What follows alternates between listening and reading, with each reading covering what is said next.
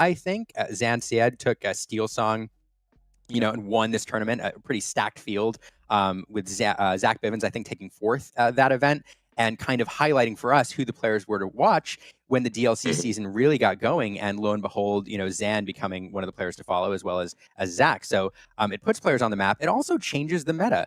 Diggy Diggy Hole made its debut here at Charlie's Collectible Show, which really put it on the map. Also, Amethyst Steel, Zach Bivens making a kind of a wonky version that a lot of people tried and didn't work out for them, but putting Amethyst Steel on the map and kind of making his name known for that color pair. We had a previous set. It might have been the last one, a couple rounds ago, but Lucas Serrano putting himself on the map as a, I think, 15-year-old, going through one of his Ruby Amethyst mentors in Kendall Burdett in the semifinals. Fantastic storyline. That's great. And winning the tournament as a 15-year-old here, stacked field. So this tournament matters for storylines. It matters because of the personalities it highlights and because of its effect on the competitive meta. So I am super excited to be here and get to watch this version of it. And I'm super excited to be doing it, chatting with you this morning. Dylan. That's always a pleasure, Leo. And yeah, obviously we're building up to a pretty significant event in Lorcana, the first World Championship. It's going to be a pleasure to be there and to finally meet you at last, mate. But yeah, it's been a pleasure to cut. It will be a fantastic day of casting with you today, and we've had the chance to do so the last couple of weekends. And just like I said, lots going on in the Lorcana world. If you're a Lorcana fan, there's plenty going on. And yeah, you talk about the history and the lore of where you are today, which I think is the most appropriate way of putting it. And yeah, there are certain names of companies and places that have been putting on large scale Lorcana events with a lot of investment in time, money, and energy, basically since the game begun. And as Lorcana players, we're super grateful for them. Obviously, as someone that reviews deck lists, when a store name comes up multiple times a season, every season, then you pay attention. And obviously, places like Charlie Collectibles Show is right up there with the names that have been around right since the beginning. Whenever there's a Charlie's event going on and I hear about it, I know, okay, I need to be ready at the end of that weekend to get those deck lists, because it's going to be a big event. You're going to have a lot of good players. People are going to want to know what did well, and to the point you were making, some players making their name and making specific history, like Brennan DeCandio with Diggy Hole, and various players like Zan and Zach having a big impact on the Lorcana community, and a lot of it coming from Charlie. So yeah, personally, it's great to be here virtually with you. I am going to say, Charlie, if you're listening, bring me in, mate. I want to be there for real. I want to experience this, because I always hear nothing but good things. But yeah, it's going to be great to be here with you over the course of the day. But 7 rounds, I'm with you. Yeah, not every round. I'm having a break, but after round 7, it's late here. I'll be watching from bed the end of the day. Yeah, I mean, I will say, one, there's a fantastic team here. I have to give shout out to everybody making this happen. Anytime that you all watching see us at an event here where we're streaming live, if we're at home streaming on Twitch, that's one thing. We got, our stuff figured out. But here, there's a giant team that goes into bringing these events to you, from people managing the cameras to the production side, building graphics. There's a lot of setup that goes into it. I've got, some fantastic folks sitting right to my left, some other amazing broadcasters. Jeebus is here running the card viewer for us, making us look smart. And Sasuke's over there, even lefter of him, some other fantastic broadcasters and commentators and brilliant minds in the game. So a lot of folks here. Will rotate people in and out throughout the day. And if you're watching, there's also going to be a second channel, 20 Lore Pro, something like that. 20. That's right. 20 is 20. I had 4 hours sleep last night, villain. 20 Lore Pro. We're going to be showing a second feature match. And you'll get to see people bouncing back and forth, a lot of fantastic coverage on both those channels. So if you're here throughout the day and a match stops and one of us starts talking and you don't want to stare at me like this and you want to go watch another game of Lorcana, you can hop over to the other channel. But yeah, shout out to the whole crew here who's making this happen. A lot of folks, and all of the great coverage you see today is the result of a lot of hard work. Yeah, I've been enough behind the scenes of large scale events to know it's always an army that goes into preparation of this, and sometimes people that don't get the spotlight or the thanks that they truly deserve. So yeah, everyone, if you're involved in this event in any way, there in person, remotely, thank you so much again. If you're a Lorcana fan, you are hungry for gameplay. So yeah, it's great to be here with you. So, question for you. As Shoot. we kind of sit here, wait for the next round. Worlds is coming up, and It is. I'm sure everybody watching is familiar with the Worlds format already. But in case you're not, just a brief version of it is, rather than carry in one deck, players are going to carry in 3 decks. They have to represent all 6 colors among those 3 decks, and before a game starts, your opponent can choose one of your decks to bench, not ban, bench, and then you're playing with 2 decks, and you have to win with both. What this has done, and we saw this, both in our thought experiments and when we watched World Class Cards last weekend, is it does have an impact on the meta, because you can choose to play around certain colors, and it was a very different room than you would see in a room like this, where everything that's standard legal and core constructed is legal. So, given that, Baker, what effect do you think Charlie's has on Worlds in 2 weeks? Do things that players do and demonstrate here, do they matter, or is Worlds so different that it won't have that big of effect? What are your thoughts? I would imagine if you are a Worlds player, you are not disregarding any data. You're at least looking at everything. How seriously you then take that data and how much of an impact it has on your decision making, your deck building process, that's going to be subjective to the data and the individual in person. But I imagine everyone is at least checking everything out. Again, as we build closer to Worlds, if there are any events going on, I imagine the Worlds players are keeping their eye on deck lists. And, you never know how late into a format someone can break something, and suddenly there is this sudden, like, someone comes up with a new card that just create some innovation in the meta game. It can happen. So I think if you're a Worlds player, you're at least keeping tuned in as best you can and keeping an eye on things. How much of an impact does it have beyond that, I think, is entirely subjective to what the final data is and the Worlds players in general. Because if you are a Worlds player that at this time you have in your mind, you've locked in your 3 decks, right? Mm-hmm. And then an event wins today, that makes you rethink just one element of one of those 3 decks. That's going to snowball into your decision making for all of them, because we talked about this a lot last weekend when we were discussing triple deck format. Is you come about the deck creation from a completely different perspective, because you know that you can ban a specific ink, and that in turn might make certain cards suddenly a lot more playable. If you know that you can, benching steel seemed to be the most popular decision from players at recent events, and if you know you're going to be doing that, that's changing the way you're building a deck. So it's only going to take a player doing well today here, making top 4, top 8, who has either something spicy that might throw a spanner in the works, or perhaps it's just a slightly different iteration of I don't know, a traditional Emerald Steel deck or a Steel Song deck or a Ruby Amethyst deck. I think the Worlds players will be looking at it, and if they think there's reason to draw from that data and make changes, then they will do so. But I would hate to put an affirmity on it, because I am most certainly not in the seats of these World Championship caliber players. I'm grateful to be sat a certain distance from them, and because I'm loud, probably the next room maybe of the building next door. But nonetheless, right, it's gonna be so great to be so close up in the action. And again, it's such an interesting casting experience and viewing experience, right? But I do also think, I kept describing it as Christmas. It's a great format, but you don't want it all the time. I think it's good to respect single deck format, and that's what we're going to be doing today. Whatever the players have brought, that is what they will get to play today. So everyone will get to showcase their skill with the deck that they feel is either their pet deck, something they've experienced in, or again, just their meta call of what's going to perform well today. And for the Worlds players in the room, a chance to experiment with decks. But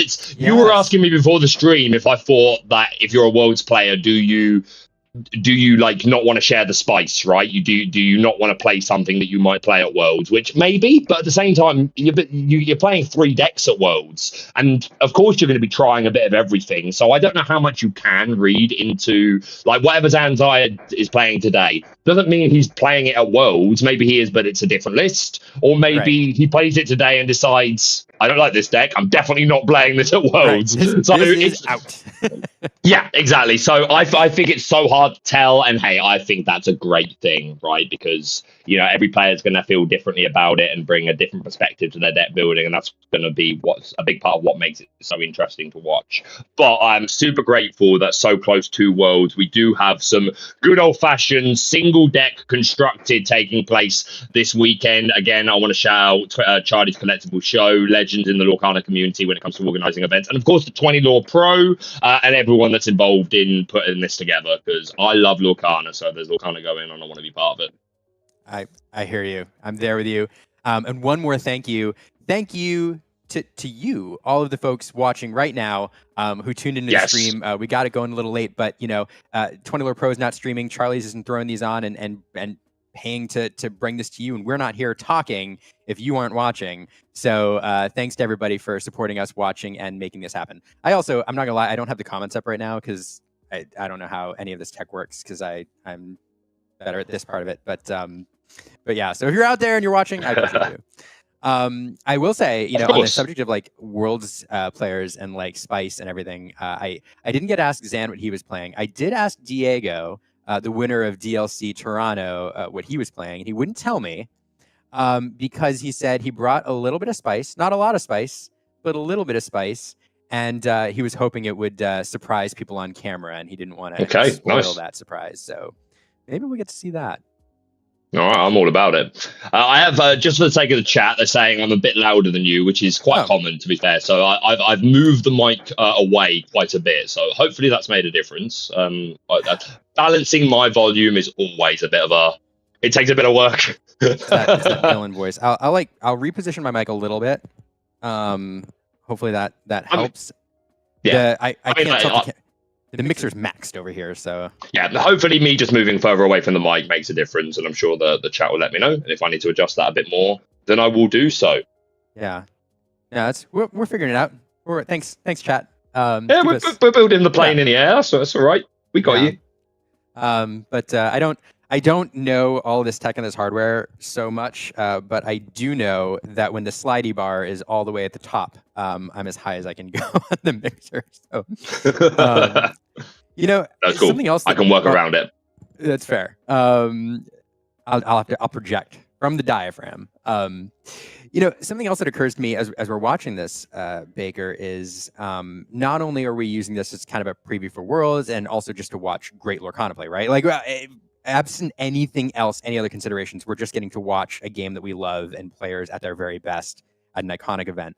But at this point, we're also starting to say goodbye to a lot of decks, a lot of cards that players either love or hate, cards that we've been playing with potentially since set 1.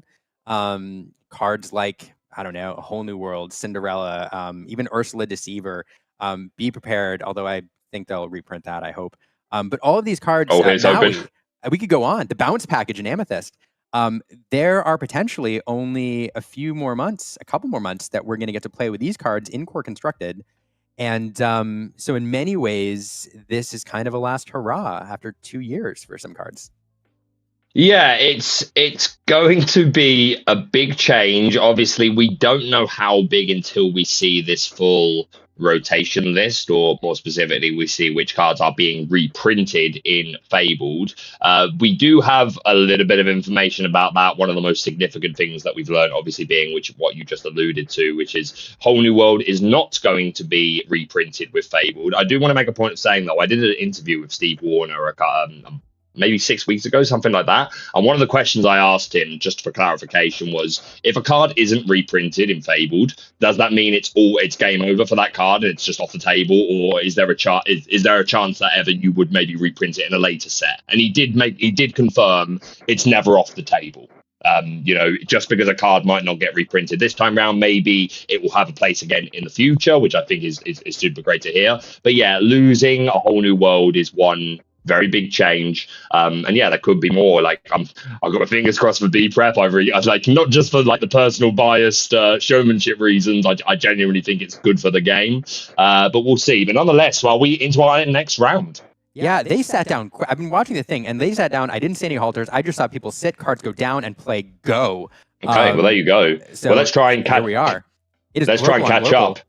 We do see on the right-hand side, we got that turn to Tipo into a genie and then followed up by another genie. A lot of pressure already developing on the right-hand side. But on the left, we have a crab, and down comes an Iago, giant spectral parrot, who has that vanish keyword. If targeted by an action, then is banished. But we now see Blurple on the right-hand side. Doesn't have a lot of actions to target this Iago, so it's a pretty good piece. Is this a mirror? Is this... I've only seen Amethyst cards on the left. It is Blurple on Blurple, it looks like. Okay. I would expect so for the Iago, unless it was an Amethyst deck running Sharks and stuff. But okay, Blurple on Blurple, I'm good with it. Let's go. Yeah. Mirrors are always interesting. I'm 90% sure this is... Oh, no, it's... No, yep, that's a Hades. Okay, yeah, it is a mirror. Mirrors, sometimes they get a bad rap. People are like, oh, it's watching the same deck. But it requires such mastery when both decks are on the same game plan going into it as... speaking of the Genie Wars were so ubiquitous, 2 sets ago, and here we have genies like in 3 of them. You get 3 wishes, you get 3 genies, drawing a card and just being a presence over there. But I'll get back to the mirror in a moment because I do want to catch up what we're doing, and I want to talk about Iago Giant Parrot. That vanish keyword seemingly a drawback, but several of them have made their way into decks, and we saw them perform very well the last couple of weeks. This Iago Giant Parrot is one of them, very popular, very big stats, and that 4 strength in a meta where genies are popular is so huge that Parrot having evasive is an answer for these genies. We'll probably see it do some work here. And the vanish ability is a drawback, but oftentimes if your opponent's devoting any card to getting rid of your character, I don't know, it doesn't feel like as big a drawback as it could be. And as I say that, another one comes down. And to be fair, like in Blurple specifically, right, if you're playing it on turn 3, it's like 4-cost Iago as it is kind of slow. It's a nice, decent body. But if you're playing it on turn 3 after you're ramping, it's great. Or if you're combining it with Peter Pan Shadowfinder, either in Blurple or maybe combined with Amethyst, then Iago is like getting value the turn you play him. So even if he is then removed, then at least he did something. But in this matchup specifically, outside of something like a Let It Go or the new card Into the Unknown, which would already removed the Iago from the board anyway, so not a lot of actions to really target these Iagos. They really suffer for steel decks, but that's not going to be the case here. But yeah, already quite a formidable board building over on the right hand side. We have that Cogsworth down, who's a 5-cost character with the Unwind ability, giving resist 1 to all characters, which is very significant here against the Argos, who hit for 4 and now are not one-shotting this genie. And we see their case in point, Lucas having to commit 2 Iagos into 1 genie. But we do have the follow-up of the infernal schemer Hades, who's going to put the other genie straight into the inkwell. No, this is real fun. I do, as I took a break there to look up, I was going to talk all about how amazing this Cogworth is. I do want to let you and the viewers know, one of the reasons that they sat down, they went so quick, and that we're not getting lore and everything, is they were having some tech issues, and so they wanted to test the lag on the camera. So this is an exhibition match that we are getting some practice on here. Getting to watch this mirror. So a ton of fun, and you were getting, some world's commentary here on this exhibition match, but still fun to see. Both players are actually playing this, trying to win it. So yeah, fun bonus Lorcana content for you all. I see. Okay, thank you for the clarification, Liam. Yeah, so this not a part of our tournament today. This an exhibition match, Blurple on Blurple. Hey, why not? As long as we're getting more Lorcana action. But yeah, apologies, guys. Couple of technical hiccups today, but we're committed to still bringing you a whole day of Lorcana at a large event. Absolutely. That's so fun. Cogsworth, really impactful card when it was played, protecting those genies. This card was a bogeyman for quite a while, especially in those mid-range blue steel decks and Kiwi Birds variants. Really kind of a menace.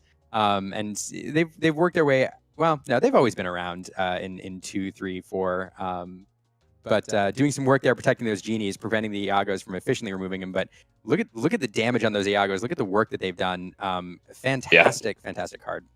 Yeah, the 4/6 body is huge. Again, that's how we kind of level it out. The vanish keyword definitely being a negative, but balanced out by being a very well statted character for a 4-cost character. But again, in Blurple, you're playing it on turn 3, and if you're combining it with Shadow Finder, this Iago has like really had an impact on the meta game. But we're following up with the Gaston intellectual powerhouse, the developed brain ability. On play, you look at the top 3 cards of your deck, you can put one of them into your hand and the rest go to the bottom. Always good to find what your next move is going to be, search for a key piece, and of course he is threatening a big bad quest for 3, Liam. Count them 3. And now the Gascons are pointing at each other. They are literally doing the Spider-Man meme. That's right. Like, if you look at the art, they are literally doing it. It's like, you're a genius. No, you're a genius. You're an intellectual powerhouse. No, you're an intellectual powerhouse. I love this card. I love the flavor of this card. Another card, though, in the Rise of the Floodborn starter decks, this card, you're not going to be around post-rotation, and I'm going to miss it because I laugh every time I see it. Well, again, we're like... We speculate, right? We were talking about rotation, and we've only had a few things confirmed, so still it's going to be very interesting when we find out what is rotating back in. But I'm really looking forward to the shake-up in the meta game, where definitely it's our swan song with the card pool as it is, concluding in the World Championships. I think is absolutely perfect, and I'm looking forward to the future. But I'm just as excited for the right here, right now. The reign of Jafar is not over, Liam. I know you want it to be a fabled land, but we are currently still in the reign of Jafar, and let's enjoy every bit of it. Removing this Cogsworth, like you say, they put in a lot of work. The ward keyword that can't be targeted, and the resist one it gives to all your characters. But if they ever are turned sideways, then the body's not bad, but nice to get them off the field. And there's Let It Go as well for good measure to get rid of that T-Po. Let It Go Hades sending a couple cards into the Inkwell. Matt, or whoever's over on the other side there, Zach, I think, trying to build up the board a little bit, and just everything getting sent into the Inkwell. He has a Hades of his own on the other side, another Gaston. I see Bell over there, Accomplished Mystic. And so some answers, but I have no idea what the lore total is. So, we're going back and forth here. Board control, check and lag. And Hades coming down, another set 1 card, and once again a card that we will not see post rotation potentially. And I know, and Hades for Hades, man, we saw so many Hades. The underworld is wide open apparently, and Hades coming out doing work here. I know you said we speculate. We do. There's very few cards I know that we've kind of confirmed to be reprinted. There's a couple. Winnie the Pooh Honey Wizard is one. I always have to mention because it's funny. No, of course. But I like to take my time to say goodbye to these cards. And if I say goodbye to Hades, and a few months from now, it turns out he's not. It's like when you miss a flight, and you're visiting somebody and you say goodbye and you hug and everything else, and then your flight's canceled and you have to call them to come pick you up from the airport and you get to say hello again. It's that excited moment. My flight's canceled, but hey, I true stories, Liam. Is this? Do you need a moment? Do you need a moment to vent about flights while we're between games? Worth noting as well. I'll be honest. I could lie, but let's be real. I didn't even notice. They're both drawing for the same deck anyway. So it's super interesting that the left-hand player got 3 of the Hades and the right-hand player got 3 of the genies. Yeah. I didn't realize that at first. Maybe you mentioned it, but a nice little half blurple on blurple action there. It's a super fun deck, and hey, it's been performing pretty well throughout the set so far, and for a couple of sets now. So I wouldn't be surprised if we see some more blurple today at the top tables. I agree with you. And actually a deck that might be popular in the 3-deck or the triple deck constructed world format as well. Sure. We saw last weekend, there's a player that I enjoyed following, Christian, who his whole plan as he studied the meta and prepared for the tournament was he wanted to play Blurple. Like that was his plan because in his mind, it's good on the draw and on the play. He has some good lines. And that was kind of his key to victory, was making sure that he could play Blurple in that matchup. So it would work on me. I would absolutely have banned the green steel. I would absolutely have done exactly what they wanted me to do. Right, I see. Like you won't ban. Yeah, I'll ban your green steel. And so brought in green steel as like the obvious bogeyman to ban, which a lot of people did. Yep. And then the other deck was an Amber Ruby, just hyper aggro. I'm going to win like 80% of the time on the play, and it worked. Actually, made it to the semifinals and ended up losing because his opponent banned the hyper aggro Ruby Amber deck, letting him play green steel. Hadn't played it all day long, and just It went all into fell it really apart. rusty and lost. But Yeah, and again, didn't some even the consider. Emeralds still can just miss as well sometimes. I mean, they never do against me, but I've Of heard course, rumors. I've heard rumors that sometimes that's what they they do say. indeed miss. Yeah, that's what the Emerald Steel players say. They're like, Yeah, of "I'm not course. evil. This deck, it's not an auto win." Yeah. No, for sure. So Blurple, a deck that was popular with Christian in the triple deck constructed format, and we saw it do fairly well, up there. And so I wouldn't be surprised to see, lineups incorporate it during Worlds. So I mean, yeah, Amber Ruby was putting in some work at events last week. so good. So hey, I'm all for it. I've even seen a lot of Amber Ruby decks being shown. In fact, to be fair, the man who was just to your left, I don't know if he's still there because his arms disappeared, but Jeebus posted a. There we go. He can hear me. Jeebus posted a very interesting Amber Ruby deck recently, I believe, on He Twitter. did. I saved it on my phone. I don't even think it was a Mufasa version. I think it was just like all No. gas, no brakes. Know what I mean? Yeah, no. I saved it and bookmarked it because Nonetheless, yeah. Amber Ruby doing really well recently. It's seems that it's got a bit of a boost, and again in triple deck format, a lot more odds that you're going to see those sort of decks after your Mhm. opponents have bench stuff. But I would love today can we find an Amber Ruby player in the I room would today, love to Leo? find one. I have a quest for you when you're on your. I don't know if you're on a break, but either for you or to delegate to someone else. The quest is to find an Amber Ruby player that we can feature today. That is the quest I have for you. Do you accept these Okay. terms? I accept your quest. We have 2 tables, Excellent. so I'm sure we can get one. Yeah, I'll try to find one. It is funny. I've seen a lot of people toying around with Amber Ruby as well at Triple Deck Constructed. I think it's a very viable deck when you can ban Steel because an unchecked Flynn is definitely a danger and allow you to run away with games.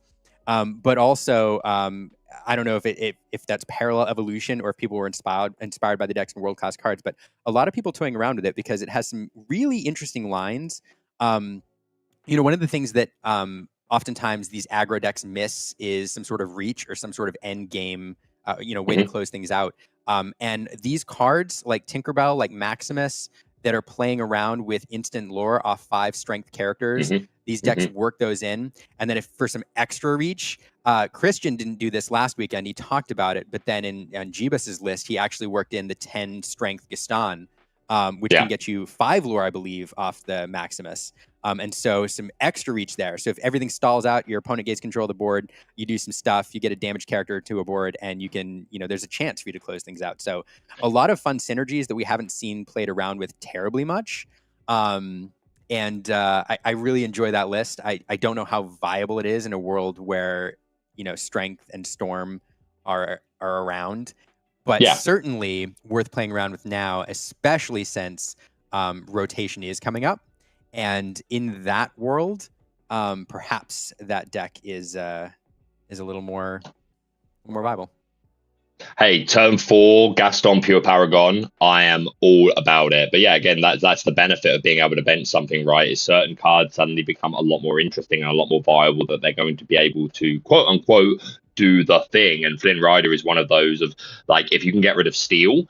Sure, the Ruby decks can still brawl you. Some decks can even keep up in the strength competition to make sure you're not gaining lore. But if you're going Flynn into Prince John that has 5 strength, it certain decks are going to really struggle to answer that. So you can see how you can get away with playing these sort of cards in this meta. So a card that I was super interested in at the beginning of Reign of Jafar is Everybody's Got a Weakness, which is a 4-cost inkable action where you can move 1 damage counter from each character that you control onto an opposing character, 1 singular character, and then you draw a card for each one. Now, in theory, I was so high on this card because even if you don't play it on curve, say you do it on turn 5, if you're able to go turns 1 to 4 and have a character with damage every turn, either you play things like Mulan, Mother Gothel, maybe you play the Queen of Hearts, and then you crab booster into something. There are ways of getting characters to sit there with damage. Steel is obviously the problem, but if they don't have that, And if you're not against steel, card like these sort of decks that like the self-ping decks, and they use things like Bell and Panic, who can move damage counters. That deck I think has a lot of gas behind it, to be honest, and it's a real deck if you believe that steel does not exist. And thankfully in triple deck format you can indeed believe that steel does not exist. So I love the innovation it brings to deck building overall, and it looks like, Liam, we are in for a bit of a treat as we go into round 2. The right-hand player, Tiffany, I'm not familiar with them. Perhaps you will be, but I'm certainly very familiar with world-class cards representative Kendall over on the left-hand side. And as a dedicated Ruby Amethyst player myself, certainly one of my inspirations when it comes to like being one of the best red purple players in the game. And it does seem that he has brought his flagship colors to this single deck constructed event, and some very cool cases on Tiffany's side. I want to see them up close. Yeah, it looked like Pokemon. Yeah, some Pokemon case there. I think it's Eevees. I think it's at distance. I think it's Eevees. Well, there's more. Appropriate. It won't just be Eevees because there's too many, but still. Yeah, so many. There's a Porygon there. Jeebus is pointing out. There's a little that's I forget what the P. Shout out to the chat, by the way, before they get into this match. Identifying all of them. Yeah, please identify them all. But yeah, quick shout out to the chat before we get into this match. We've got people like Color is Law, First to 20. I had a Pichu. We got lots of people there. Yeah. Shout out to anyway. Yeah, Kendall. I talked to him before the tournament. I was like, hey, Kendall. I always ask the players that I recognize, hey, will you let me know what you're playing if I promise not to spoil it and everything else? And usually they tell me. Sometimes they don't. Kendall looked at me. He's like, you know what I'm playing, and I was like, I'm like, oh, okay, yeah, I do. He's like, yeah, I've got a thing. You know, and. Kendall, a fantastic player anyway, I will mention, but also usually shows very well at these events. If you go, I was looking last night back at the history of Charlie's, trying to remind myself, you know, kind of the history of this tournament. And Kendall always doing very well, bringing his best to this tournament. So wouldn't be surprised to see him finish high. Also, I should note, oftentimes like brings in like a previous iteration of a deck, and will like bring in last set's deck into this in new formats and just be like, yeah, I know how to play this. It's fine. It's good. These cards are good. On the other side, you will note, not familiar. I'm sure if I saw Tiffany's face, I'd recognize her. But 2-0 here, so doing very well in this tournament with Emerald Steel. Yeah, great start. So two fantastic players right now at the top of their game. Yeah, I can't wait. I wouldn't be surprised if Kendall is on the evasive shark package of Ruby Amethyst. I know that's what he's been playing a lot recently. So every chance that is the build, but it could be a stock build with Rabbit Bounce Engine, things like that. But I know Kendall's been enjoying the Maui Half Shark with the Peter Pan Shadow Finder, perhaps the Iago, who we saw in our Blurple versus Blurple from the same deck exhibition match we had in the previous round. But yeah, it's what I love about the point we're up to in the game, and it's the only thing that makes me slightly sad for rotation. Overall, I'm really excited for rotation. I think it's a good thing. I think it's going to bring, it's going to shake up the game. I'm in favor of it strongly.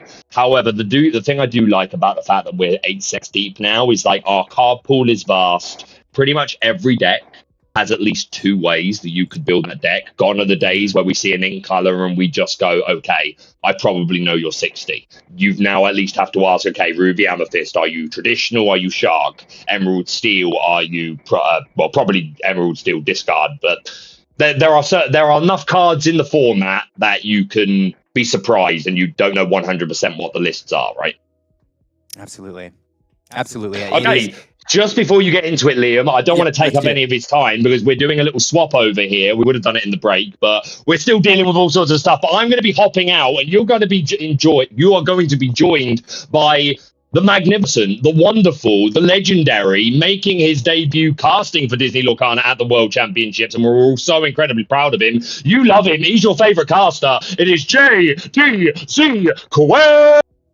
Oh man. Lorcana Villain. That introduction was so powerful. The energy coming out of Lorcana Villain. Oh my goodness, I feel it coursing through my veins. Liam, now I'm here and I'm going to try to replace him, but we got the action that's on the screen right now and we can catch up. We'll do our formalities a little bit later as we got Kendall Burnett, aka No I'm Not, back on that Ruby Amethyst swag. You love to see it as you got the Diablo coming in with 2 ink facing down the Ursula. What's been happening in this match, Liam? I kind of jumped in a bit late. I mean, it got off to a fast start. Kendall doing traditional opening with Chernobog's followers, and then on turn 2, well, getting out to the standard start here. On the other side, though, Tiffany, not without a turn one play. I think in this deck, inevitability generally is with the deck with the board wipes and the strong control in the late game.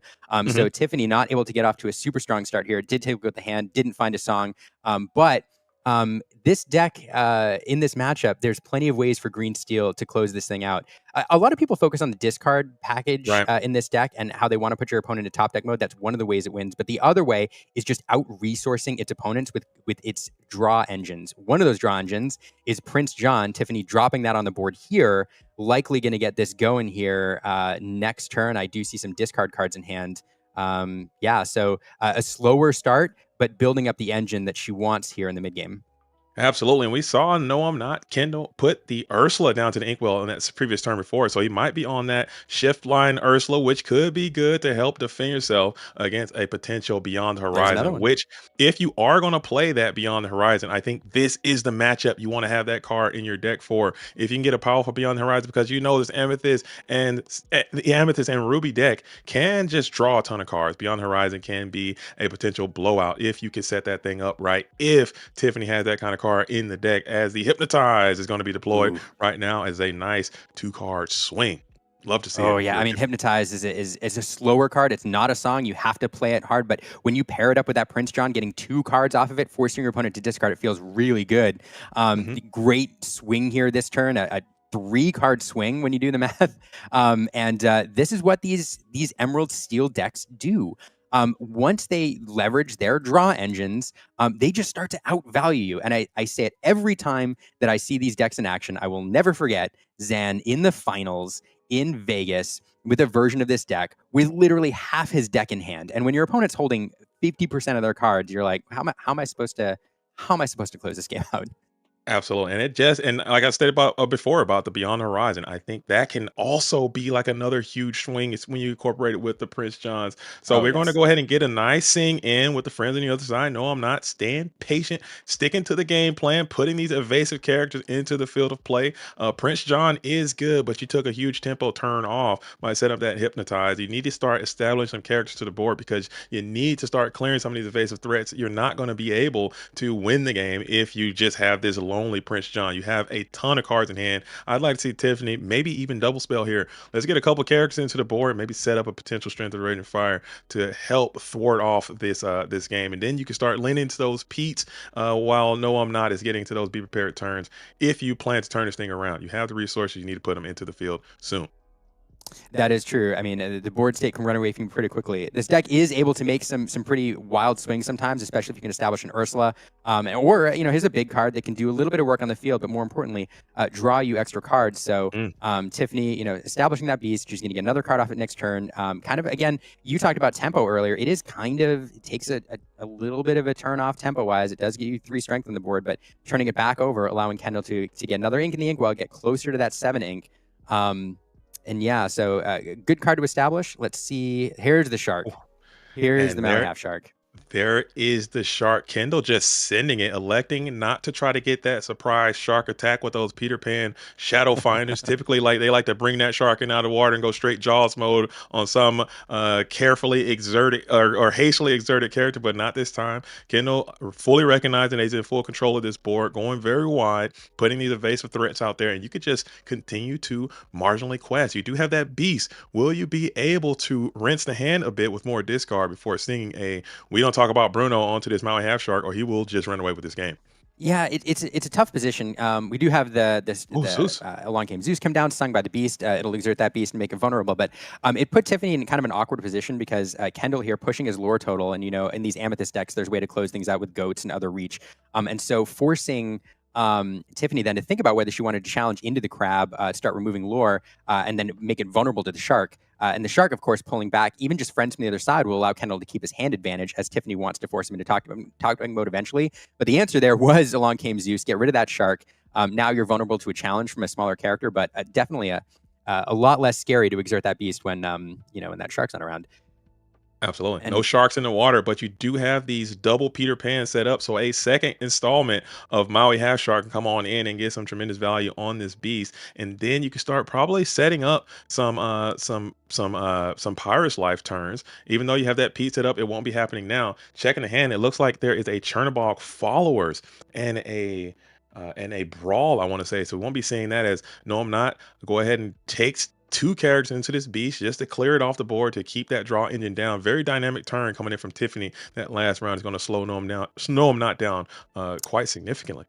Yeah, no, I mean, TCGs are a game of resource management, and anytime you're limited on cards, like No, I'm Not, I think is in top deck mode here, and you have to spend two of your resources to remove one of your opponents. I mean, it does feel bad. That crab, of course, leveraging its challenge ability when it banishes or when it leaves play to boost up that Shadow Finder, enabling him to remove that beast. But now, all of a sudden, Tiffany with cards in hand, a draw engine with that Prince John, and it looks like Kendall, a little bit tricky spot when you're in top deck mode. He will get a card off the followers, but hoping to find an answer here off the top deck. Back completely against the wall, and this is what this Emerald Steel deck wants to do. It's just like a vice. It's like a cobra, very constrictive. They're going to just tight until you just have nothing, and then that's when they can start to aggressively quest. You see Tiffany is still sitting at 0 in the lore, and you'll see she'll just continue to clear the board, clear the characters, keep No, I'm Not off of resources, and continue to expand. And then these 2 cost characters, 3 cost characters, Diablo can just quest slowly over time, incrementally, and that's how they typically find the win. So No, I'm Not in trouble. That Strength of Raging Fire, like basically what that was saying discard a card. That Kendall very likely gonna draw a card off that next turn, trying to draw into more needs cards, and devoting an entire strength to removing that little character is Tiffany saying, I see where you are with your resources, and I don't want you to draw that one extra card.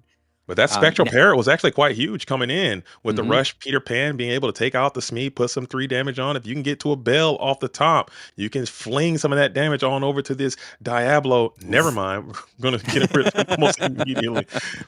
So the pile of feathers is just blasted. It's going to trigger off that. Bruno is going to send a card back. It's going to trigger the Prince John, draw another card, and what a brutal turn from Tiffany. Kendall getting a little bit of momentum, establishing a board presence, and then Tiffany with the counterpunch, 1-2. I'm not only going to remove your things, but I'm going to get cards doing it. Green Steel just so powerful when you get to this point in the game. Absolutely. That was two turns. What a top deck, pure dynamic turn. It looks like we have that Elsa. Elsa's coming in, and it's going to be able to clear this Diablo before it can do maximum damage. But man, you're talking about double dynamic turns coming in from Tiffany. Yeah, fantastic turn. But if you're going to get back into this game, you need to draw cards. If your opponent is drawing cards when you're drawing cards, it doesn't feel great. But top decking that Elsa here is an answer for the Diablo, and it'll check that Prince John as well. So if Tiffany doesn't have an answer for it, this will stall things just a little bit. Tiffany, though, plenty of cards. I'm willing to bet she has something to deal with it. But certainly that Elsa keeps Kendall, just with a little bit of hope of clawing his way back. Absolutely. But No, I'm Not is kind of hard stuck at 7 ink, which is good. I believe that should be the top end of the strategy. Typically, they might play some of the Sisu. Sometimes they can play the Sisu. I've seen Elsa, the shifted Elsa, come in, the Spirit of Winter from time to time, but that's very rare. So 7 ink is probably where the top end of your deck is going to be. So every card you play will be live. I'd like to see a Finders Keepers coming in from Kendall just to get a few more resources to kind of crawl back into this thing, because you're kind of down horrendous right now. I was going to say Kendall would love that too, I'm sure. And this Hidden Cove, it came out ages ago. I think it's an Inklands card, kind of an innocuous card, but man, does it change the math on so much. Oftentimes, these decks are built around very specific strengths versus certain willpowers, card counters, etc. And then when you change that math just by 1 willpower, by 1 strength, it changes everything. Kendall devoting, a turn with that Elsa to put 2 damage on it, realizing how annoying it is, to put it colloquially. Yeah, just imagine like a Medusa coming off the top, and they can't hit this Oh beast no. anymore. That's insane. Oh my Oh goodness, no. you'd just be in shambles. You'd hate to see it as the Prince John is sitting over there being menacing as he often is. We're Counting his staring down a coins. very problematic board as Beast is firmly nestled into the hidden cove. We're looking at the hand. Diablo is there. Tiffany still has a nice abundant resources over there. I think you might have to start trying to win or win the game by just flooding the board a little bit, but still be prepared off the top. Could be a game breaker as well. It would have if Tiffany didn't either find that Pete or have it in hand, play that just to prevent that board wipe on the off chance Kendall finds it. Because he has top decked what he's needed a few times now. Let's see if it is that be prepared. Because man, what a twist that would be. We don't know what it is, but we'll see shortly here, perhaps. And you hope it's if it's an inkable action, you might have to just ink it here. As sad as that may sound, as Kendall is going to be rubbing the head there, looking a bit stressed. As you see, is that the hero? Is that the hero? You got a hero to all. It might be time to deploy. It might be you need a hero. He might be there. Yeah, it is. It is interesting when you are playing these discard decks. Especially when a Prince John's on board, anything you keep in hand, as you suggested, is vulnerable to giving that Prince John some value if they have the discard. There are some times though where you're like, my path to victory is so narrow. It's going to require some big bets and some big swings, and one of those swings may be hanging on to a card that you may be forced to discard. So we'll see if that's the call. A little bit, certainly hasn't done anything with it yet. That's my own little piece that I like to do. If they have a Prince John, I'll get rid of it. If they don't, I'll keep it. That's my gamble. That's my own little thing. I don't know if it's right or wrong. That's just what I do. I think it's the right play normally. Yeah. I'll just unless get rid you're of taking big swings. One note just for fun. You see down there in the bottom right, it's the Be Prepared, or the bottom left rather, Be Prepared, signed by, I believe that's Jared Nickerl is the artist for that card. That's cool. And it's I mention it because we were talking about Charlie's collectible show here. And if you're thinking about coming out, Charlie oftentimes brings an artist out here too. So not only can you come and play Lorcana, but you can meet some of the artists behind it. This weekend, Rachel Elise is here. Who's done some fantastic cards, some that I absolutely love, including that Donald Duck, Sorcerer Enchanted. So if you're thinking about coming out to Charlie's, not only get gameplay, you get meet artists as well. Meet artists, and that's the thing. I've never been to Charlie's. I'm actually born and raised in Stone Mountain, Georgia. Believe it or not. Really? Yeah, I'm from Atlanta, and I have never been to Charlie's Collectibles. That's your hint. Get me out there next time. I want to be locked in and laser focused with Liam in the booth, in the dojo, with all these players out here getting active for Charlie's as Kendall is trying to claw out of a hole that he's been put into. Ooh. As the hero to all is down, I think you gotta take the beast. As sad as it sounds, leave the cove and take the beast. I think that's too much value. Or take the Prince John. Take them both. The beast. That's a line from a movie. Yeah, I think you're right. I think get rid of that card draw. I think that's the decision here. Now, I think Kendall taking a gamble there. We talked about we are going to take the Prince John here. That'll make that if Tiffany does have the discard for this card he's holding here, it's an Elsa. Then he won't get any value out of the Prince John. So perhaps that changes her math a little bit. But Kendall there, I think he got that that Maui off of the Chernobog's followers. So electing to use that, put a card in hand, risk keeping a card in order to get rid of that Prince John, which had made itself vulnerable on the quest. So. Beast is damaged, though, so it will not get that card draw. It'll just be extra strong. And then Pete, having done its ability, blown his whistle, he's at this point good for trading into that Maui and leaving Tiffany with the Hidden Cove and the Beast, and now bringing Diablo down, throwing into the Cove. And we know what we're about to see. We know what Kendall has in hand. How impactful is that Cove now, Sorry. I'll be that. I'll be Villain Baker and JDZ. Bacon JDZ. I love that. But it's all good. Shout out to Villain as he's in the building right now as well. You guys get a sneak peek of what you're going to be listening to at the World Championship here in a very few short amount of weeks. Liam, I am super motivated for that as the Elsa is going to come on down, just do a little bit of chunky damage to this Hidden Cove. You got to keep plugging away, I suppose. That Hidden Cove so impactful here because Tiffany has the ink to play it, slide it into the Cove. That would have been removed by the Elsa. That's the easy target. That's the answer. But the Hidden Cove changing that math, instead putting 2 damage onto the Cove. It's not what you want to be doing. That Hidden Cove just changes all of the math, and it's been super impactful thus far. Absolutely. I think that card is insane. And it's one of those things that I really enjoy about Disney Lorcana. The fact that it is, oh my goodness. And you got the Strength of Radiant Fire. You hit the Diablo, you take the 2 damage backs, but you are gambling now. So if we do clear that Hidden Cove, you will get 2 for 1. But like you said, Hidden Cove, when it dropped, it was just like another filler card, just another card that you kind of look at. Well, maybe play it in sealed, maybe play it here or there. And then someone just started using it in the Emerald Steel deck, and it became an extremely good card, like out of nowhere. And we got it off the top. You want to? It's your turn now. You got to sing it. I won't. All right, I'll try it. All right. Okay, here it is. On a scale of 1 to villain, Teeth and ambitions are bared. Be prepared. I don't want to belt in here. That was pretty damn good. If I don't say so myself, that was pretty good. I enjoy what I heard there. As the Morph the Space Goo is going to be out here jumping into the Hidden Cove as well. And Kendall saying, how many Diablos are you going to draw this game? I think that's the third one we've seen. Sending it back over into the Cove. Kendall finding the answer, but now, again, he needs to start finding more answers immediately. And I'm going to say Kendall is one of the best players in this game, and I'm loving the resiliency. The deck is doing what you designed it to do as you're drawing live cards, and you're making some key decisions to stay in this thing, as Tiffany is giving you no room to breathe. As everything you do, she's trying to do something to keep you off of any type of momentum, as that Pirate's Life could have been a sneaky way to keep to stay in this game if Tiffany wants to try to race towards the finish line. As Ursula Deceiver of All is going to come on in as well. Oh man, Ursula. So one of the things with this green steel deck is or emerald steel rather, it has cards that you have to answer. Diablo is a have to answer card. You cannot leave that unchecked turn after turn. For not only does it give you 1 extra card per turn, but your way back into these games against a discard deck is drawing cards. And so you want to be able to get that off the board, as Kendall did there, clearing both the Cove and then clearing the Diablo with the Peter Pan Shadowfinder. But Ursula Deceiver of All is another must-answer card. And look at this Tinkerbell, a card that's been around since set 1. It's worked its way out of a lot of different decks, but slowly creeping back in, 1 of, 2 of, in some builds. And here, coming down to great effect, clearing, dealing 1 damage across the board, clearing a character call and entering, and then challenging off that morph and removing. It could have done more damage if there was more on the board with its 2 assigned upon banishing another character. So, huge swing with Tinkerbell Giant Fairy coming in, and all of a sudden, Kendall back again with an empty board and 1 card in hand. Oof. It's just been nonstop bomb after bomb after bomb from Tiffany, as that Giant Fairy, like you said, has been crushing the game since day number 1.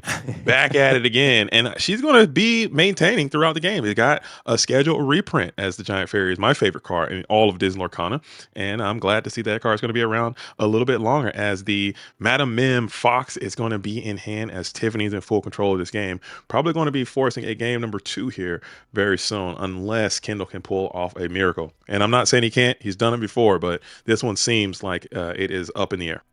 It's tough. You needed to find a bounce character. You didn't have a chance. We didn't. We found a location, and even then, it would have been really tough. Took a look and said, nope, let's move on to game 2. Wow, that's a tough game. I think Kendall was on the play that game as well. Yeah. So Tiffany perhaps stealing the initiative here by taking that game 1. It's going to be an uphill climb, I think, from this point. Absolutely. But I think just looking at it, I know Kendall's very familiar with this matchup. I'm not too familiar with Tiffany. I'm certain that clearly they're 2-0 right now, so they know exactly how to play this game and what needs to be done.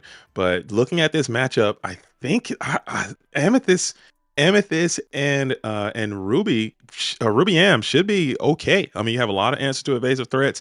I think you just got to have your cards come in a less disjointed fashion. And Tiffany just had all the answers to everything you were trying to do in repetition.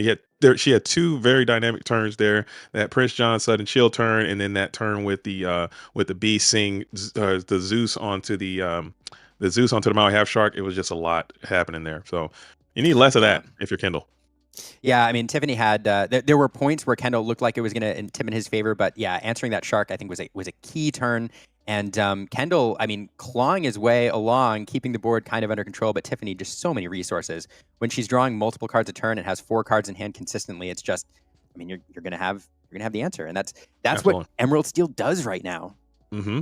I think the deck is going to be around. I know a lot of people were hoping that this set 8 Emerald Steel would just go away and fall into oblivion, I was and one it of just them. hasn't. Liam, it just, I knew you were, I know you're one. I know I'm kind of one too, but it just hasn't. It will not go. It will not perish. It will not be banished. It will just continue to thrive and survive because the cards are just so powerful. However, this deck does have a pretty significant skill expression. Like there are things that you have to know when you're playing this deck. You have to be very in tune with it. You have to get a ton of reps in it because it's critical. Those early ink turns. I've seen people play Emerald Steel. They'll ink the wrong card at the wrong time and lose the game immediately. Turn 1, turn 2. A lot of other decks don't really have those types of parameters. So it's a very skill testing deck. It's very resilient, but it requires a little bit of finesse. As we are going to go Diablo on 1, checking the hand, and you don't have a Diablo answer right away. And check that. You have Genie and Elsa there.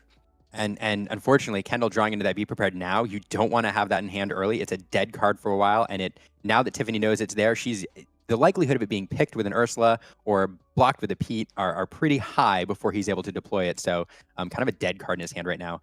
But 2 Diablos coming down.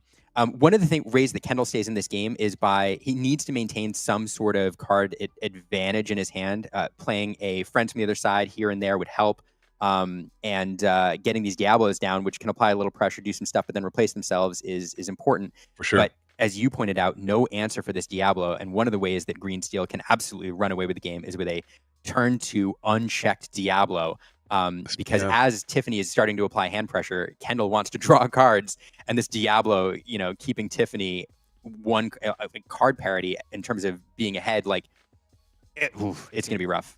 Absolutely. And I think that there's a hidden cove as well. So that's another backbreaker. So even the answers you do have are no longer technically answers right away. As you have the Elsa, you have the Genie, you have the Brawl, but you can't do any of that stuff now with this hidden cove. And those little baby Diablos, they can't really do anything to this cove. They just smash themselves into it for no effect. That is just desperation station. So Kendall has to hate to see the power curve, as I like to call it. Turn 1 Diablo, turn 2 shift Diablo, place Diablo into the cove and win. I think that is the textbook way that Emerald Steel likes to carry it.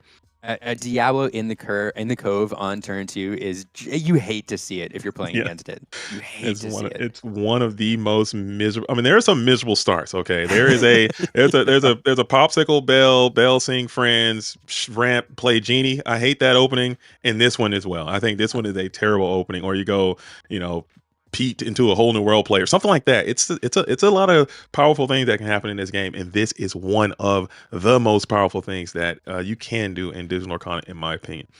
As Gnome Not has to hate it. I agree. Tiffany inking that morph there, playing another Diablo. Hard playing it this time, but it's Diablo Insurance. You remove 1, I've still got another. And Kendall, without an answer for the first one, probably not terribly excited to see that. Will draw a card off this Diablo banish here, which is good. Left with that 1 on board. Now that Diablo becomes these Diablos are fun cards. They replace themselves. They get you some lore, but they also serve as tempting crab targets if you have that on turn 3. And with the cove in play, perhaps that's a line that we'll see. But Kendall, plenty of ways back into this. Of course, the game's not over, but pretty strong opening from Emerald Steel here. Absolutely. I think you have to highly prioritize getting that cove off the board still. I think we saw you had Maui, the hero to all last time. You could get a Maui down probably next couple turns, slam it into the cove, and then you have this Elsa's. You can get into those Diablos and start clearing those things. It's a lot of things you can do, but in the meantime, Tiffany is going to generate so much advantage, especially if you can get this second Diablo up and active to start drawing as well, as you reluctantly place the Genie into the field of play, get another draw in, triggering Diablo. Insane situation here. This is not looking good for Kendall. Trying to get an evasive on the board. Unfortunately, not able to remove that Diablo. Tiffany's going to get 2 activations this next turn, most likely. But that Genie, well, an answer if we can pair it with the crab. So we've established an evasive character. But look at Tiffany's hand size. I mean, just drawing so many cards already off that Diablo, off the first Diablo. For sure. Let's see. And you have this full-on evasive board. I mean, so you could, if Tiffany does exert these Diablos next turn, which I'm certain that they will, and get them both to the cove, you could go Peter Pan in Genie into 1, and maybe you can send Elsa if you can get I don't. That's still such a even that play would be a down tempo play. You have to go. I think what ink is Kendall going to? I think he's going to the 5th ink turn. If you find yourself going Peter Pan here, that would stink. Or Elsa, you can go Elsa and probably clear one of these Diablos, but still that is also quite slow. Yeah, and unfortunately, because of ink, we had to ink an Elsa earlier, so one off the board. But yeah, I think finding a crab would be ideal. Unfortunately, while he's thinking about this Diablos, Tiffany drops awarded Prince John on the board. So if you remove one of my draw engines and my 2 annoying birds, I've got a Prince John here. Tiffany says as some insurance, and we know that she has some discard in hand as well. So that second draw engine is coming online here soon. Absolutely. We're going to see some resource accumulation here. And I love these Emerald Steel players. I like how they try to slip the Prince John all the way off to the side a little bit nearest the deck. Like, oh, we don't worry about him. He's basically an item at this point. He's just sitting there menacingly. As we do have to take the Peter Pan Shadow Finder play just to clear one of his Diablos, which feels super miserable. You can even lose a character in the process. Hidden Cove is the MVP star of this situation. Ursula, Challenger Ursula, she has Challenger 3, I believe. Challenger 2, I want to say. So she can get up to 3 with her strength on a challenge, but this is still, it's not going to be enough. And you'll like to just put some hits into the Hidden Cove before passing it back on over. And this turn is about to be catastrophic for Kendall here. He needs a miracle to get out of this one. Yeah, I think so. Hand size is a little low. And that Deceiver is going to come down. We know the Be Prepared is there. He drew into a second one. So we're going to discard that. We're going to draw a card off the Prince John. Tiffany indicating what her triggers are here. So pulling that card. Then we're going to sing Sudden Chill, discard another card. And we do have that Finders. We have that Finders Keepers in hand. Kendall is death gripping that Finders Keepers right now, but is it even that good with a double Diablo on the board? Yeah. I think that's, prioritizing. Next turn he's setting up. So next turn, what Kendall's doing, putting 4 damage on the Cove, he's setting up Challenge into the Cove with the Ursula. Remove that, and then we can remove both the Diablos, which opens up the Finders Keepers. So really hoping to keep all of his characters up. Unfortunately, I think we have the Be Prepared there as insurance. Now making the decision, do I prioritize the card draw or the Be Prepared? But without the ink to use the Be Prepared, I think you discard that. For sure. And then drawing another card, Tiffany is off the Prince John. So Kendall, you pointed out the Finders Keepers, super important here. But I will note, even if he has to play it, has to spend a whole turn devoting all of his ink to drawing that. But at this point, his board has been protected. So at least there is that.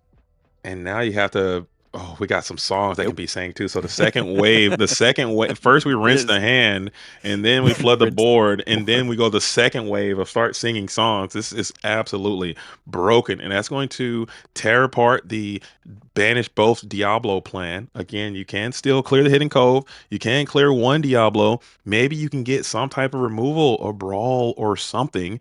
Potentially a friends on the other side. Maybe to just help yourself get back into this thing because it is kind of getting away. We will blow up the Hidden Cove now. Finally getting that off the board. Immediately. We'll see what we drew here. It's a Spectral Parrot. That's a great one. That's a great card. That's a good one right there. As top deck. It's Spectral Parrot coming in like a freaking freight wrecking ball. Great draw off the top for Kendall, who has said, I ain't heard no bell yet, as that big Iago with Peter Pan. That is a Scottie Pippen, Michael Jordan combination right there. I know you play a little bit of football, so I don't know any football players. Maybe Messi? Ronaldo? Sure. Thoughts? Those are football players. I mean, I don't know. What's a good football tandem? I mean, is there a two-piece? Messi and Suarez. There we go. Chat, Shout out to how about that? Fantastic card off the top deck, paired by that Shadow Finder. Well-statted card. We've seen it all over the meta now. A lot of people running Peter Pan Shadow Finder now, so coming down and sweeping that Diablo. Tiffany crying foul. So that draw engine cleared up. Unfortunately, for Kendall, that Prince John still exists, but with no cards in hand, all of a sudden, Tiffany has managed to keep control of this game, build up a resource base, but hasn't pushed her lore total really at all. And without any, cards in hand, won't be able to get any value out of Prince John. I do see a Beast Tragic Hero, though, in hand. And if you're going to start reestablishing your board, that's one way to do it. Referee coming down, saying no actions, even if you top deck something to get back in this, a Finders Keepers, perhaps you can't play it, and then establish that Ursula to do some double singing shenanigans next turn.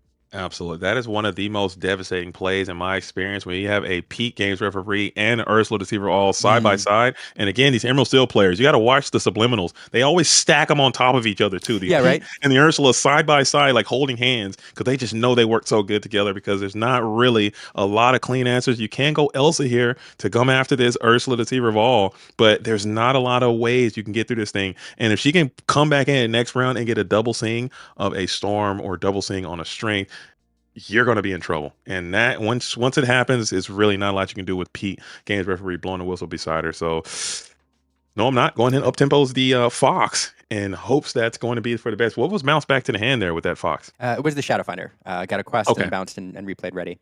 Gotcha. Okay. But just, I mean, top deck the Fox, established it, and here comes Ursula doing her thing. We're going to sing Let the Storm Rage On. Now that's going to target the Iago. That's going to trigger the Banish ability, so that will be gone just off that 2 damage. And then Peter Pan Shadowfinder taking an additional 2. And Tiffany will draw 2 cards off the double sing there. Brutal. And now you have another storm in your hand, but you're debating if it's time to deploy that song. And I think it is. Finishing off this Peter Pan, potentially you can even hardcast if you want. You will lose it a bit. Oh, and the Tinkerbell. Holy Why moly. spend the ink on the storm or sing it when you can play a Tinkerbell to deal 1 damage across the board, finish the Shadow Finder, and deal 1 damage to everything else just for good measure? Liam, when did Emerald Steel go back to Tinkerbell? Okay, when did I miss that memo? When did that happen? Okay, get him back off of it. We don't need that. It had to be a recent. I know they were on it for a while. They went off of it. They got a little bit lower to the curve, a little bit more aggressive. They got into the Lucifers and into the Annas and things of that sort. But now they're back on Tinkerbell and no muses. I haven't seen a muses yet coming in from Tiffany. Tinkerbell against the aggro stuff, it might be the missing link. This Tinkerbell has looked phenomenal in this round of gameplay so far, Liam. I think she's back. That's a fantastic point. Yeah, that we haven't seen the muses from Tiffany. That card has been pretty popular in Emerald recently, especially in like Emerald Sapphire builds and Emerald Amber builds, but occasionally making an appearance in the discard package here to do some shenanigans and control. Nothing's better than bouncing a card back to your opponent's hand and then making them discard it, especially when paired with the Prince John. But yeah, the Tinkerbell instead, and we've seen it do significant work the last couple games, really rocking the boat here. Hey, yo, in this that's match. What you did there. That's what you did there. It's pretty clever. That's not what you did there. As that's one of her effects. I take some swings, some of them hits, some of them miss. I mean, you hit a lot more than you miss, Liam. You got to give yourself a bit more credit, I think. Perhaps. Pete Games Referee has always been a good card since it came out, but it got even better once you had a viable Floodborn shift for it. Pete Space Pirate coming in, shifting onto that first one. That'll give all pirates resist. I think when it's exerted, I think that's the only one, though. So, yeah. But that'll be all right. And now we're just getting a massive quest in as Kendall has to be very mindful of this Tinkerbell. You can't even really fight back too effectively because Tinkerbell will just run you down. If you try to exert into the face of this giant fairy, you're going to pay the ultimate troll toll. You're going to pay the cost as Kendall has 1 card in hand staring down this very powerful board. Genie can clear the Prince John quite easily. He is evasive as well, so he is kind of insulated to the giant fairy, but this is still looking quite grim for No, I'm Not here.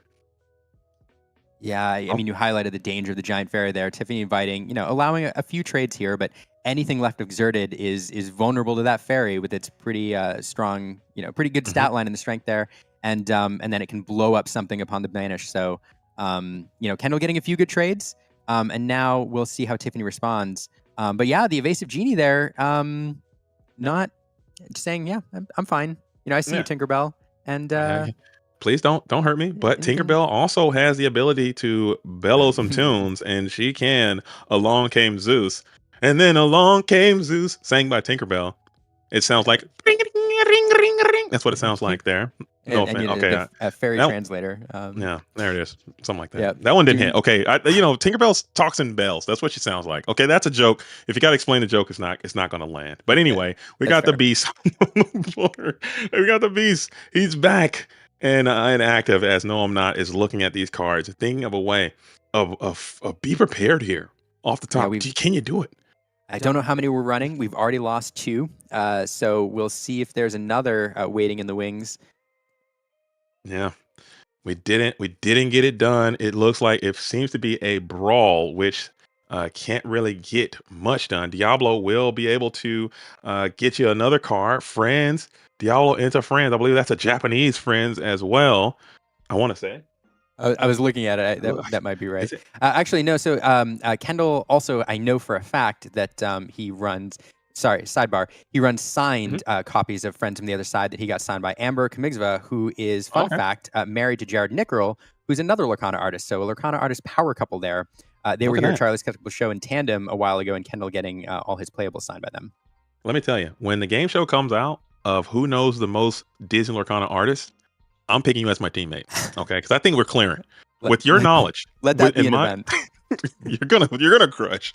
Your time's gonna come, and it's gonna happen. And I'm gonna be like, I got a guy. His name is Liam, and he is going to absolutely mop the floor with everybody, because that is some impressive information that you have access to. As this board is getting more expansive, Diablos abound, and it's just too much energy over there. You need the prep.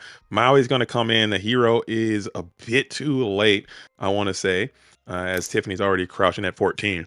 Yeah, I mean, Kendall is finding the answers, right? Like an exerted beast on board, he finds the Maui. He keeps, but the problem is he's drawing one card per turn. Tiffany has so many resource advantage. She jumps so many threats on the board each turn that Kendall just can't find enough answers. Yeah, this is a brutality as we get to the Bruno as well. So you can go ahead and just hard cast the storm, shrink the storm rage on, and then just continue to rinse the hand as well. Please don't be the it is the Hades. It's a ruthless dictator. Ruthless. I don't think it's ruthless dictator. His name is I should know this. Tyrant. Tyrant. Ruthless Tyrant. Ruthless Tyrant. There it is. Dictator Tyrant. One of them flows up time better than the other. But nevertheless, I think the writing was on the wall there a while in that one. And Tiffany really just out-resourcing Kendall. Yeah. These green steel decks, these emerald steel decks, again, there's a lot of things they do well. The discard is one of their, they have some control, the discard. But really what puts them over the top is their resource advantage. They have really 3 different strong draw engines that they can get going pretty efficiently. One of them is, the beast, which you can in this deck shift early if you have that line in the opening, and then start gaining extra resources that way, forcing a response from your opponent. One is the Diablo, which you can get online on turn 2, and if you're feeling extra mean, shove it into a cove. But left unchecked, it's going to allow you to run away with the game. And then that Prince John, drawing off the discard, any of those, if left unchecked after 2 or 3 turns, and it's almost an insurmountable advantage for your opponent if they're running it against you, because they just build up so many cards in hand. And we saw that with Tiffany all game long, at least 4 or 5 cards, and then at one point like 7, 8, 9 cards. And every turn, Kendall finds an answer and then looks across the board and sees Tiffany holding a full grip plus, and it's just like, what are you going to do? Yeah. And I'm telling you, and we saw all of those engines in full effect. We saw the genie. Oh, excuse me. We saw the beast.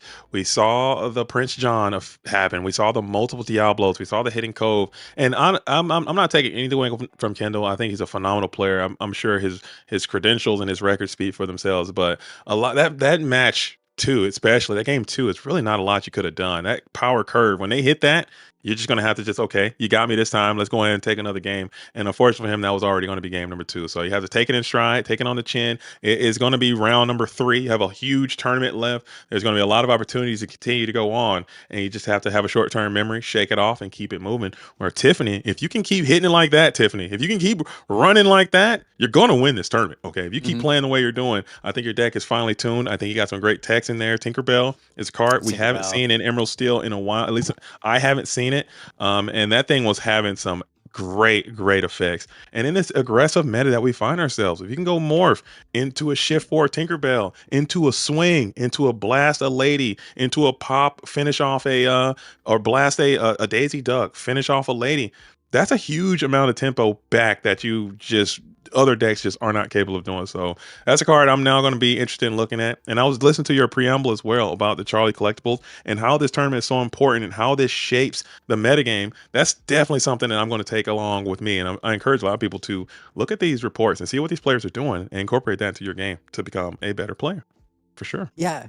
No, it's a great point, and the Tinkerbell is a funny ad. We talked about this earlier, I think with Baker. I don't know. All these weekends blend together. I've been all over the place the last few weekends, and they all blend together sometimes. But if you're running 1 or 2 copies of a card like Tinkerbell with a shift target, oftentimes you can get the benefit of that card with only running 1 copy because your opponent has to respect it. Absolutely. So turn 2 morph. Or turn 3 morph, if that's sitting on the board and your opponent knows Tinkerbell is a possibility, now that factors into your decision making, and especially when you're running an aggro deck, you start to think twice about turning everything sideways because you have to factor in the damage across the board plus the immediate challenge and the 2 damage, and so yeah, it's an interesting ad, and I'm curious at how many she's running. I love that, and the idea of morph just literally becoming anything is such a terrifying thing that your opponent is going to constantly have to think about. It can be a beast, it can be a space pirate, it can now be Tinkerbell, it can be a Diablo. Like morph has to be gone on site, and that is a card. Out of all the cards that have been announced to be reprinted, cards that are going to be in Fabled or coming into future sets, I think morph is a card I want to keep in the game. I think that guy adds a lot of texture, a lot of flavor to this thing, and his effect is so good that I think the game will be worse without a morph. The space ghoul, keep him in. I agree. It opens up shift lines for a lot of different cards. I'd like to see, this is gonna be weird, I'd like to see something like a morph in another color to open up these kind of like universal shift lines in another color as well. But a lot of people, like, his ability is great, but he's kind of he's a terrible character on the board, so it kind of it's a give and take. Yeah, exactly. Like, and if you have to spend a whole turn establishing that line and telegraphing it, then it's a thing. JDZ, I think I have a treat for us here. You know who's smarter than us at Lorcana? I could. It's probably a lot of people. The list is too long. Most of the people out in that room, I feel like, because they're playing the game and everything. And we've got an interview here. I'm really excited. We know those sleeves, Tiffany. Hey, microphone just a little bit closer, and I have to unmute you too. Sure. Oh, we got it. Production is on it here. Sound check.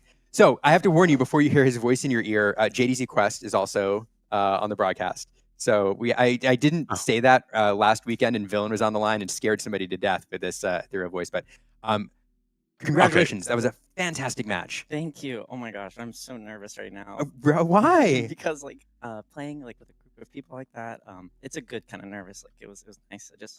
I want to go back later and like make sure I didn't make any misplays or like see how my play was, and just like I'm anxious to see it, but I'm feeling good. That was fun. Really good opponent. Matchup I've practiced a decent amount, but yeah.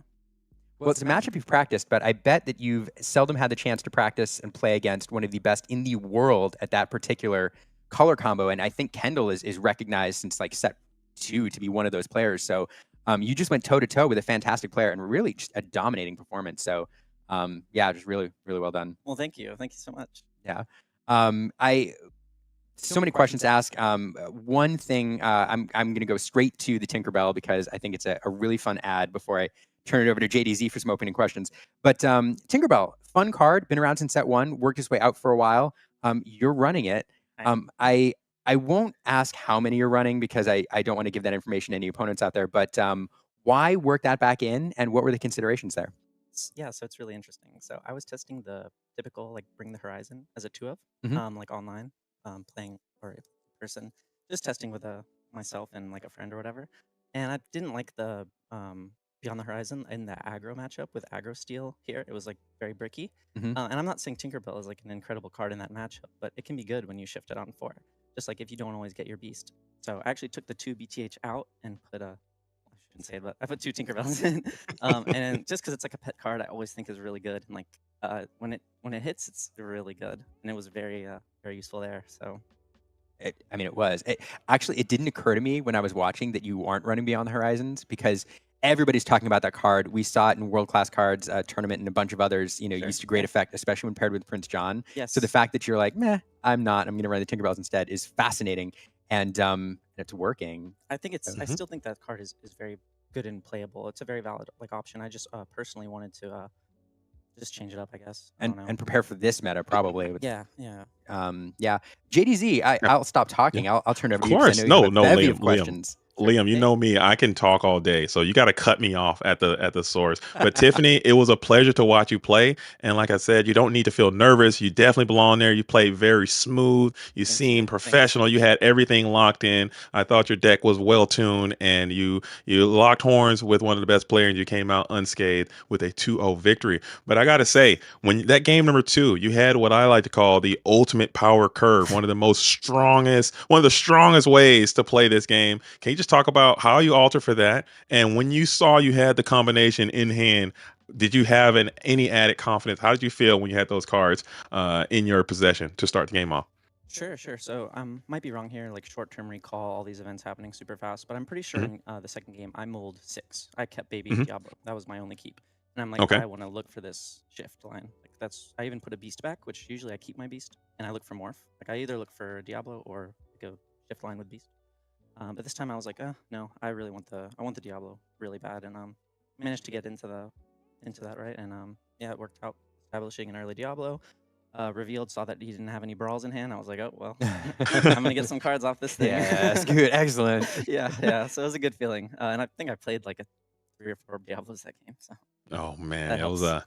it was an overwhelming amount of advantage that I don't think anybody, no, I'm not whoever you want to be, I don't think you can come back from that. But I thought you played it very well. I enjoyed watching it, and I got a chance to broadcast some nice clean games, which is my favorite thing to do. So it's a pleasure to meet you, and thank you so much, Liam. I'll Yes, kick it back over to absolutely. It's you. a pleasure. Yep. Yeah, I mean, as JDZ said too, like the play lines, everything was clean, it was smooth. I can't wait for you to go back and watch because I mean, it was a master performance, and yeah, and so many fun little things, fun little moments. I was trying to get inside your head and think like when you peeked the hand early on and you saw the be prepared in the opening hand, you're like, all right, plenty of time to deal with this. You know, dead card, Yeah. ton of fun. These are always tough because on the one hand, I want to talk to you like all day and ask you all the questions. On the other hand, there's another round coming very soon, and I know you need to prep. So the last question I'll ask you is more about your prep. Like where do you play? Like do you a team you want to shout out? Like how did you get ready? Where are you here from? Sure. Yeah, I'll shout out the Raleigh area. I'm not here with any specific team, but I will say we have a good group of stores out there, and we do have a team. We have the team Unequables out there, and I've played with those guys. They're really nice. Also have played some games with Dick Burns from TFM, so shout out to them as well. And yep, happy Pride as well. Yeah. And hopefully everybody has a great day. Thank you so much for the opportunity to talk to you. Very enjoyable. Thanks for sparing time. I'm like JDZ, and we're sitting here all day, but for you to take time out of like prep and stuff to come in and talk to us is I'm awesome. happy to do it. Thank you so much. Yeah, and I'm sure we'll talk to you again when you make the top cut on day 2 because you're on that trajectory. And not to jinx it, but hopefully. But you're playing very well, and it was an absolute pleasure to watch you play. And hope we get to talk to you again. Thank you so much. Yeah, absolutely. Nice.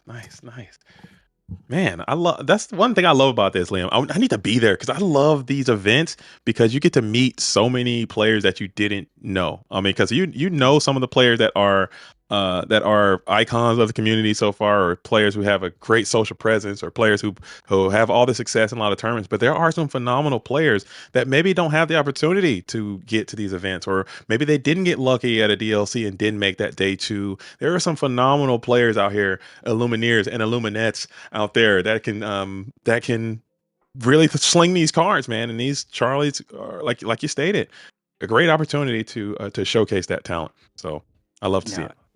Absolutely, and that's the benefit of any of these big tournaments. The Lorcana it's a TCG, and TCGs have an element of luck to them. And sometimes you not only need to be an amazing player, but you also need things to go your way. And the more of these events you have where these fantastic players get to come out and show their skill and break through and make a name for themselves, the better for all of us.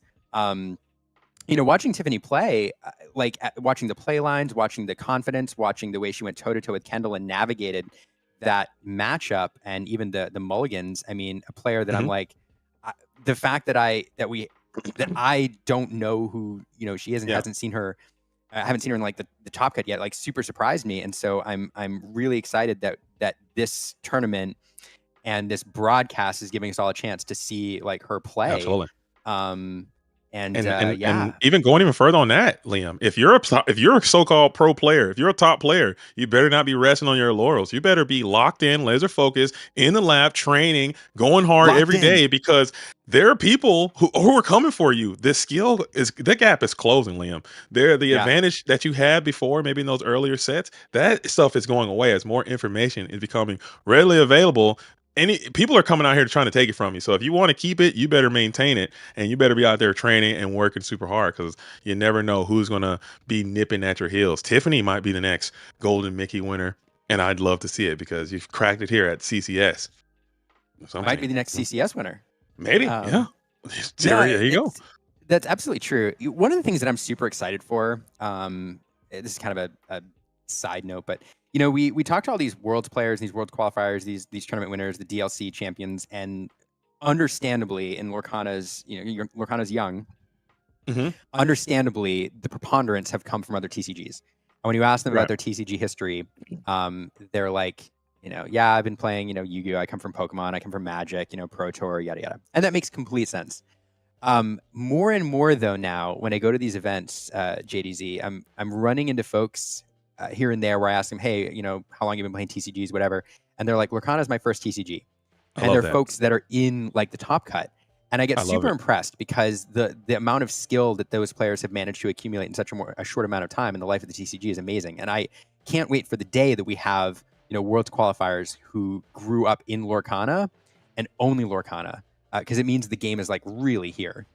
Yeah, and it's becoming its own. I love that. And we're getting our own lingo, we're getting our own identities, you're getting your own customs and courtesies that is associated with Disney Lorcana. And I think that's really cool, because all those other TCGs, like you said, have been around for years and years and years. And there's certain things, the way the players carry themselves, and or the way that they talk, and the small things, I think is what Disney Lorcana is going to have to keep up with. And I think it's starting to come into its own at this first year of competitive play is underway, getting wrapped up by the World Championship here in a few short weeks. Liam, are you ready? Are you locked in? You're grinding. You're on a grind. I thought I was on a grind. You're on a cataclysmic grind, and I respect it, man.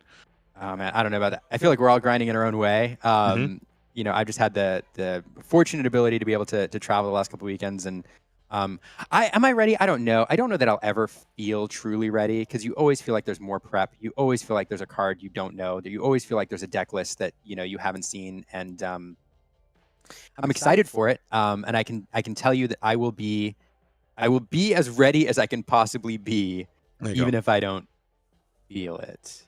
There you go. But there you go. I am super excited that I'm going to be surrounded by an incredible team. It's such a pleasure knowing that, as much as I'm preparing, I'm surrounded by a group of people like you, Brandon, Rebecca, and Villain, and folks that are are just as excited about this as I am, and who are going to cover down and pick me up. And and the off-camera talent and people working on the broadcast, that is what excites me just as much as watching Lorcana and getting to be one of the people privileged enough to bring it to the audience, to everybody watching at home. But then getting to be on a team with you all and sit next to you and broadcast in the booth, being a part of that team is also something I'm super excited for. I can't wait, man. I'm over the moon. Okay, I'm excited. I'm motivated. We're all laser focused, man, and we're all training. We're asking just questions. I'm learning these cards. It's insane, Liam, the preparation that's going into this thing. So you guys are going to tune into a great show then. You're tuning into a great show now. You guys get a sneak peek of what it's going to be like. We're bringing you guys these stories. We're sharing the energy with you guys to help bring this game along, because we all love this game. Clearly, if you're here in the chat and you're watching the stream right now, clearly you love this game as you listen to my disembodied voice. I'm still using my hand gestures. You can't see me. No one can see me moving my hands, but I'm still doing it anyway. You can see it. You can feel it. Part of your spirit. I can feel it. I like it. The energy there. Locked in, JDZ. All right, here's the question: are you ever not locked in? When do you unlock? Impossible. I don't unlock. You keep your seat back always up in the upright and locked position. I never bring my tray table down. My seat belt is always on. Okay, I'm always prepared for takeoff. That is the secret. That is the key that you need to have. You got to be locked in, switched on, laser focused. Okay, prepared, ready, and tenacious. Okay, that's the goal. What you need to have if you want to be out here and get it going. Yeah, absolutely. Gosh, I'm looking off the side. We got production's always fun in person. Just to bring, not to change the focus, but speaking of locked in, like production's always fun because you all don't see it. You all see the people on screen, but there's all these things going on over here. People walking in, muting and unmuting mics and cables going on, and some of the production is trying to slam down some food between games to get a little nourishment in so they don't fade. I actually saw Charles walk in a minute ago of Charlie's Collectible Show fame, wandering around doing his thing and wandering out. So I keep looking over here because there's all this activity. And I think I may do a rotation here too shortly as well. Speaking of saying, locked in and prepared, like self-care is the hardest thing to do. I'm learning that now in my second phase of life. For the longest time, Liam, I live by the phrase sleep is for the weak. I live by that, and pain is for everything was for the weak. Every creature comfort you enjoy in life is for the weak. And I was like, no, that's weak. Now I'm like, that was really stupid, man. That's a really dumb way to think. Sleep is for your health. You should sleep, and you should eat, and you should drink water, and you should take care of yourself. So there it is. Yep. From Liam to you. Take care of yourself. Take care of yourself. And each other. Yeah. Shout out to Brandon B Squared, one of our fellow commentators. That's his catchphrase. Take care of yourself. And it's true.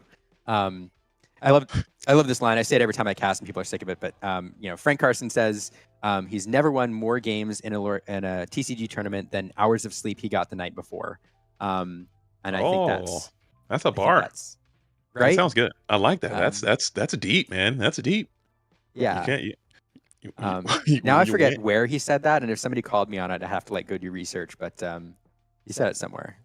Yeah. It was an interview. I don't know. I don't think you'll need to prove it. We all believe it. It sounds like the sort of thing Frank would say. Yeah. And there is the villain.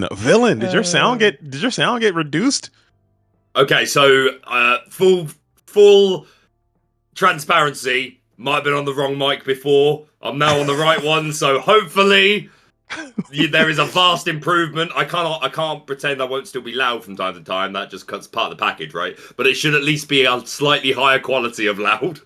Okay. You were going I was like, okay, villain is loud. That's nothing new. Everyone was like, oh, he's so loud. And I listened to the stream, and you were so loud. I was like, okay. Do you want to know what I did in my break? I went into the other room. I put the stream up on Twitch.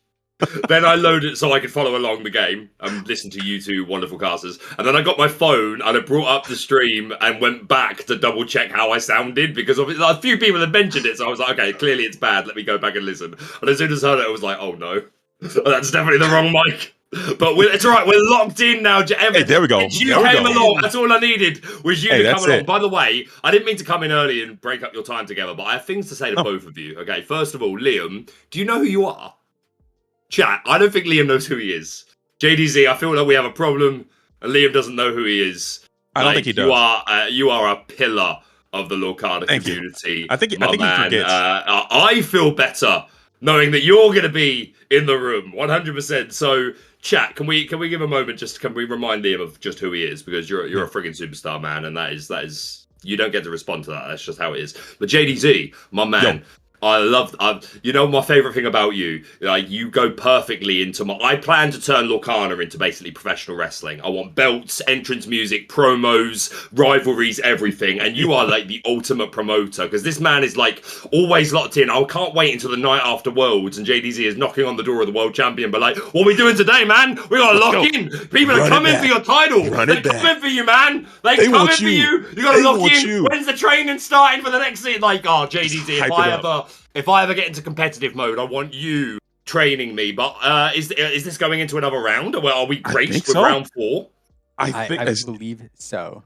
I believe this is the next round. Is it time? I think it's going to be Breaker it's going to be Villain and JDZ. Is that what's about to happen here? Liam's going to take a quick, well-deserved break. Hopefully, Liam doesn't crash out and go to sleep. I know this Illumineer has been flying nonstop for weeks on end, but we got another match. We have Diego Zaz. Is that the Diego Zaz? It is. I'm sad I'm not going to watch it with you all. I'm excited for this match. You all are going to love this. Diego Zaz, World Qualifier. You'll see him in 2 weeks, and you're going to get to see him now. All right, let's go. Signing off for a moment. What a treat! But I'm going to hot tag in for Liam JD. What Come a on in. pleasure it is to get to cast with you, my man. I'm excited to get to do this in person at the World Championship. But y'all know we're going to take advantage of this time. Let's have some fun, man. And with a world champion player on the left-hand side, I think fun is guaranteed. What you saying? And I don't know, we saw what happened to Noam Not got kind of knocked down there by Tiffany. I believe these Lumineers in this building are here to play Baker, but if you see that top left corner, that top right corner, you see those color combinations, you got to be excited to see a little bit of Ruby Am coming back your way. Is it back, Baker, or what? We never left, brother, and don't let anyone ever tell you anything different. Yeah, like I said, I was actually watching the last round. You got to cast some Kendall Badet, an absolute legend in the Lorcana and Ruby Amethyst space, specifically piloting that Shark version. But yeah, these are very much my flagship colors. So great to see that we're going to see it represented. But I've got to give a shout out to the Royal Guard. JD's a new card. Let me tell you, Diego Saz is a notified, certified Spice Lord. Okay, we got Royal Guard. We're Come on, I wasn't ready for that. Come on, stop! Can't do that. I wasn't ready. You gotta warm me up to the Royal Guard combination. What are we doing with this Royal Guard, Baker? Why is that in the deck? What do you think Diego Saz is trying to put together as we're going to bring out the lamp onto? So we're on that. Juicy JDZ. We got the lamp up in here, so this tells me this is most likely a Jafar variant of Amethyst Steel. You love to see it. Perfect poetry for the reign of Jafar. This lamp, if you have a character called Jafar in play, you can draw 2 cards, but if you have a genie in play, you can also bounce a character of 4 cost or less. You can do both of those things if both those characters are in play. Obviously, we have a fantastic 4 cost uninkable genie, and the Floodborn Jafar, whenever you draw a card, you gain lore. So we might be a whole new world variant. This lamp, one of my favorite items in the game. But yeah, to your question, the Royal Guard, whenever you draw, he gets an extra Challenger 1. So you get a Challenger 1 just for drawing for turn, and then if you play friends, he's suddenly Challenger 3. You play Finders Keepers. This Royal Guard can get big. Yeah, absolutely. And this new genie here, this card, Baker, I think a lot of people might be sleeping on this genie. I think it is a great card in this new meta, especially with all the evasive characters that we have around. 3/4 stat line on 3. It's not the worst. He has that genie name, so it can interact with this lamp quite favorably. 3/4 can tank a lot of things. And on top of that, he has that ability to be evasive on your own turn. So this is pretty neat. You're going to get him base boosted. You can get a nice tempo lamp here. Will you execute it? I'm loving the theming going on here, JD. We see the Jafar newly crowned, aspiring ruler, who on play, you give Challenger 2 to one of your characters, which can be super significant. We're an Amethyst Steel deck. Challenger 2 Crab's good, so we know Challenger 2 is pretty decent as well. But again, it's another shift option for your big Jafar. But to your point about this new genie, I'll tell you where I think it's going to have the biggest impact at Worlds, JDZ. In Sealed. In Sealed, this is like one of your best pulls, because absolutely having the evasive during your turn on that stat line, it is good in meta. It can answer Diablos and Diablos at Cove. We wish it could answer a genie, but other than that, it is a pretty all-star card. For sure. I mean, if you have that aspiring ruler and that genie together, you can base boost him up, give him the strength required to clear that genie. But I think that card is phenomenal. I think more players need to look into this guy, just because that 3/4 stat line on 3 is very unique. As we're just going to set a huge tempo play, you got the full combo lamp with Jafar and genie in play, bouncing the card back to hand and being able to draw 2 cards for yourself, and able to, now you have the ability to put the shift up. You got the Jafar on the board. Will we pull it off? Let's see if Diego's got the heat. Oh, absolutely love this deck. Worth mentioning a bit more context. We said Diego is a Worlds qualified player. The winner of DLC in Toronto played some Amber Emerald Under the Sea discard. So that's a deck that we know he's super experienced with. And I love the spice that he's brought today. And we do see that shift into the big Jafar. Worth mentioning this Namari that was inked is pretty cool. But we're also going to sing immediately.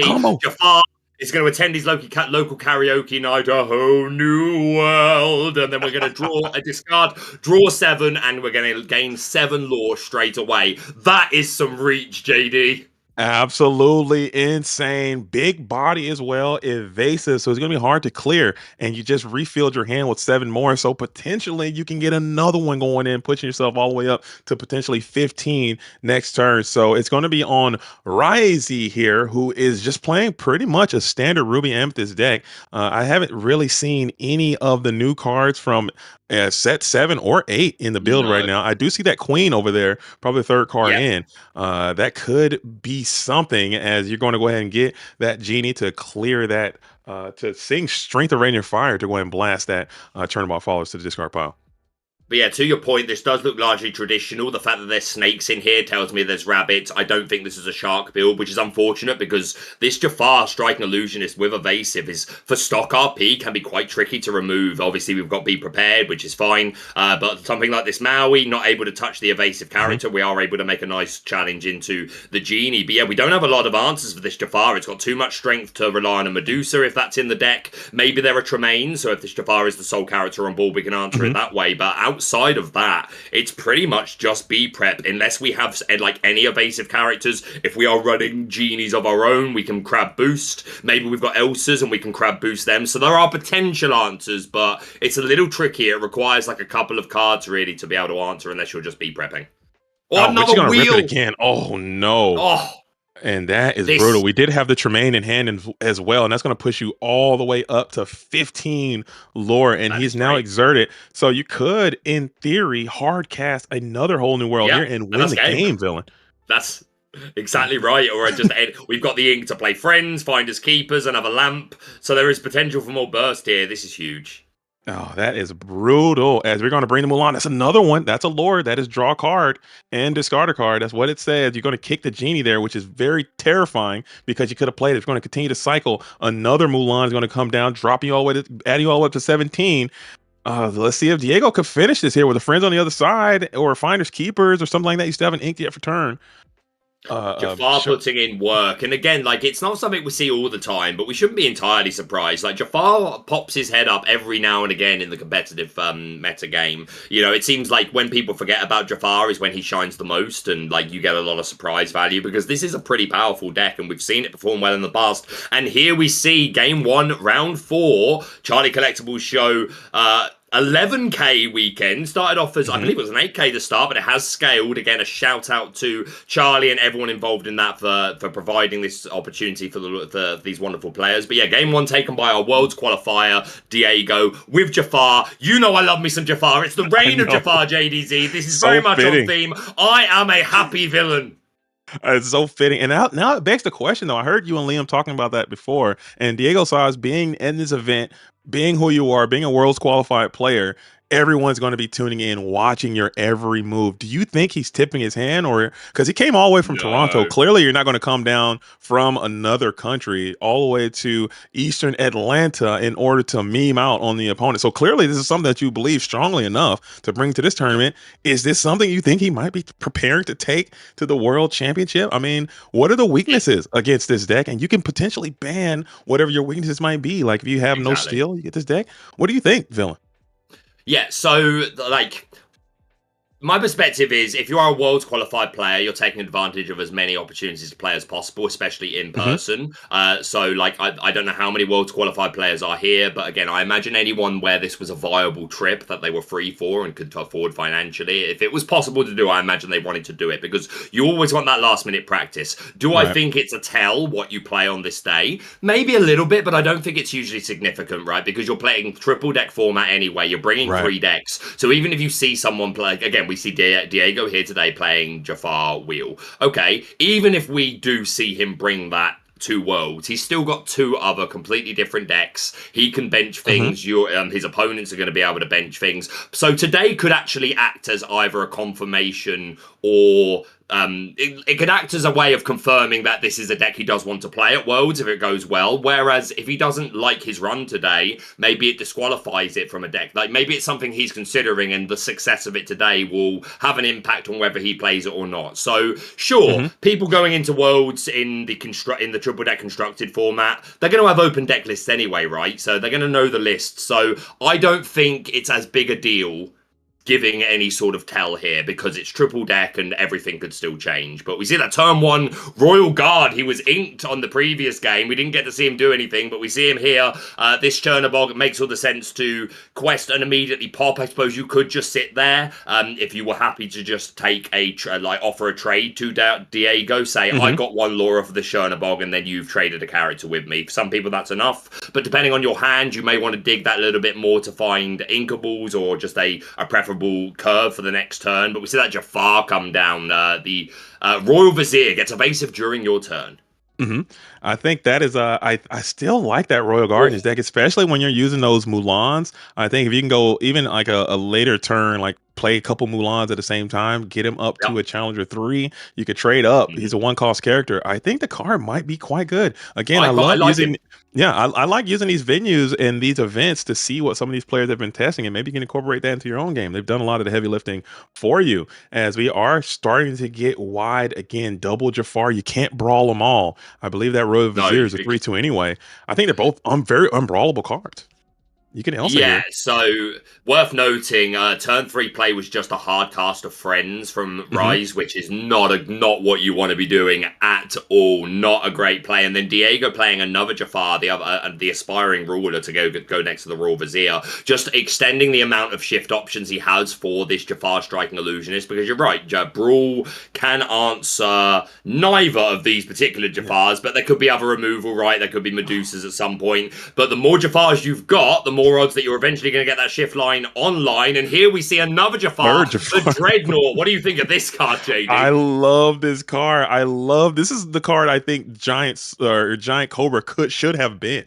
I think Dreadnought Giant Cobra should have been a Jafar as well. Clearly, canonically, he did turn into a Giant Cobra in the film, so I think that would have been quite fitting. This guy, whenever he challenges, whenever he banishes a character in a challenge, you could draw a card. Another thing that can synergize with those Jafars. Rise did do a phenomenal job of clearing, but you didn't get them all, like you said, villain, as we have another Jafar into the whole new world. And Rise's hand was absolutely chock full of delicious nutrients that are all going to be sent to the discard pile. Oh, by the way, Diego is going to be gaining 7 lore in the process. Ruby Amethyst has typically struggled against Whole New Worlds for that reason, because it's kind of late and they get those resources and they can just get blown out by Whole New World, and it just so happened to take place right there.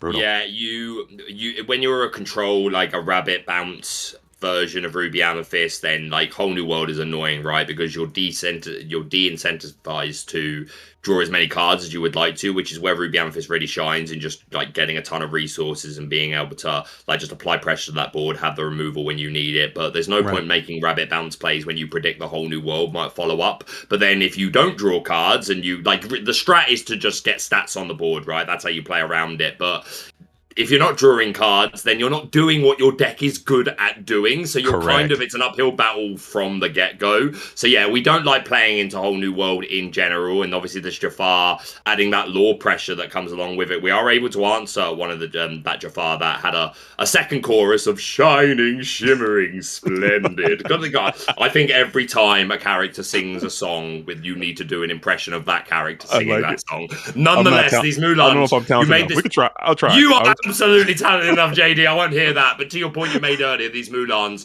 I really like. Again, it's another way of drawing cards, so you're gaining lore for Jafar. But even outside of this deck, you see this in a lot of steel decks, particularly Kiwi Bird, Blue Steel, just to like help you dig through the deck, find pieces that you need, have the ideal curve, and that 2 strength can check a lot of characters. For sure. You are a little bit susceptible to some of those removals, but in this color combination, you don't have them. Like in the steel, Mulan's probably going to find her way down to the Inkwell more often than you care to admit, because that one really just can't do anything against a Storm Rage on, or even a Strength of Raging Fire with 1 character on it. Heaven forbid, you're going to get your Mulan banished with that as well. As we get the brawl up on the Genie to slow you down ever so slightly, and this looks like Rise is kind of able to maybe stabilize a bit and get around this corner villain. What do you think about this position as a Ruby Ann player? I think the most significant thing about this position is there is not a shift target for the striking illusionist to come down and immediately sing a whole new world. Once you can take that like option off the table, it becomes you can settle in a little bit more, especially if you've got a board of stats like this that are far exceeding the characters on Diego's side of the board. Don't get me wrong, if we do draw a lot of cards, these rule guards can get off to enough strength to maybe trade with the Sisu or the Crab, or we can play that Jafar and give Challenger 2 to one of them. But at least we're making trades, right? So like this is the most confident I've probably felt about the game so far, but it still doesn't look great. We play the Lamp and we immediately banish it to draw 2 cards courtesy of the Aspiring Ruler Jafar on the board. So and it's also your base boosting those royal guards as well. They're getting the strength required. They should be able to get into the Sisu. Look at that. And that is just tempo etiquette number 1. The thing you're trying to do as your tempo players, you can trade up. Your 1 cost ink is taking out 3 cost inks. You're feeling good about that if you're Diego, as huge momentum swing for Diego's favor as Rise has to try to snap back, and you do so quite effectively with this Elsa clearing this Jafar. Yeah, Diego did a great job of clearing a lot of the board, getting that Sisu out and just leaving the GOAT, but really fortunate that we have the Elsa clap back to immediately remove that Jafar. Again, it's so important to remove these shift targets as quick as possible, because if they have the capability to shift Jafar, then there's always the possibility that they do the shift, they sing a whole new world, and maybe they've got enough ink to do another one, maybe they've got another Singer 5, maybe they've just got friends and lamps and they can get over the finish line. So your best bet to safest route to victory is do not allow a clean shift of the striking illusionist. But we see another new card from Reign of Jafar, a very interesting one making her way into a few steel decks. What do you think of our new Namari, JD? Let me tell you, I think when I think of card designs, when I think of good card designs, I think of this Namari. I think this card is great with the 0-5 stat line, but it's not going to be 0-5 for long because it's going to gain an additional strength for every card in your discard pile. Quest for 2, 5-5. I think this card is the best card in the set, in my opinion. And I know that is a little bit hyperbolic. And also, it can cycle cards as well. Every turn, you're getting an additional draw and additional discard, help you dig through your deck and even set up your Jafar. So we're going to bring that Elsa back in and clear it. I think this Namari is a rock star, especially got Whole New World for sure. It's going to be super strong, clearing everything. Yeah, in a whole new world variant, you can expect this Namari to have 10 to 15, 20 strength potentially, but even outside of that, right, like, you don't necessarily always play this on curve. Maybe it's a couple of times after, and by that point in the game, a Cindy's gone, you've played a Storm, you've maybe played a Strength, maybe a Troubadour or an Ursula has gone. Again, that's comparing it with Amber Steel, but in this sort of deck, you've lost your purple 1-drops, your Chernobyls, your early Jafars. Like, basically, this Namari is quite often going to have, I think, above 3 strength, which is significant. Because obviously 3 is a significant number for Ruby removal. And again, just being able to draw and discard is so good. You're thinning out your deck. You're like sculpting your hand. I think she's a really great piece. And as a 5-cost character, she can sing songs. But to go back to the board, Riz on the following turn doing what I said was so important in this matchup. Again, bringing down the Elsa to remove the Jafar. You've got to take that off the table for Diego, the Jafar player. That shift of striking illusionist and then immediately start drawing a load of cards, singing Whole New World, gaining lore. It's so important for us to be able to keep control of the board, and Rai's doing a really good job so far. Absolutely. Every Jafar gone on site, you have one more Jafar coming your way. How many answers can you maintain? You'll finally get rid of this Elsa, the 5th spirit, who has been doing some great numbers, getting bounced back to hand, redeployed, clearing Jafars. Can you do it? As you'll just trade up this Sisu into this Namari, who has done what you need to do for Queen of Country. You got another out to this Jafar. So taking your game plan, Breaker, you're switched on, man. Locked in, as I say, as you're doing everything you can to keep these Jafars off the board, keeping it clean as possible to break up that shift line. Keep slamming Namaris here. You are locked in, and I'm always prepared. I said the things. But yeah, this Tremaine with just one target able to remove this Jafar. And the thing is, Amethyst Steel, some versions would have things like Zeus. I don't think there are any Zeus in this list. Maybe there's a one-off, but I don't think there's going to be a ton of removal, and we don't have a lot of characters to build up the numbers for something like Strength. So might be a little bit... I mean, again, there's things like Elsa as well, potentially in the deck, so ways of interacting. But this Tremaine, a nice piece to put on the board. She quests for 2. She's going to help Rise just get a little bit of space and uses it to play out a Broom and a Crab. Are we going to see an immediate pop? We are going to see an immediate pop. We're just digging through the deck, finding pieces. You've always got to be careful leaving Brooms on the board because you might get Elsered. I keep meaning to say, JDZ, we were talking about this Royal Guard. I think it's really, really good. The problem with it, because it can be a huge beat stick, the problem with it is it is competing with Chernobog's Followers, Diablo, and Magic Broom. Amethyst already has some of the best one-drops in the game, but I agree. I think it's really got... I think it's super solid and, you know, definitely has a place in the metagame. But a wide board now from Rise. It's for sure got some legs, but we were able to get a Jafar to make it through the banished Jafar plan, but you are not going to get severely punished as another Namari is going to be deployed to the field of play. And now you have these two gigantic strength characters on the board. I can't tell what their strengths are. I can't get a good look at the discard pile, but they're at least 10 5s right now at a minimum, as you're going to be able to, they have that Maui-like feel to them, whereas typically they're going to get a plus. And you're going to have to trade something in. So they're taking 2 cards down with them every single time, which is just, in Dismal Arcana, getting those plus values is going to be instrumental in winning and losing. That's typically what it comes down to. With the card advantage game is a part of this game as well. And Namari is going to be a great card that can typically end up getting a plus value most of the time.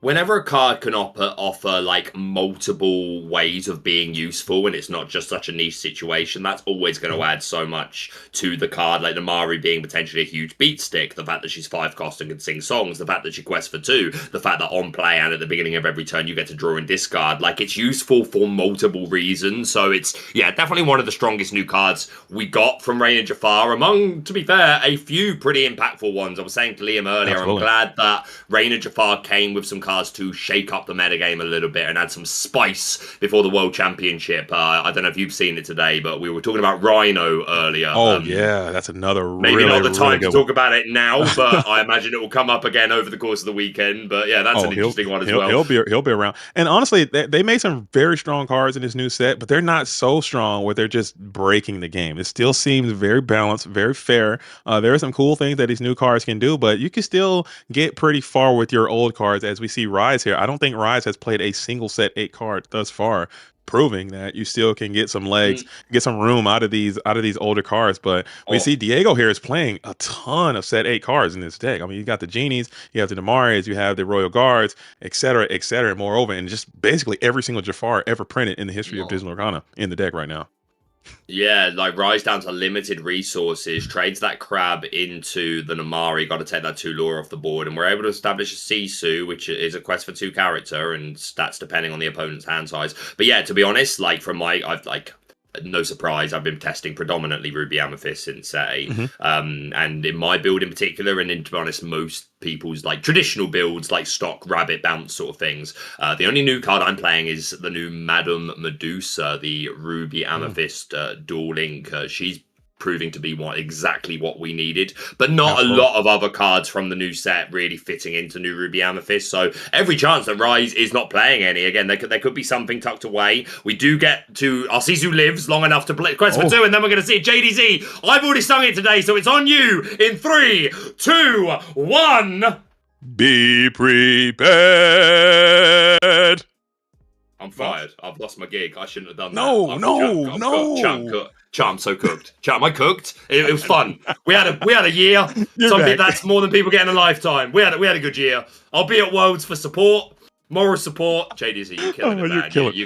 You will outshine every single one of us, my guy. No. You go straight to the Great Luminary. Nonetheless, the Sisu questing, we played the beat prep, and we were able to establish another Sisu. So we're still thrashing some more lore, but we do get a whole new world of cards spinning the metaphorical wheel, which is our hand going into our discard, and then our deck going into our hand. Dang. I wouldn't say that on a professional stream. We'll just extend the handshake there as Diego Sass comes in with the Diego Spice and gets to the Diego dub and moves on. Got the desperate plan as well as going to finish it off here, as you have that deck is cool. This is a cool build here. I enjoy seeing that. You're all in on Jafar Will, and we've seen Jafar a whole new world decks have some great success in the previous format. Zan Syed took one with that strategy. A set championships been reported all over the country and world with high testing results with the Jafar Will, but they were kind of half in the bag, as I say. They had like a other thing, and the Jafar Will or the Jafar Whole New World was like a feature. This one seems like it's all in on Jafar Will. You're digging, you're searching, you're milling, you're scrying your deck, or you're drawing from your deck, you're filtering and looting your deck, and then you're gonna hit him with it. And he hit him. I think Jafar every game he popped off with the combo there. So scary. That's like, again, in my experience playing against it, and again, it is one of the decks, obviously, I love a bit of Jafar, so I've toyed around it. Again, the key a lot of the time really is like making Jafar stick. So it's super fortunate that most of the Jafars are pretty decent. The Royal Vizier being a 3/2 evasive on your turn, which obviously has use in meta. The Aspiring Ruler, which gives Challenger 2 and Quest for 2, so that's super solid. The Dreadnought as a 4-cost 3/4 stat line is quite hard to answer before you turn sideways, unless you've got a Zeus or something. So again, a plethora of pretty viable shift options for the Striking Illusionist, and that's the point. You need to set up enough that you get that shift online, and we saw that particularly in game 1, where Diego was just able to establish so many Jafars and then get away with the races singing Whole New World. In game 2, Rise did a really good job of keeping Diego off of it as long as possible, removing these Jafars as soon as they were played. A lot of the time, those Elsas putting in an absolute ton of work, but wasn't able to prevent Diego, world's qualified player, from taking a 2-0 with Amethyst Steel, and probably enjoy the luxury of a slightly extended break, I dare say. And I think you nailed it. I think he did everything, but there's just so many Jafars. Can you think of another Floodborn character in all of Disney Lorcana that has that many accessible shift targets, shift line? I can't think of a card. Jafar has a billion, and they are all, like you said, very good on their own independently. Maybe Diablo is the only card I can think that has more. Yeah, but he has so many very playable shift targets, and they are all independently decent cards. And then you couple that with the new genies. You got the lamp stuff that you can do. You have the Namari, which showed out great. The Desperate Plan, which came in huge. Whole New World independently is a pretty decent card. So the deck seems very viable, and it's something that I'm going to be looking out for. And I don't want to play against this kind of thing. Maybe I'll add it to my repertoire when it's time to play a little bit of Amethyst Steel on my own. But yeah, you absolutely should. You absolutely should. But yeah, to your point, it's a matter of what's the best way of putting it? So we take some examples like Cinderella Ballroom Sensation, right? Who traditionally sings Storm, but she also is a shift option for something like Cinderella Stout-Hearted. Something like Sisu, the 8-cost uninkable empowered sibling. Obviously, the shift options for that are both the Daring Visitor that can pop a 1-strength guy, which is obviously great with Sapphire if you're reducing dudes, or a really solid 3-drop in the empowered, the Emboldened Warrior, who Quest for 2 has a great stat line. So whenever your natural shift line, like those characters in and of themselves do interesting things, that's always better, right? Diablo, you mentioned, is another one that has like a couple of good shift options. But yeah, Jafar definitely has a feast to choose from, and we see a card that's on the screen at the moment that I don't think was ever actually played. I think we saw it discarded a couple of times. Maybe it was and we missed it. But no, he played. He won the game with this one. That was the winner, was it? Okay, that was the winner. Yeah, I imagine there were a couple of options in hand because he had a wide grip and he was nearly there. So, yeah, okay. So this is what I finished the game. Super interesting new card. Like, can go along with Doc and fills a similar role, being able to refresh your hand back up to 3. What do you think of this Desperate Plan? I can't get enough of this one too, man. The enchanted version is so beautiful. I love that enchanted art, and I like the fact that they have these playable, very playable enchanted cards that they're starting to do a little bit more and more as these last two sets have described. But this one, the art on this one is quite good, and the effect. The only issue I have with this card, and the only time I've played this card, I drew 2 of them together. And let me tell you right it's now, the dock thing, though. That's like, again, when you run dock, worse of than course dock. you're going to It's draw them. worse than dock, villain. I would argue that double It desperate is. plan is worse than a Yeah, it double is. dock. So you Why? need Tell to us play. why. Tell us Because why. because you can't get rid of it. You're going to lose Yeah. value because this card says if you have no cards in your hand, draw until you have 3, which is what you want to do, villain. You want to get no cards in your Yeah, of hand. course. You want to draw 3. I think that is Sounds what good. the card should say. When you have no cards in your hand, draw 3 cards. But if you don't, you only get to go 1 for 1 with the cards that you have. So if you have 2 desperate plans that are uninkable, you can't really get rid of them. So I think if you play desperate plan, you have to play the Mulan, you have to play the Simba, you have to play the Namari. I mean, she's on the card, for crying out loud. Put Namari in your deck so you can at least kind of shake up your hand a little bit, kick some of the auxiliary desperate plans out, and then you can get full value from your follow-on desperate plans, I think is the way you want to do it. But the card is a perfectly designed card. I think these are the kind of cards that I like to see in Lorcana, which have some high upsides, some big low sides. They are good sometimes, but they can be bad sometimes. And you just have to build your entire deck around it, or maybe execute some tactics and strategy to help get the most out of them. I think that is the cards I like to see. What do you think about Desperate Plan? What are your thoughts? I honestly, I think you've nailed every bit of it. I think it's a really nice extra tool to have. Like competitively, I think you've nailed it. I wouldn't add anything. What I would say though, from a different perspective, is like it's another like, and again, I'm talking about color and art here. But you mentioned the other Namari, who works really well with this. Another example of like 2 cards in the game where they clearly are designed with the intention of working well together, and it's the same character but different depictions of that character telling the story of Lorcana, which again, I'm a geek for the story and the lore, so that's super important to me. And maybe that's a nice segue, JDEZ. And maybe this is cheeky, but I don't think 20 Law Pro would mind. But can we give a shout out to Garrick for what he please done? Do. What he please done. do. While we've got a moment right between games, because Garrick's Lorcana Lair, another fantastic caster and content creator, and recently released the full story of Lorcana from between Shimmering Skies and Reign of Jafar. He did a similar video in the past for the first 4 sets, telling the whole story of Lorcana and the Ursula arc, and he's just done another one telling the arc of Shimmering Skies across the Azeroth Sea to Arcasia's Island, and then of course the Reign of Jafar. Me and you had the pleasure of being invited to do some guest voice acting in it, which was a lot of fun, and I'm going to ask you how you enjoyed that in a moment. But to finish the point, if you're a fan of the lore sort of stuff in Lorcana, please go check out Garrick's Lorcana Lair, his recent video. Like, I thought it was so good. I think it's one of the best pieces of Lorcana content out there. A lot of work went into it.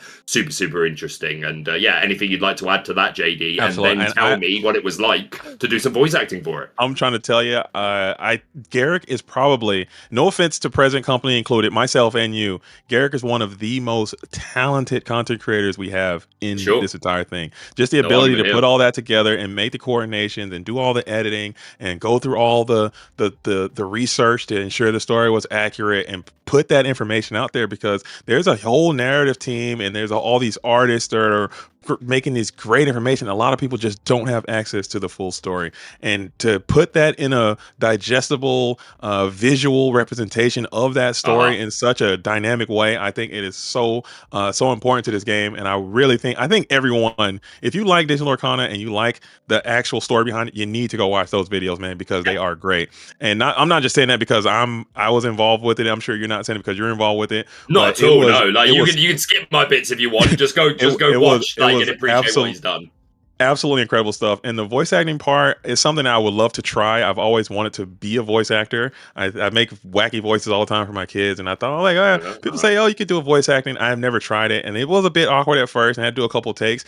But once you get it going, I think it kind of just flows. And Spessy was in there; he did a great job. And now, just like we were talking about this morning, Spessy is literally Martin. I can't now. Spessy. Did we talk about this before, or did I talk about this with Liam? Yeah. He's perfect. I never clicked with me before I watched that. Of course, Spessy's Martin. Absolutely. Of course, it was him that opened the law book and let Ursula out and was like, "Oh, what would happen, Arcasia, if the crown disappeared?" And she was like, "Oh, it'd be awful." And he's like, "Because it's disappeared." It's so Spessy. It was perfect. It was so good, man. It was so good. You did an incredible job. Brent Mukai was in there. He's literally a professional voice actor. He did a phenomenal job.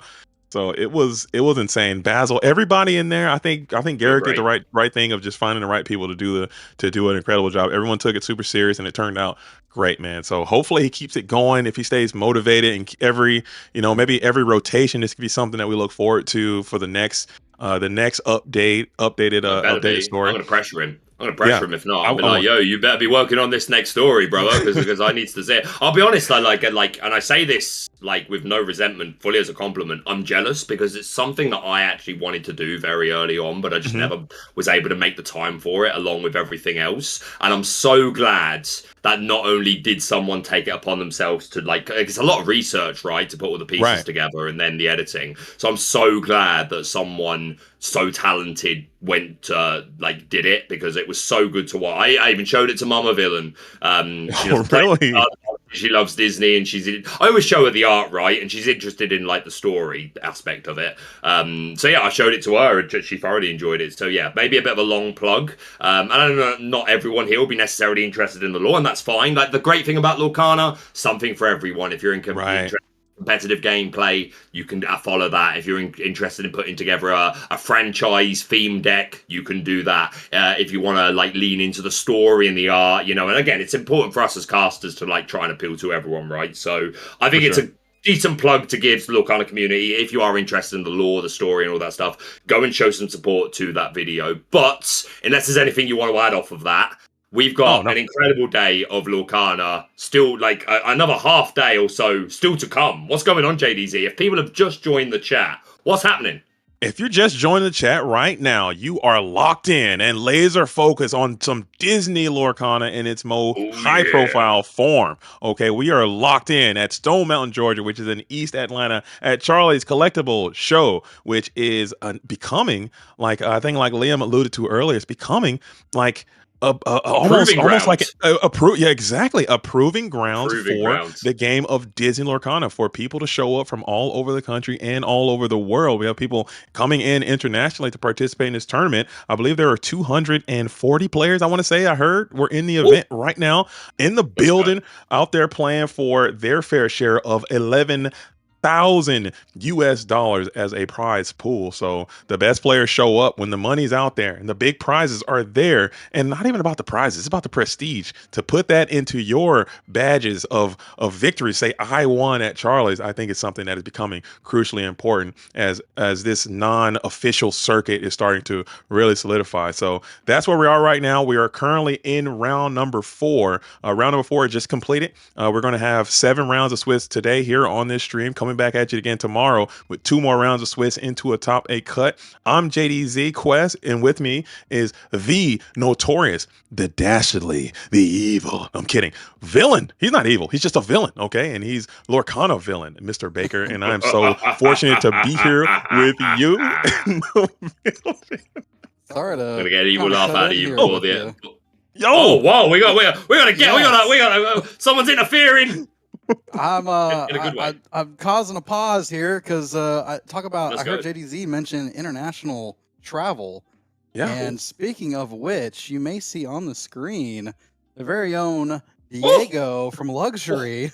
Let's go. Very excited to have him here, traveling internationally over here for the day's tournament. Wanted to get him here so that way y'all could do a quick interview with him and ask those questions that y'all really have burning in your minds from that match. Oh, villain, I got to jump off right away. Diego, you know I'm a huge fan. You know I'm a huge fan. I'm glad you're here, coming in, making this trip, Worlds Qualified player. You're bringing the absolute spice. And Villain and I were speculating earlier. We were talking about the pressure on you as a Worlds Qualified player. You know who you are. Everybody's going to be watching what you're doing. Are you nervous about giving up any secret information from your testing and what you might be taking to that event? Because it's a very closed-off event. I guarantee you all 28 of your competitors are watching everything you're doing right now. Can you just talk about that and any concerns that you may have? Yeah. We're playing 2 different tournaments. So the Worlds meta is going to be completely different. So I wasn't worried about giving away any spice. Even though I'm playing something different today, I thought this was good into this meta. And so I brought that today, and Worlds is completely different. And I know I've talked to other people here. Zan's here, talking to him. We're thinking extra level what we're trying to bring, and we don't even know. Right. There's going to be a lot of testing.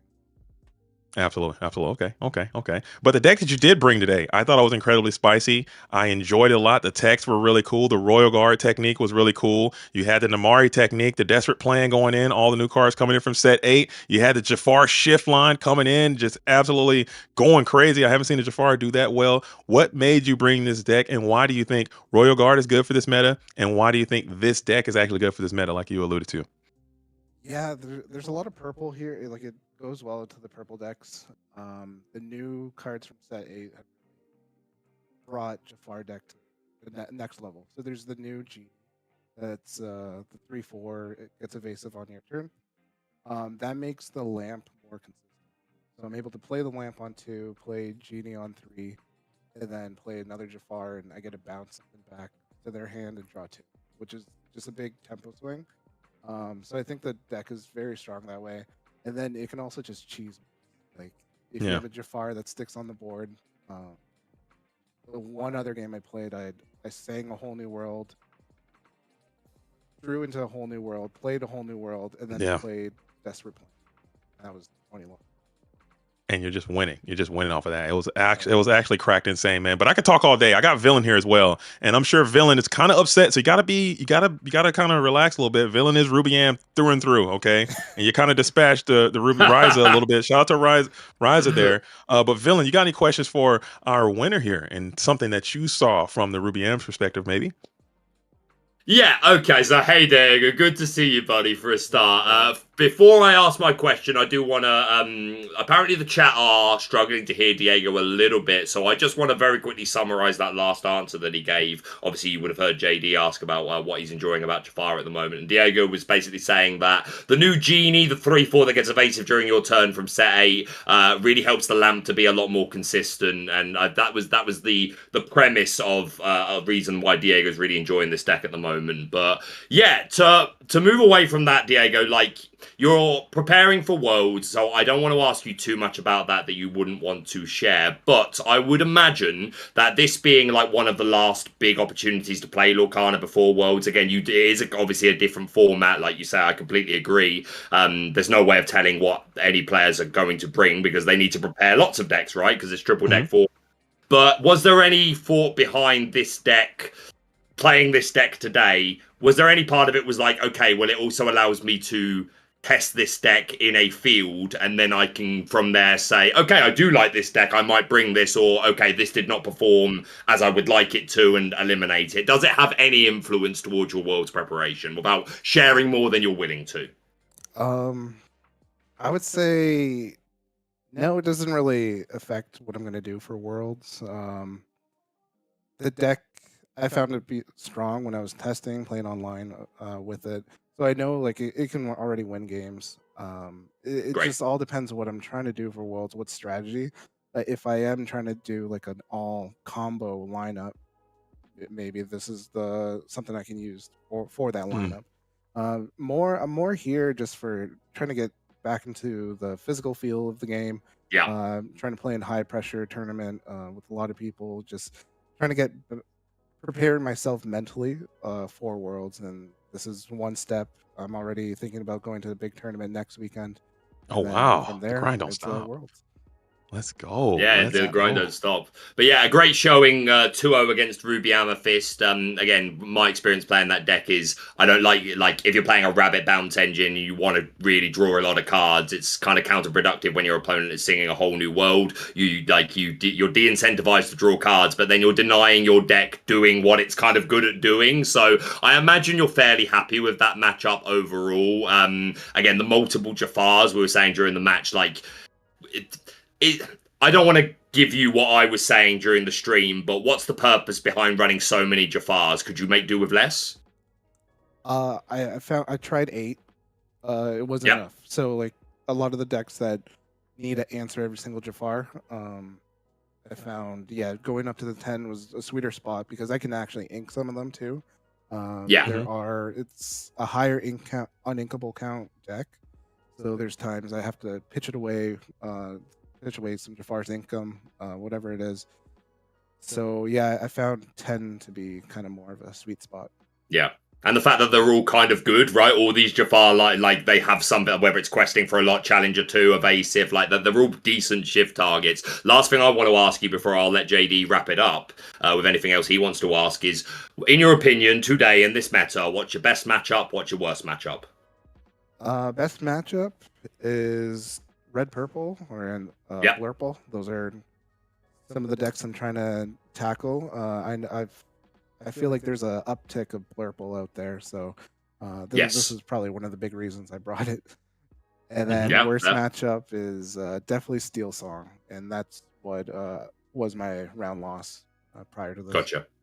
Okay. Right. Okay. Well, yeah. So I'll hand over to JD, but I will say, Diego, congratulations. Well done. Great to see you performing well, and very excited to watch you perform in a couple of weeks. It's creeping up on us at the World Championship. But yeah, JD, take us home, buddy. Coming all in, all the way down from Toronto to Eastern Atlanta to playing some Digital Lorcana. I love to see it, really getting those training reps in. But we know you got some preparation you need to do to prepare for your next round. So before we let you go, we like to get some shout outs in, man. So you got that luxury shirt on. Can you just talk about anything? Anybody want to shout out? How did you get to this point? Anything you want to say? The floor is yours, man. Go ahead and take it away. Yeah, big shout out to my team Luxury. They've been super supportive of this little journey that I'm going on. And then shout out to teammates on there too. There's a whole list, so I don't want to keep naming them all, but everyone on Team Luxury, they're really helping me prepare for Worlds. We've been doing some super sealed, doing the 3-deck format, just brewing everything possible. So yeah, shout out to them. Okay, we love to hear it, man. So we'll let you go ahead and get your scouting in since you got that nice clean 2-0 vit. You got a little bit of time, get some food and drink some water and stay motivated, man. We might be seeing you at the top cut coming back at it tomorrow. So Diego, I'm a huge fan and I can't wait to see you and shake your hand at the World Championship here in a few short weeks. Definitely. Thanks a lot, guys. All right, take care. Dude. All right. Always a pleasure, JD. Always a pleasure when we get to chat with a player, an esteemed player such as Diego, level 9001. And yeah, what fun to get to cast a full-on Jafar deck, and it takes the 2-0. And yeah, Ruby Amethyst may be my pet deck. I hate to see it lose, but if it's going to lose, Jafar, this is acceptable. I can accept these circumstances. He does have the Hexwell crown, Baker. I mean, we're still in range of Jafar. And I did until you nicked it. No, that was an illusion. Okay, every time you gotta just sell it. Every time you get the Hexwell crown, it's always an illusion. So you can come back the next time and keep trying to get it. It's always gonna be gonna vanish here shortly thereafter you take it, man. But wow, that deck is really spicy. And like I said, I like talking to these players because they all seem super switched on, Baker. They all seem to be very confident and capable in their abilities to get out here and sling these cards. Like they have a plan, an alternate plan, a tertiary plan. They are, prepared. They are traveling. He said he's going to play this weekend and he's going to come back at it again next weekend for a little bit more Digital Lorcana, man. I think the preparation for these players has to be through the roof, man. I'd be stressed out. Would you be stressed if you're going to Worlds in 3 short weeks? I'd be stressed. In tears, mate. I'd be in tears. I'd be an absolute wreck. There'd be no talking to me. I'd be like, I'm in too deep, JD. I went to 1 DLC and I feel like I might have luck sacked my way through Swiss and now I'm qualified for Worlds and I don't know what to do. That would be me, JDZ. I'm going to stop speaking in that tone because for the sake of the chat. Speaking of the chat, we talked about Worlds qualified players and you said, I bet you the 28 people that you will get your competitors, your 27 competitors are all watching what you're doing right now. I imagine that's more true than not, and the ones that aren't here now will be watching this back later, I dare say. Again, just for the Lorcana action. But we have to give a shout out to a couple of Disney Lorcana Challenge. Well, a Disney Lorcana Challenge champion and a Disney Lorcana North American champion in Ed, and the Wizard V Vonderland. They're out there, and I guarantee you, I guarantee, I know both of these Illumineers quite well, and I'm sure you do as well.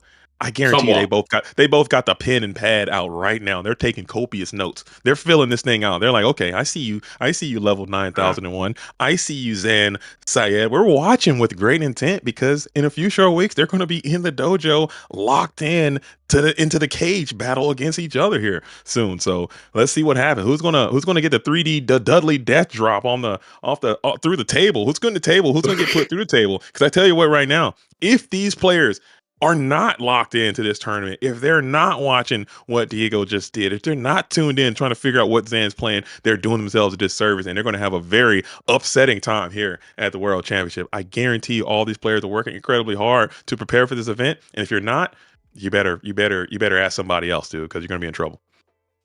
JD, get the deck lists. That should be our thing. Instead of like the free get the tables, like, JD, get the deck lists. And you turn around and say, get your own deck lists. And I go, and then I walk off and get them. It's gonna be good. It's gonna be a knockdown, drag out. It's gonna just be because it's a culmination event of so much preparation, and I think it's going to be an absolute spectacle, and I cannot wait. So I'm certain everybody that's here right now is going to be tuned into that event. It's going to be must see TV. That triple deck format, I think, was an absolute slam dunk of an idea because it's going to add just so much layers. Like so many layers have just been added to that. The mind games, the what are you going to do, the decisions, the indecisions. What if you show up with a deck that you just hate and you be like, oh, the regret, I had a few. Hate to then again, too few to mention. Too few to mention. We just Frank Sinatra, like. We're doing the Rat Pack hits tonight, apparently. Let's go. Let's go.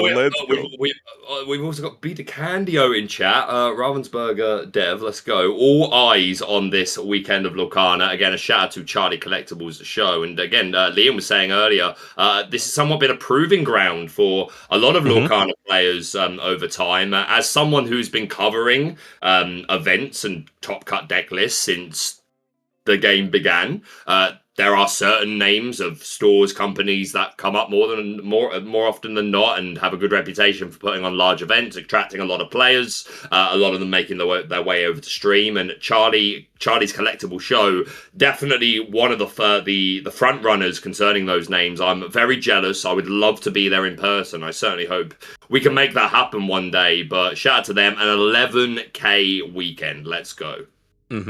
And it's so great that this is happening. I know that there are a lot of other third-party tournament organizers that are coming through, and I think that is very important. Love it. Villain, imagine, and I love Digital Lorcana. I love Ravensburg. I think they're doing a phenomenal job trying to get everything set up, and I'm looking forward to the future of what is going to happen for the official gameplay of Digital Lorcana. But we'd be remiss in our responsibilities as broadcasters, as content creators, as people who love this community, if we don't look back over this year and really analyze since DLC Seattle, since the North American Continental Championship, there's been a gap in official gameplay. I mean, that's been very noticeable by the community. And these third-party organizers, the CCSs, the SSGs, the Inks, and the WCCs, and all these types of third-party tournament circuits that have came in to help stabilize the game in these uncertain times, I think have been vital in keeping the competitive scene alive and well. And I absolutely adore them for doing that because, as you stated, Baker, as we all say all the time, there's not a lot of money in this. Okay, money is a huge motivator. There's not a lot. So for someone to say, hey, we're going to do this because we're putting on for the community, there's a need, there's a people who want this, and I want to sacrifice.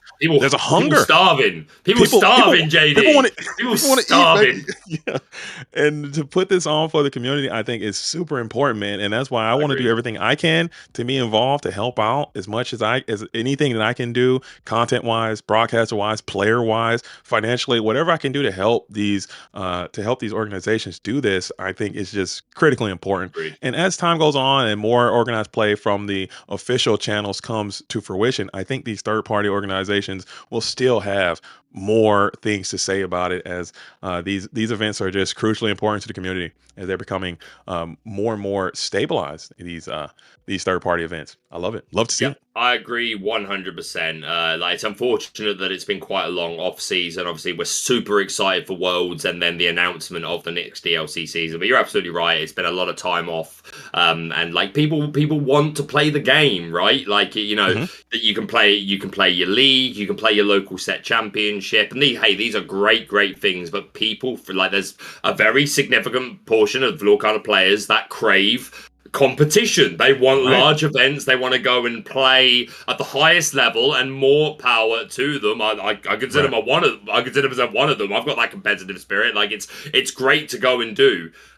So I agree with you completely. Like, a huge shout out to all these third-party companies that have provided events and given people a reason to travel and to not just to play the game, right? But it's the whole social aspect that comes from attending DLCs and third-party events, right? Like, just don't get me wrong, we love Lorcana, and you know, we want to do well, we want to win these prizes and everything, right? But I'm sure a lot of people in the chat will be able to relate to me, whether it's through Lorcana or maybe previous TCGs. Like, the social aspect is so important.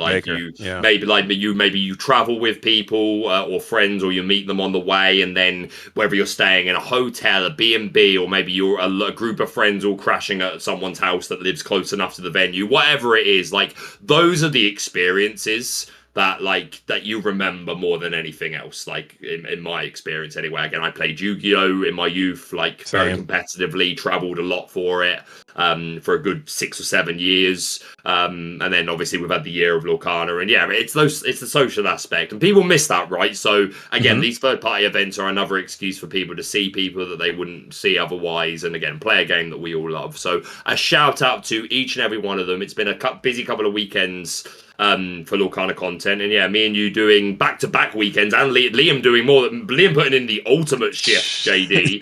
But it's been such a pleasure, right? It's such a privilege for us to be in this position where we get to be the voices of these events, right? And we're so privileged to get to go to Worlds, and like, it's great to be here. It's great practice for us, and yeah, just very grateful for the opportunities provided, essentially, and like, there's so much Lorcana around.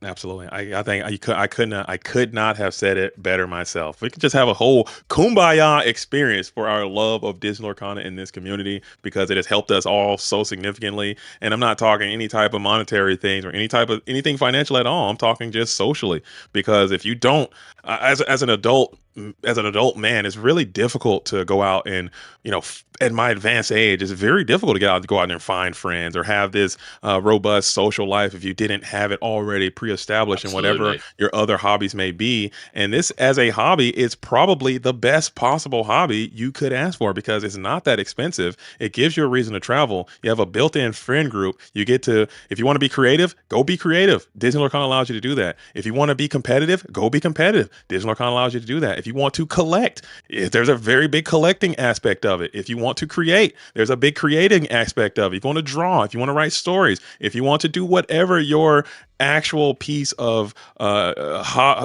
enjoyment that you get out of your hobbies, you can do all of that here. And I think that is why this game is so successful. And I think that's what separates this trading card game from a lot of other trading card games, because I played Yu-Gi-Oh as well, Baker, and you know, in Yu-Gi-Oh it's based off the anime, and it's win, lose, or banishment, dude. It's win, lose, or death, basically. Or Shadow Realm. Win, lose, or Shadow Realm, and that kind of bleeds over into the gameplay, where it's like, oh, it's all about, and that kind of breeds a little bit of innate toxicity. I'm not speaking too much about the Yu-Gi-Oh community, but there are a little bit of toxic things, whereas Disney Lorcana can kind of bypass a lot of that stuff because of the of the way that it's set up so far. But that's just how I think about it. I think it's a great pastime, great hobby, and if you guys are thinking about playing, if you don't play Disney Lorcana, you stumbled upon this stream, shout out to Twin Lord Pro for setting this stream up and allowing us to be here. Give it a shot, because it's actually quite a significant amount of fun. But I see some legs, villain. It's actually, Disney Lorcana is indeed actually pretty good, but legs confirmed, as I believe we prepare to go into round 5. This will be our legs confirmed. This will be our.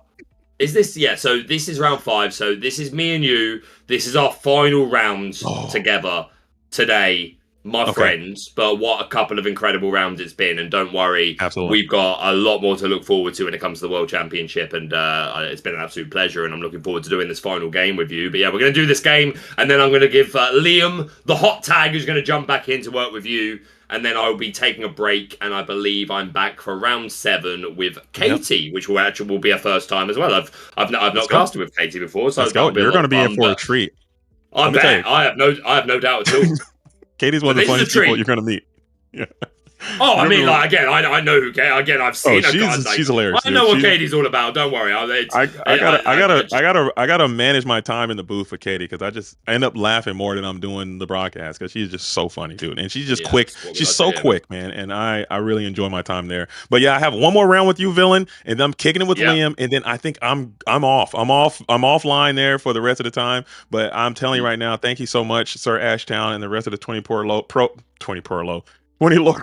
team for allowing me to come in here and get these training reps in. I am building my confidence. Hopefully you guys are enjoying the broadcast as well. If you are, make sure you throw 20 Lord Pro a follow on into the Twitch side.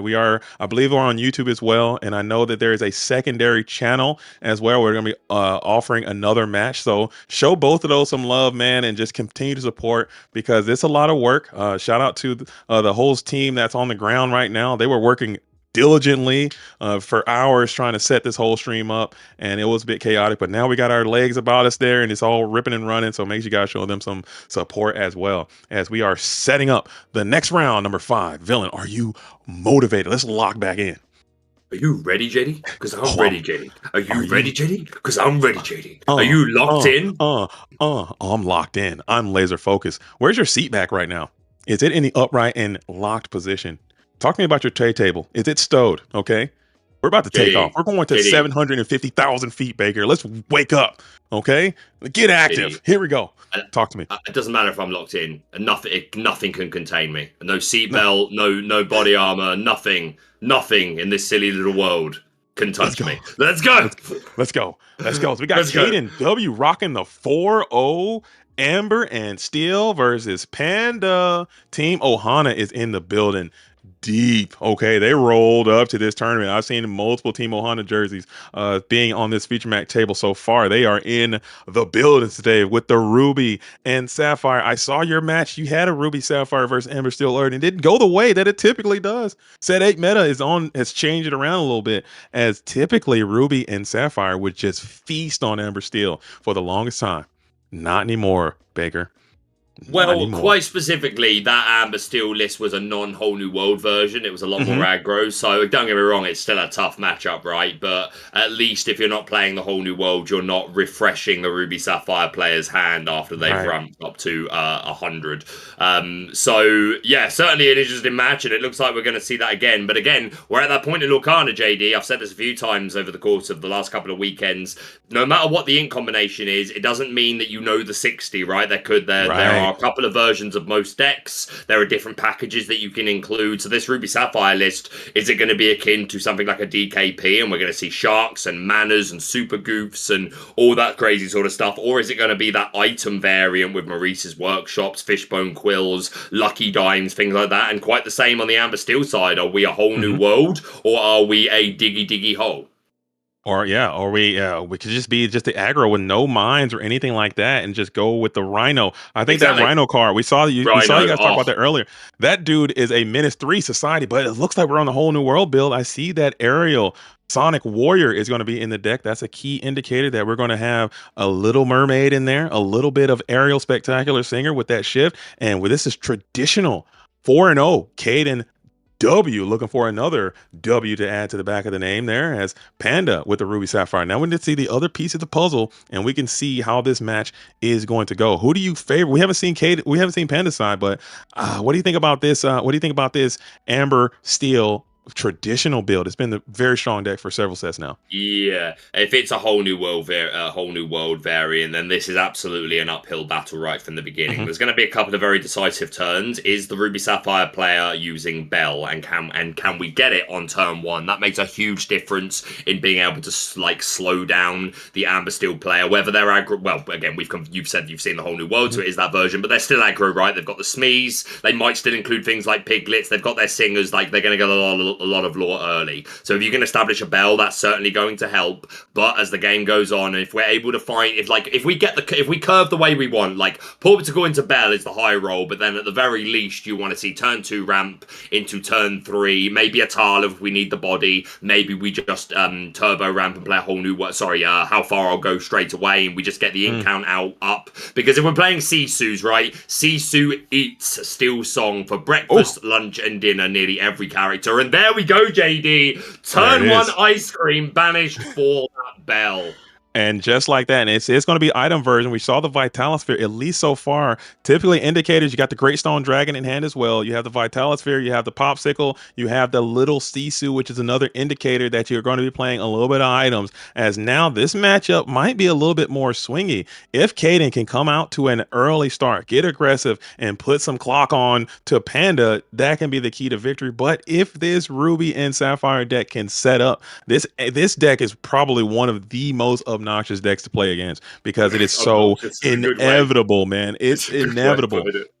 Yeah, it's obnoxious. To be fair, like you could go to be tempered. We could probably say that about every deck at different situations. Like everyone still hitting Diablo and everything early. Obnoxious. Ruby it's obnoxious, but I'm saying that. But you are right. Yeah. I don't disagree with anything you're saying. But the Cinderella and not the greatest 1-drop, right? It's not threatening to do a whole lot like Storm on this spell. Which okay, we are able to double 1-drop on 2. So the strength takes out the Bell. So that's not bad, but you've still had a slow start, right? And here we go into the Ruby Sapphire player's turn. They did have their turn 2 ramp. So but now you're going to have to make some decisions here as Brawl going down into the Inkwell, I think, is important. And you're going to bring out that really bulky and buff Mr. Scrooge. Notice the cards you're sending to the bottom of the deck. Big Sisu, Be Prepared, Little Sisu, all not going to be a part of this game more than likely, as Scrooge is going to do his worst and kind of gain your item. But you are going to lose some key cards that you might need in order to get back into this game. Scrooge can hold your board together for a little while. But I think at a certain point, you're going to have to get a Sapphire Coil established, and you're going to need that Maurice's Workshop to kind of get onto the board as well, as Aerial Spectacular is going to hit at least a Storm Rage on. Again, like you're absolutely right. You really want to establish these workshops, but if Caden is going to be singing a whole new world and refreshing our hand for us, that's pretty good. But yeah, the appearance of the Scrooge McDuck does pretty much confirm that this will be the item-heavy build. Like the Bell is a clue, but some DKP lists could still play the Bell just to help against aggro. But the Scrooge, most definitely, you would expect to see along with workshops and a variety of items, lucky dimes. We've seen the 6-cost Tamatoa in hand. Every chance there's the 8-cost first chapter, so shiny as well. So yeah, definitely a deck that can really snowball if we get these workshops going, but a whole new world is also really going to help us do what we want to do. Oh, and we do get the early Great Stone Dragon established as well. And you have the Sapphire Coil in hand too, Baker. So this could be the piece that you need. Sapphire Coil, another one of those we're talking obnoxious. And I'm glad that this card kind of fell out of the meta a little bit because it was just very oppressive. This is probably the only deck that can comfortably execute that card. And now you have the Great Stone Dragon set up aside the Sapphire Coil. That can be a combination on its own, as once that gets established, your Sisu can start to perform. Your brawls get way stronger, and this is just this could be a downhill there. You have it in hand, but you didn't get a chance to get onto the field to play yet.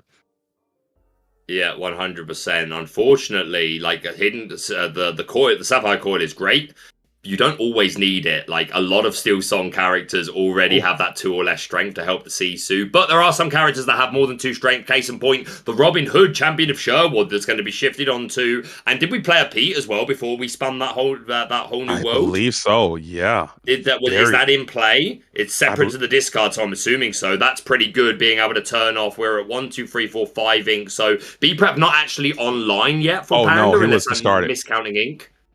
That Pete was. I know that one's Yeah, but again, like you even if one's discarded, right? If you're at 6 ink, you have to be prepared. Again, names on the card, right? You have to respect it, but not an option at this point. But still, the Vitalis Sphere shown, bare necessities. What do you think of this in Steel Song? I think that is a key card that a lot of Steel Song players are not playing. I think it is very strong in this meta. I think being able to sing it on 2 to break up a potential Sail the Azurite Sea, to tear apart the ramp, to take out the How Far I'll Go, maybe to go after the enemy Whole New World, to go after any of the discard stuff to get them off of their timeline. I think this card is great, and a lot of Amber Steel players are not playing it, and I just cannot figure out why. I think this card is great. What are your thoughts on Bare Necessity? Yeah, again, like you say, it's super great into these matchups where if you're removing something like a B prep or in the mirror, getting rid of like a Whole New World of Storm or anything like that. It's fine. Like again, the other alluring thing with Aerial, you always generally want 4 Storm, 4 Strength, 4 Zeus, right? And then you top that up sometimes with additional songs, which can be bare necessities. World's Greatest Criminal Mind, another one of my favorite songs, but it's super useful for taking out sharks or anything with 5 Strength or more. So again, it depends how many slots you've got available, but bare necessity is able to make Panda forget about his worries and his Vitalosphere, because it does not allow you to discard any non-character card. And that Vitalosphere, pretty good. Again, it's a 1-cost item. It's allowing a nice rush turn for something out of nowhere. If there are 8-cost Hamatoas, it's another item that you can use to gain lore. So happy to just to at least get a hit there. But Caden was probably hoping for a B prep or something, a bit more high roll. But Vitalosphere is better than nothing. Yeah, I'll take it. At least it hits something going 1-for-1. You'd hate to completely whiff there, as huge Maui is going to be deployed now to go ahead and clear that 1-cost Singer, not preserving that Maui for a potential Robin Hood banishment. You're just going to elect to take the target you can and use that Popsicle to heal, electing not to deploy another Bell to the field of play, just putting it down to the Inkwell as you continue to ramp. And now you're getting into these deep waters. You're in deep terrain, and now this is where all of the energy is going to shift towards Panda's portion there, as Caden is only sitting at 2 Lorebaker. That's not enough. You need to be at like 15 by this point in the game in order to be a little bit more comfortable. You do have another Whole New World in your hand. And also another thing we didn't mention, I'll throw it back over to you, get your thoughts on that. Deck out. We're talking the mill strategy is a huge part of what Caden needs to be considering here, as that Whole New World is being spooled up potentially. Yeah, so like if you get your wheels, your Whole New Worlds like nicely spaced, you sing world, you apply pressure, following turn you do it again, then you do reach that point in the game where you have to worry about the deck. And I'm sure when that comes, if that comes, we might see our players start to handle their deck a little bit, maybe do a little bit of a count at them. I think we're not quite there, but you're right to bring it up, because it is certainly a factor that could come into account. Again, we have the other Whole New World in hand, but the thing I worry about at this point now for Caden though, right, is Panda is at 6 ink if I'm counting correctly. So B prep is like now needs to be respected every turn. Unless you play a Pete, that's a way that you can get around it. But after 1 turn, you also need to worry about Sisu. Caden does have a full grip and the Whole New World to be able to refresh that, but I would love Caden, like to feel better in Caden's position. I would want to be at a much higher lore total at this point in the game, because you are entering Ruby Sapphire's like where they dominate. When we're at that, we're threatening B preps, then we're threatening Sisus, and we're still inking. And if Caden is playing a whole, like if Panda spends his next time doing any more ramping, How Far I'll Go, sales, things like that, and Caden's playing a Whole New World again, it's just fueling Panda. And Caden at only 2 lore has a big fight ahead of him still. We are able to play the world's greatest criminal mind to get rid of a Maui hero to all with that 6 strength. Nice. That was a very dynamic turn in, as she got the Robin Hood to get a full Rapunzel value, and then get 3 more cards, and then get that World's Greatest to pop off, and then you clear the Scrooge, and everything is everything for Katie. You have complete control of this board, but like you said, it's just one Be Prepared. It's one Sisu eventually, and you're so back, as Brawl is going to be the card off the top of the deck, probably regretting not setting up that Sapphire Coil when you had the chance. Now this Brawl is in your hand. You have a bunch of utility to work with, seeing what you got access to. A lot of ink. Caden holding their breath and hoping for no Be Prepared, and you can start to run away with this game a little bit as we get 2 Popsicles back. Excuse me, Vitalosphere and Popsicle. Yeah, we are happy as a clam, returning 2 items to our hand. Of course, the portal's going to let us draw more cards. We're inking the Grand Martala. We're going to exert our Greatstone Dragon to put a character from our discard into our Inkwell exerted. Down comes the Vitalosphere, which, if we have enough to pop it, is going to give plus strength and rush to the Tamatoa. Able to get rid of this Robin Hood. It does allow Caden to draw a card, but already with a lot of cards, and Panda's got to expect there might be another whole new world. So it doesn't really care about that. He just wants to reclaim control of the board, essentially, and which I wouldn't say he completely has, but he's staring down a Rapunzel and a Cinderella, so I take it back, he kind of has. But there's 3 damage here already, right? But neither the Cinderella or the Rapunzel can finish it. There's got to be a storm, though. If you're in Panda's position, you're expecting a storm here, right? Or a strength. Yeah. Or a gust of anything. wind. You got strength storm. You haven't played any of those cards yet. You know that there's got to be some kind of, maybe there are some that have been discarded. I'd like to see a discard check there if I'm Panda, just see how many cards you have, as Zeus is going to be deployed. And Panda, I think it's kind of still fine with this position because you still have those sweeping cards left in your deck. You're just hoping for one of them to come with enough time for you to establish those things before the game can kind of run away from you. You know your deck is inevitable. You know your opponent has used a ton of resources so far. They have this board which is starting to get quite massive, so you do need to make something happen or continuing to check down this board. I would like to see another Tamatoa play come in potentially and get another Vitalosphere, clear this Rapunzel right now. I think would be the heads up maneuver, just to keep the board clear, keep that lore total down a little bit while you wait on your sweepers to come in. Yeah, like you say, he has the time, right, though, because you say, yeah, Panda needs the time. He's got it because Caden's only at 3 lore. We're threatening 2, 3, 4, 5, 6. So that could be a nice jump. So if we can answer something here, I think we will. But again, we're getting to those turns where we start going to see Sisus and stuff like that. We do get what you wanted, JD, as another Tamatoa. Happy as a clam is going to return both the Sapphire Coil and I expect a Porpsicle here.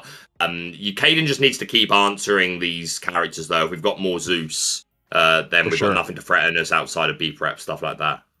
Absolutely. So we are going for it, as finally the Sapphire Coil is going to be established for Panda, and this could be the critical turning point. The Sapphire Coil's up, the Tamatoa Happy as a Clam is up, and I think you might have to crack this clam as soon as possible, put him into the crab boil, because this deck, it can just explode. That's how this deck wins. They amass a ton of items, and then they can just lucky dime you out of nowhere. Boom, next thing you know, they go from 0 to 20 super duper quick. So I think anytime you see a Tamatoa, it's on site. Clear him, because if they can just put a lucky dime in play for free, I think that's just going to be devastating to your mental health. And I just don't think that there's a card in your deck that you can.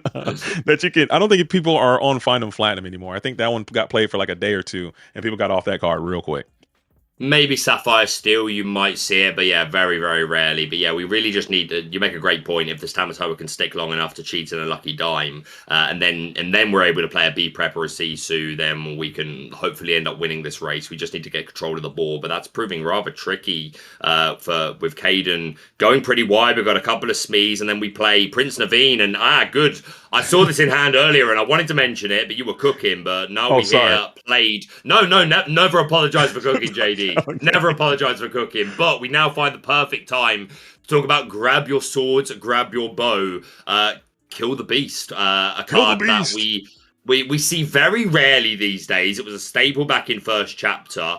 Disappeared for a long while, but it has been creeping into deck lists as of late. In this assumed heavy steel format, heavy aggro format, with things like a lot of fear of Sherna dogs. A lot of fear of Amber Steel aggro, Emerald Amethyst aggro, like all these Diablo decks in general, like the green-purple versions like that run Diablo and discards. These grab your swords, really, really great, and one of the few ways of hitting a Prince John, who I hate with all of my hate. And I think to that point, I think grab your swords might need to be investigated a little bit more. Granted, in this matchup, it's probably not the best card. Against Ruby in general, it's probably not going to do very well. But just the threat of a Prince John and all the shenanigans that they can do, and all these warded characters that are coming back in a major way, you gotta have it. And I don't mind, especially when a guy like Naveen can come on in and just harmonize that bad boy for free. Just get it done. I think it's a great tool.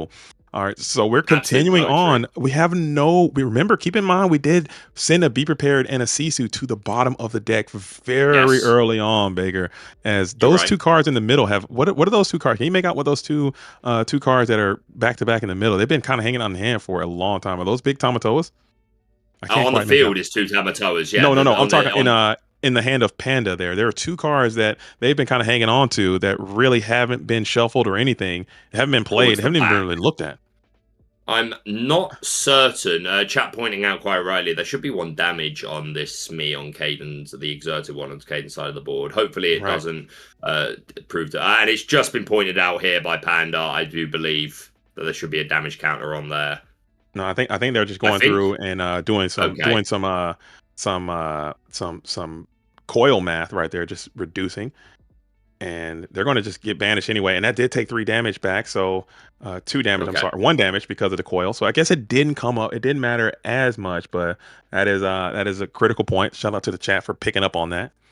Yeah, 100%. Wasn't significant here, but absolutely could have been. So yeah, always worth noting. Put damage on your Smees, but Panda starting to get some control over this board, and with Caden only at 9 lore, still a chance to come back. I know we're only 1 lore, but I have seen many times JDZ, especially throughout DLC season, is 0 to 20 or significant jumps courtesy of the so shiny Tamatoa and Lucky Dime. So it's not over yet, not by a long shot. But we got another chorus of A Whole New World. I think that's Prince Naveen who's singing it there with that Singer 6.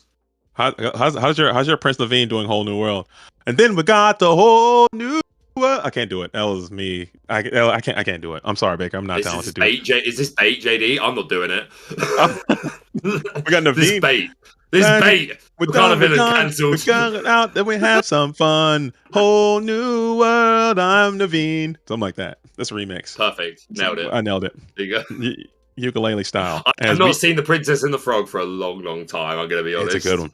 I like that movie a lot. I love Friends on the Other Side. Like I've listened to that song many times. It's on my. I absolutely have a Disney playlist, and Friends on the Other Side is on it. Absolute stellar song, but it's been a while. I need to do better. I will watch it again.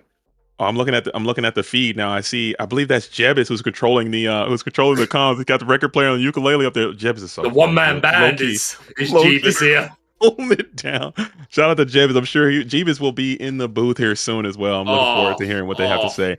As the giant Sisu, we were waiting on it, Baker. You knew it was just a matter of time. We were talking inevitability, man, and you knew it was going to happen sooner or later. And we got double coil set up, and Caden might be hard stuck at 13 as you just refilled your opponent's hand, and now they're going to be out after out after out. You're going to have to keep clearing this board and not letting another huge flood come in. Maybe another Naveen Will can come back. We saw it happen twice so far. If we can get rid of this Sisu, we absolutely do. It might, again, maybe not. You need to develop stats on the board, right? But I see A Whole New World in the hand. But yeah, the Sisu threatening quest for 3, and then if a Lucky Dime comes out, don't get me wrong, Panda only at 1 lore, so Caden can breathe a little bit, but not for too long, because the reach available here, especially if we do see a Lucky Dime, is pretty incredible. We're going to pass over to Panda's turn, and she has a full grip here. Lots of options. These Whole New Worlds have kept their hand healthy. Absolutely.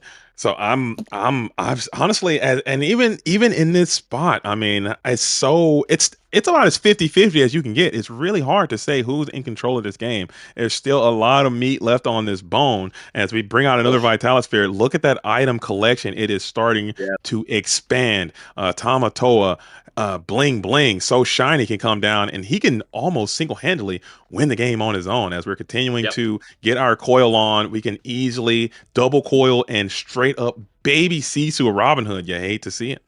Oh, that feels so bad to be coiled. Your Robin Hood champion of Sherwood to be coiled, and then not even the big bad 8 cost, the 3 cost Daring Visitor just shoos you away. Denied the card draw that Robin Hood would give if banished in a challenge. That just feels so bad. And now Panda is extended, and Caden is just going to pack it up. And what a tense Game Ooh. one, again, like super favored for Ruby Sapphire in at least my opinion, as I was speculating earlier, but still pretty tense. Caden like piloting, knowing the outs again, like having these whole new worlds, like one after the other, is definitely super helpful. And yeah, Caden piloting really well, but Panda taking.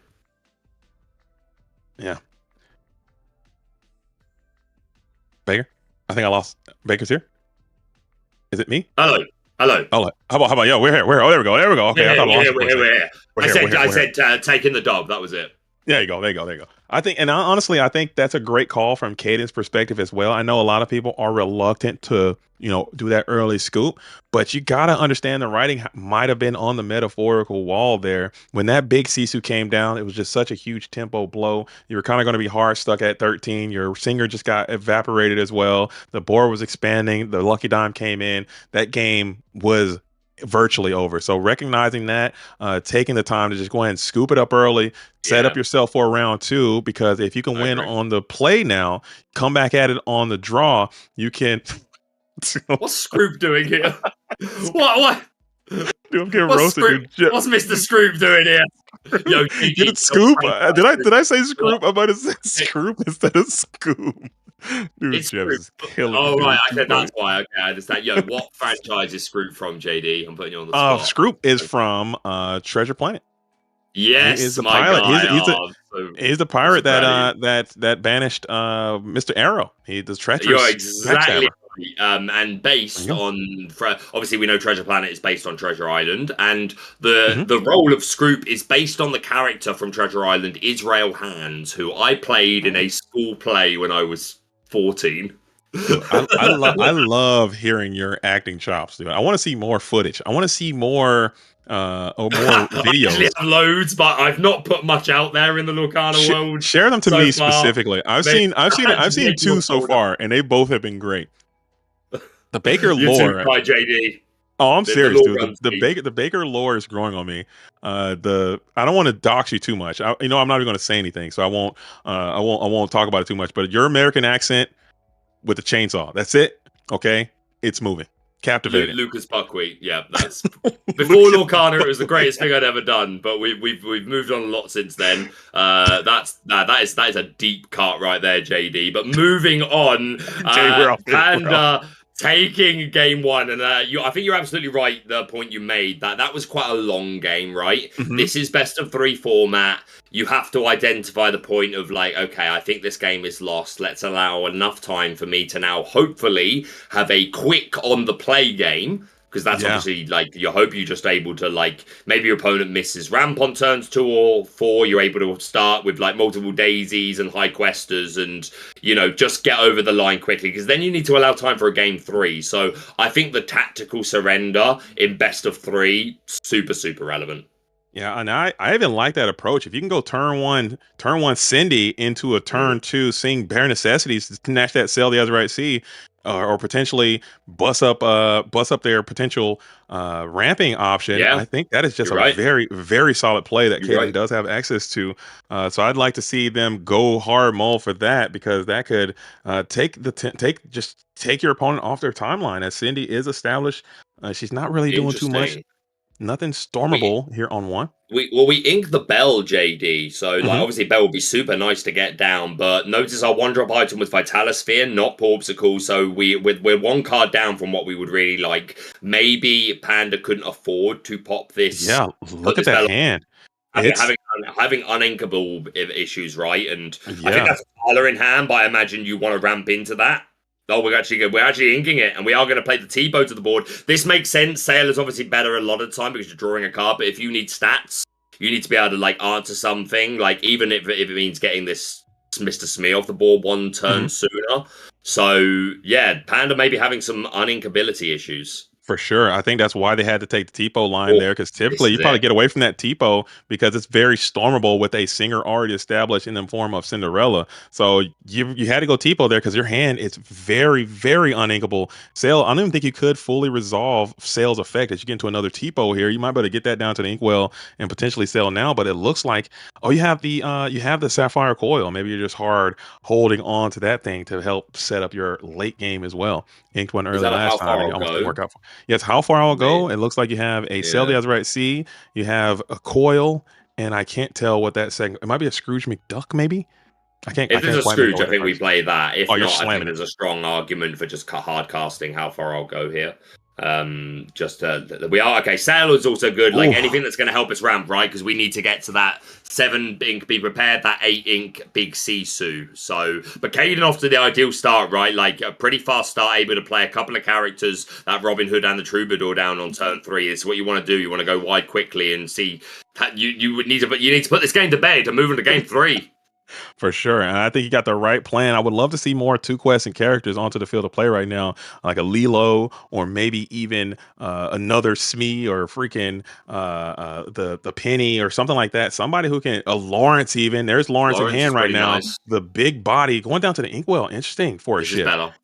I like that. Better. Absolutely. This makes sense. Again, we don't like that we're refueling Panda, but we have to hit this trigger right here. We have to be able to push before Panda gets to that, because we've got one more turn before B Prep's live. Maybe we find Pete to delay it one more turn, and then Big Sisu's live. So this is absolutely the tempo turn that you needed. We have no ink now. Life don't fit. Maybe some ink. We paid 3 to shift, so we've got 2 ink to spare, and maybe we haven't inked for the turn. No, we have inked for the turn. We're going to sing Strength, get the T-Bow off the board. I respect it. Would you ever consider not singing that Whole New World there? I think you had a pretty good spot, and your opponent was kind of stifled, with only 2 cards in hand, and they got that workshop set up now. Were there any reservations from your perspective to get that song off? Because now you kind of gave them the fuel they need to push this thing on into the end game. So I completely agree with so much what you're saying, and this was my perspective for a long time, that if you're not singing a whole new world with a character and then you've got 5+ ink to then immediately start to get momentum off of this, then it feels bad. At the same time, I'm not a seasoned Steel Song player, but I've been playing it a lot this set to test Rhino more than anything, and from what I've heard, and I've heard Steel Song players say this themselves, always wheel. Just do it. Always. Even some always or never don't wheel is a phrase I've heard a couple of times, because I think you're absolutely right about the reservations. They only had 2 cards in hand, but again, we're also playing against the clock here. We've got to do it eventually. How long are we waiting, right? At least doing it this way again. We get this 1 turn before we know B Prep's online, and then we might wanted to find the Pete as well, right? Because we only have 1 turn until B Prep was live. If we didn't have Pete, that's necessary. So we have to play this wheel. Opponent inks to 6, has a fresh hand. They do some stuff, but then hopefully from our new 7 cards plus draw 1 for turn, we have the Pete to turn off that. And establish hopefully enough characters that have more than 2 strength, like Smees and the Petes and the Robin Hoods and stuff. So I understand the reluctance, but to my unseasoned Steel Song brain, I think you had to do it. I think you just have to hit the gas. I'm sure chat will tell me if I'm wrong. And honestly, that is the beauty of this game. These are the decisions that you have to live with and you get banished with. Okay, you have to roll with the punches and deal with the situations that you have to make. Either you play it or you don't play it. That's a skill test. That's a game's decision that you need to make. So right, wrong, it's what Caden did. So I'm assuming it's going to be right because they're in the dojo and we're out here in the rafters. So if you think it's wrong, take yourself over to CCS, you get 4-0, and then you get over there and play it how you want to play it. But I just have my reservations, and maybe that's my own reluctancy as a player. But we're gonna be locked in as Panda has a new lease on life, and you're trying to make the best of your new given opportunity. Hand is still looking pretty okay adjacent, but you need to start clearing some of these characters, specifically that 5-cost singer. You got a lot of singers over there, 5, 4, and a 3-cost singer. It's what Steel Song does well. That was such a huge Porpsicle. It may seem so insignificant, but it took the ability away that turn for there to be a B Prep. There was no way we could have done it after playing Porpsicle, which, don't get me wrong, we were only threatening 3 lore. It could be worse, but I don't think you want to lose any turn. You're relieved that you're not seeing B Prep this turn. What you do need to worry about is Maui as a response to either of these singers, but it is going to be the Scrooge that's going to come down. We're going to look at the top 4, find a card. We're also able to brawl. That's you want to remove these singers, right? That's how Steel Song, that's why they're so good, right? They're able to apply multiple bodies to the field, some questing for quite a lot. A majority of them are singers, and we've got got songs like Zeus, Strength, like can get to high numbers, and we're just constantly dealing with opposing threats. We're peating the actions, and we're just winning the race from just going wider than they can deal with. So removing these singers takes away a lot of the tempo plays that Caden could make. Oh, and that was a phenomenal turn coming in from Panda, as you were able to clean the board quite 9 nicely, rounds. all while developing your own position. You have this powerful Scrooge McDuck who can challenge to the board very well, and you're looking at Caden's hand, who has some decisions to make. You have another painful choice coming your way. You have this Naveen who you can bring down and blast into this Scrooge, but like you said, you're going right into a be prepared turn. But typically, this items build doesn't play the max copies of Be Prepared, and Caden has to kind of recognize that, and maybe you can gamble a little bit and go all in, since you haven't really seen any Be Prepared. You saw some Scrooges, maybe some of those got sent to the bottom of the deck. And also the TPO stuff. Your opponent was kind of struggling earlier with ink situations. When you saw that TPO be deployed early on, maybe you can assume that some of those high-cost uninkable cards have been put into the ink well. Speaking of, we got one in hand right now, the big Sisu. Is it available right now? No, it's not. I don't think we're there yet, but yeah, you make a good point. But the thing is, there's a psychology. So a very short story. Tim, one of the game designers for Ravensburger, works for the Germany department. I've met him at quite a few of the events, and we've played quite a few games. And I remember there was one evening we played like 6 games in a row, Ruby Amethyst against Ruby Sapphire, and I played around this 4th B prep every single game. Every single game went long and grindy, and like at some point in the game it mattered, and I played around it the whole time. He was only running 3. So there's a psychology there of like, you always need to respect it. But back to the game, we're able to trigger our coil from inking, lower the strength of Robin Hood, and just again, your Robin Hood's getting brawled or Sisu'd, or like at least Medusa's a 6-cost character, right? There's a degree of respect there, but being brawled or Sisu just seems a little rude. But I don't blame Panda for it whatsoever. What a great play there, just continuing to control the board. Caden at 10 lore, so we are halfway there, still living on a prayer, but we've still got some time. That's so good. Sorry. That was, I don't know if you did it on purpose. That was quite good. I'm tickled. I laughed. Okay, I'm trying not to. I gotta stop laughing so much, because that was quite good. That was quite good. Never. Okay. Never. As we are gonna be forced. We're going to be forced to go into this Naveen Whole New World play, which you hate to see it, but you do what you got to do, as Ariel, the spectacular singer, is also going to come on in. I haven't seen an aerial not with this. This aerial hasn't missed. Okay, this thing has been hitting all day for Caden, as you're trying to claw your way back into the situation. You disrupt your opponent's hand again, and you're going to refill them. These Whole New Worlds just haven't been hitting in time the way that I would have liked him to see, because you didn't even get tremendous value from yourself. You discarded a ton of cards, and your opponent was kind of getting low on resources again. He just refueled them along to help push them on into the end game. Baker, what do you think about these Whole New Worlds? I mean, again, when they're well spaced in your deck and you're going from one wheel into another, feels fantastic. When you're me, you draw them all in your opening hand, or you get Ursted on the draw. But like I've allegedly, Steel Song is very, very good, and I've seen it be very, very good. I don't think I'm one of those good players. Here comes that big Sisu, and we started packing up we knew it was coming. Caden already started to pack up the characters, and Panda with that big Sisu establishing another 2-0, 2 rounds in a row that we've had a 2-0 victory, a dominant victory, JDZ. Yeah. Are you surprised? I am not surprised. And once we, like we stated earlier in the preamble, man, once we saw that spectacular singer, that Whole New World, and the Vane and the Cinderella, and I saw those colors, I was like, this is going to be a long day for Caden. And I think Caden might have to look back at that one. I would really analyze that Whole New World deployment, because that's where it really went south, I would say, because you had a pretty good, comfortable spot. Your board was quite robust, and your opponent was virtually top deck. And granted, you couldn't have known that because you didn't really get a chance to see, you couldn't see their hand, but it was just like a lucky dime and another uninkable card, and they couldn't really play anything. They were hard stuck at 5 in the inkwell. But then we played that Whole New World. You gave them the life they needed to just propel that thing on into this end game, and Panda played it magnificently, taking nothing away from Panda and also nothing away from Caden. I mean, Caden is 4-0 in this tournament for a reason. Yeah, this matchup is just an atrocious outing for Amber Steel. Not gonna lie. It's such an uphill battle. You're absolutely right. But yeah, these players already 4-0 coming into round 5. There are 9 rounds total. If there were like 7, then there'd be an argument that, you know, players might look to start IDing from here or something like that. But with 9 rounds on the table, neither player locked by any means, even Panda or 5-0. Again, maybe it is a lock, but you know, if you want to play for that seeding, then maybe you just want to keep playing. But again, 2 2-0s in a row, and it's an uphill battle for Steel Song. But as you said, taking nothing away from these 2 players, congratulations to them. And hey, who knows? It's from here, I imagine they're going to lock in, as you'd like to say, JD, and we may still see them in top cut. You never know.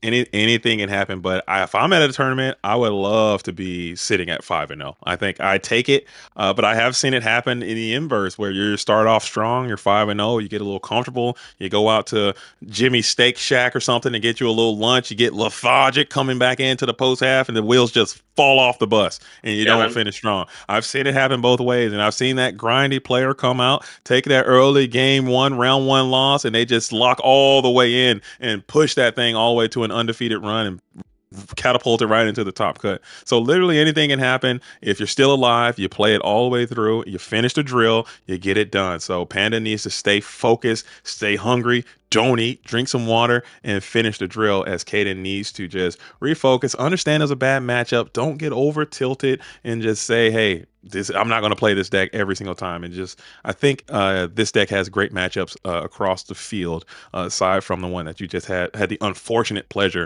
of it's being still a great deck.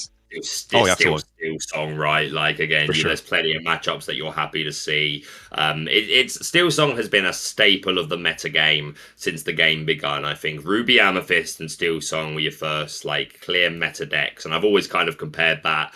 Again, not the matchup we just saw here, but Ruby Amethyst and Steel Song I've always considered like the first rivalry. It's the Rock versus Austin, like the OGs. And the funny thing is also both of them very much resembling what they looked like back then. You know, only a very few changes. But the point being, Steel Song has consistently been a strong and important part of our meta game for a long while. The winning deck of the first ever Disney Lorcana Challenge in Lille by TCG legend Frank Carsten, and we've seen a lot of the top players do really well with it. Like you talk about Zach Bivens, shout out Wochuck as well. Shout out to Villain Club for life. And Brennan DeCandio as well, again, like classic Steel Song, but then expanded it, created the Diggy Hole deck that we also see represented now. So his deck's still great. This was a bad matchup. Brush it off, lock in, and go on and try and secure day 2. But JD, you didn't think, like, I caught something and then I was like, well, I'm not letting that drop. I'll let him finish what he's saying, but we're coming back to that. So now that the game's over,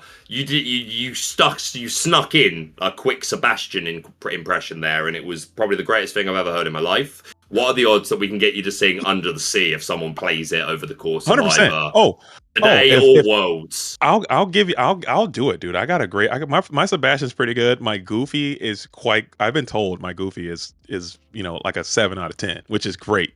For me. So I can, but like impression wise, Goofy. Oh, Goofy. Let's hear it. Come on. I can't do it now. I gotta be inspired. I gotta be inspired. If a Goofy is played, so those are the rules. If a Goofy is played, you will do an impression. I will do. And let's hope Super Goof, guys. What are the other relevant Goofies in the new Amber Legendary from Rain of Jafar? That's pretty good. And if he's played today, or I might slip it in. We got another round coming up, and there might be an opportunity for me to drop a little Goofy. For a little Goofy reference in there. You never know. Oh boy, we got Gorsh. I got Goofy out here. Here he is. Well. We're playing some Disney Lorcana out here. Something like that. Just something a little light like that. Just might just slip in. You'll never see it coming. Do you need a break from modern living? Do you love to sail your weary woes? There's something like that. We're having it's just a light little sampling, for the people out there at home. If you're interested in that kind of thing, that's my jaw dropped right here. Literally, like, oh my god, like That I was being optimistic, and then man comes and just cooks with like the perfect Goofy. He even sings a bit of the song from the legendary Goofy movie coming to TCG in favour. Dude, right, guys, I chat the new Goofy, the chef, the Amber, a legendary one. I need someone to cook up an edit with JD's face on there immediately. Let's go. I'd be tagged in that. That exactly, my guy. Jeebus got me. I need someone to put JD's head on that. Do it. Get it done. I expect it. That was amazing. Oh, man. I'm telling you, when I don't care what that deck does. I don't care what those cards do. Villain, that's going to be my main deck. Whatever the power line card does, whatever the Goofy movie cards do, I'm going to do everything I can to make that deck as good as possible because I am so excited. That is my favorite Disney movie. Goofy's my favorite character. It is amazing. It's so great that they're adding that to the game. But we're talking about that. So we got a little bit of time. We have a little bit of time to share with each other. What franchises are you looking forward to being added that have not been announced? If you could add one franchise that has not been announced, what do you want to see coming into Disney Lorcana? You're on the spot. Limit me. You can't. Yeah, I don't mind being put on the spot, but you can't limit me to one, brother. Like that's not. All right, fair. we'll say top three if you got them. All right, yeah. I can eat there. Okay, I'm just gonna say it. I probably shouldn't, but I'm just gonna say it. We were talking about this earlier. The number one Disney film franchise that I want to see represented in Lorcana is one that I am 99% sure will never happen, and that is the Hunchback of Notre Dame. And in my opinion, and again, I've learned since seeing people's Disney tier lists, so Lorcana Disney film tier lists since Lorcana begun, I've learned a lot of things about a lot of people, including you, JD, but I'm not going to get distracted. The point being, I know that people appreciate Disney films for all sorts of different reasons, so yeah, of course, makes sense. But it really sticks out as a sore thumb to me that Hunchback isn't in the game, because to me, that's like an all-time classic. I know it's not an original Disney story, it's a Victor Hugo, but in my head, it's still a classic Disney film, so I super want to see that, but I do understand there's a lot of dark undertones to it. Undertones is probably being too generous, to be fair. It's a darker film. I can understand why it might not never happen, but I have to mention it. But to expand into hopefully more likely, my second one, see if you can guess by the song. JD, are you ready? Let's hear it. I'm ready. Why should I worry?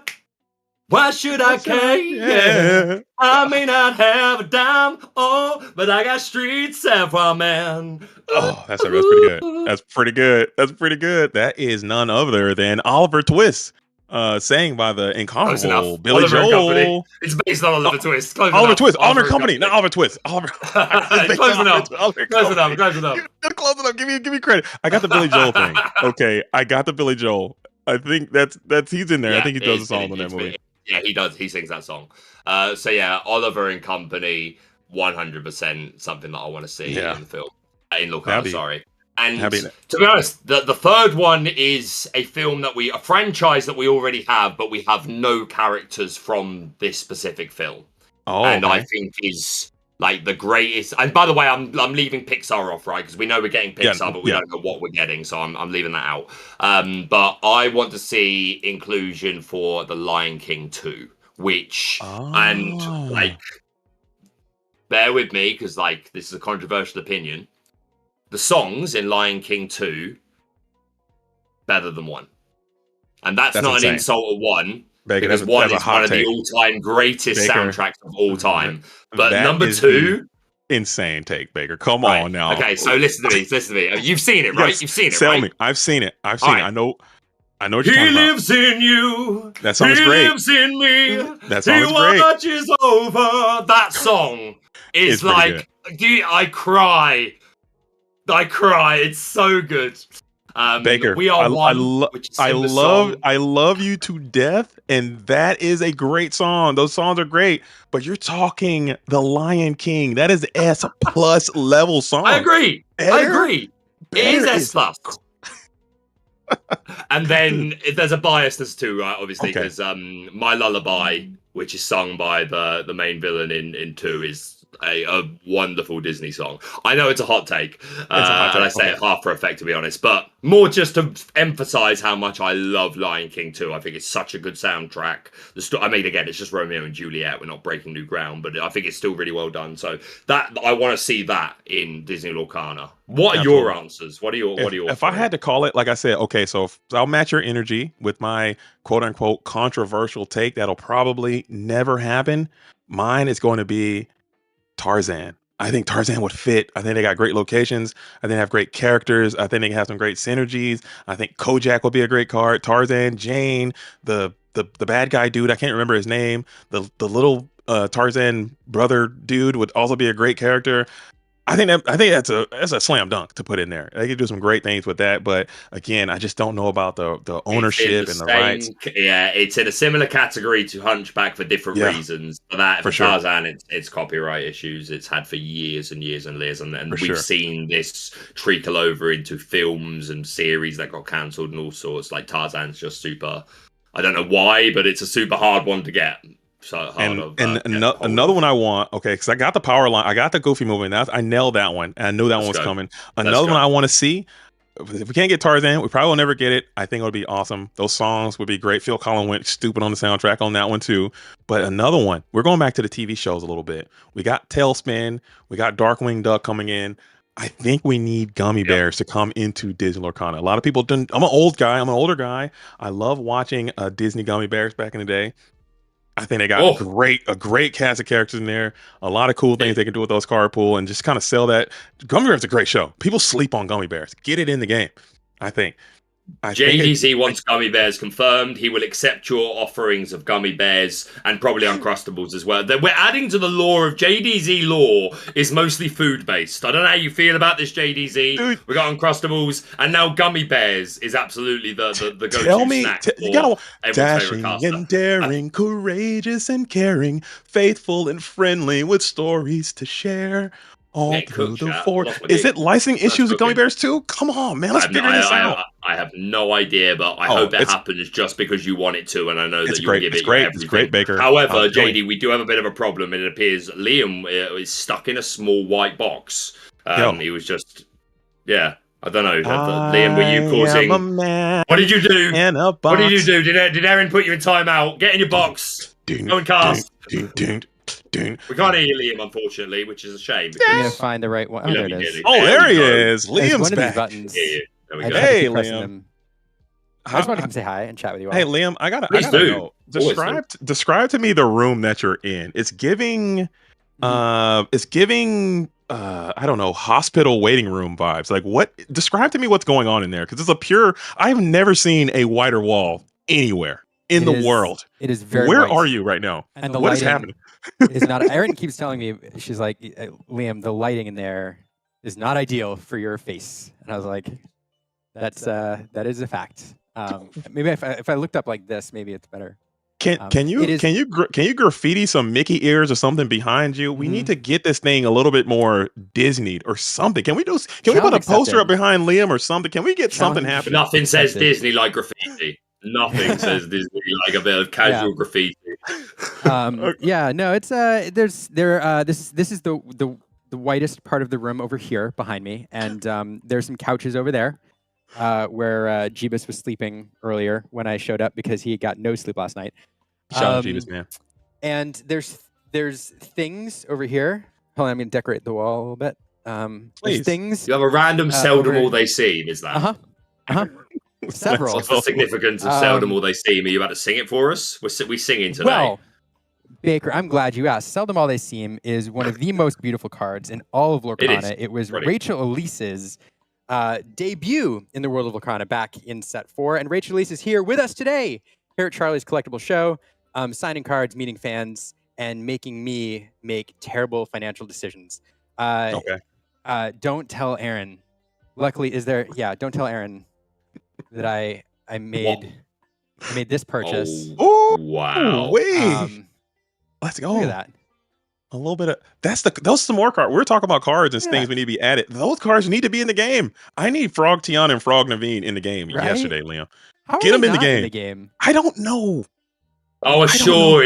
Of course it's going to happen. Like we've had different versions of Merlin and Mim. We've had Cat Yzma. We've had Kuzco. Like, again, we're going to get all the animal. Everything in Disney that turns into something else at some point, we will get a version of that because it's like so simple to add. So come on, I think that's coming. I'm sure. I had to dig a little deeper in my wallet to get these. The pun. But the pun game is strong today with this one. I feel a little froggy, and I goodness, he's killing it. Oh man, yeah. But that's one of the benefits, like one of the joys of being here at Charlie's is he always brings in artists, and you get to meet them, and even if you're not buying anything, you get to chat with them and see kind of the faces behind the art that you love. So, Baker, awesome. I also have to point out, Rachel Elise has done another card in enchanted form. That's awesome. This is hers as well. Just so you know.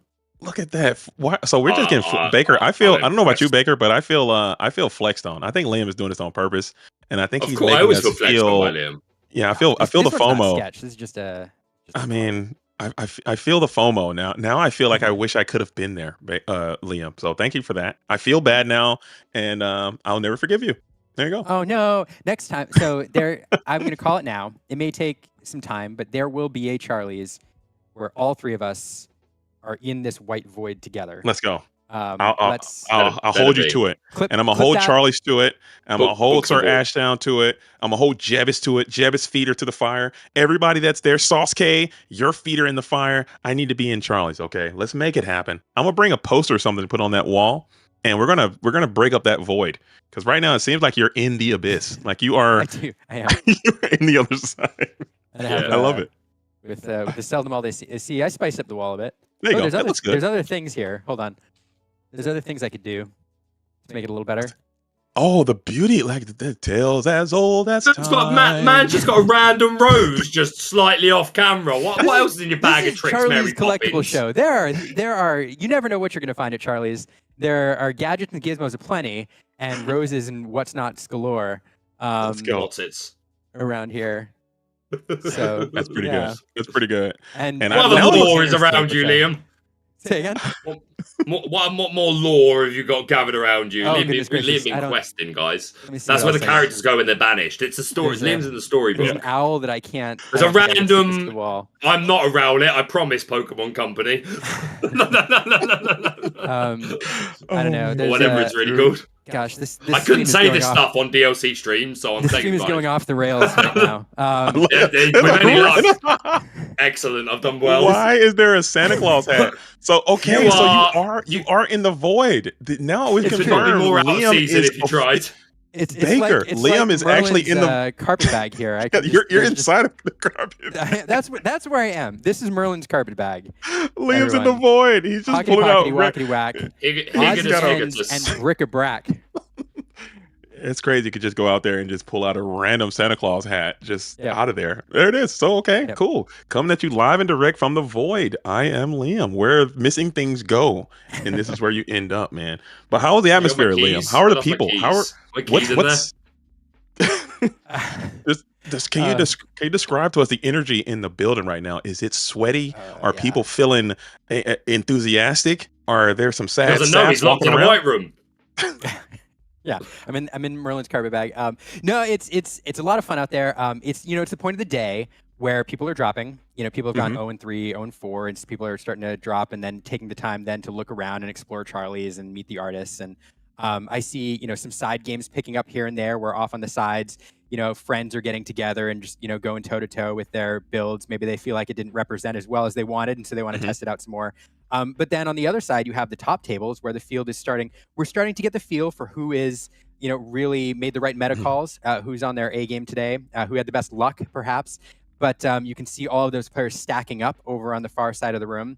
Talking to all the players who are excited that they're 3-1, 4-1. A lot of big names over there. Kendall Burdett is up near the top. Diego Saz is representing well.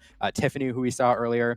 And then I'm proud to say a couple of my locals from Austin are doing very well. So I saw Lucas Serrano make an appearance out there. So it's a lot of energy. It's a lot of fun.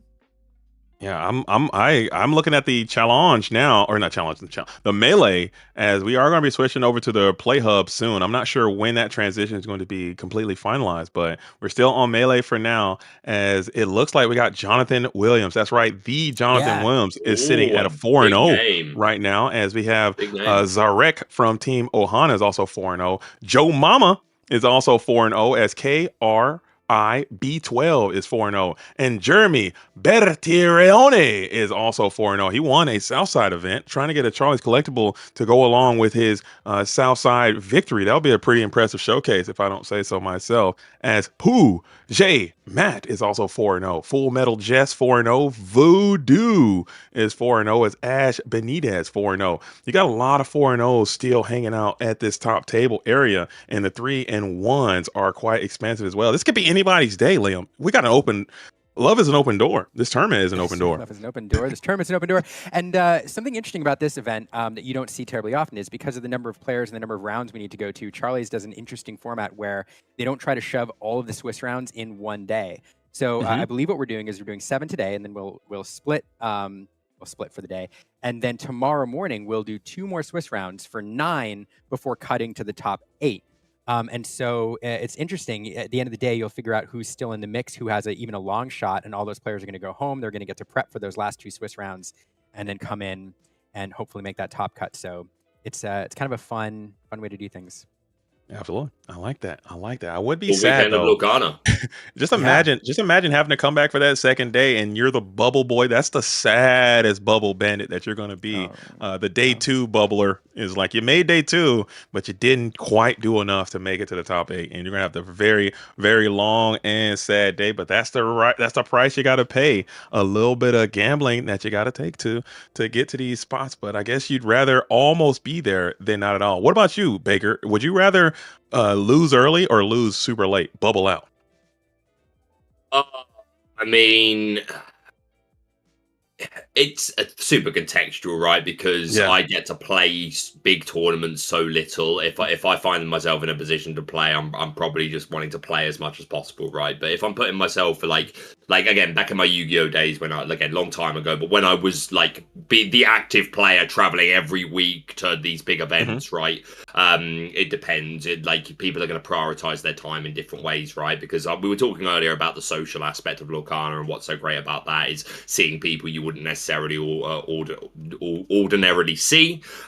So if you do get to that point where you're like, yeah, I'm out. If I drop now, then I get to hang out with my friends, or maybe there's other things going on at the event or in the vicinity that you can take advantage of, especially if you're from out of town, right? Again, if it's just down the road, you can go home if you want. But if you're from out of town, you probably want to make the most of the experience. So it super depends. For me personally, if I'm going, I'm going to play, but that's because I don't get as many opportunities as some of these players as it stands. So yeah, it depends. And people are going to feel differently about this being over 2 days, really, as well, because there's 2 perspectives. One is, okay, they do 7 rounds, and then before they do their final 2 rounds of Swiss, they get to be fully rested, come into it fresh. Some players are going to feel that way. Other players are going to say, I warm up. I've heard Zanzayed talk about this on his podcast before, about the importance of warming up and getting into a flow, right? And once you're in that flow, I suppose you just kind of want to just keep going, and it can feel like your momentum is halted. And neither of these opinions is right?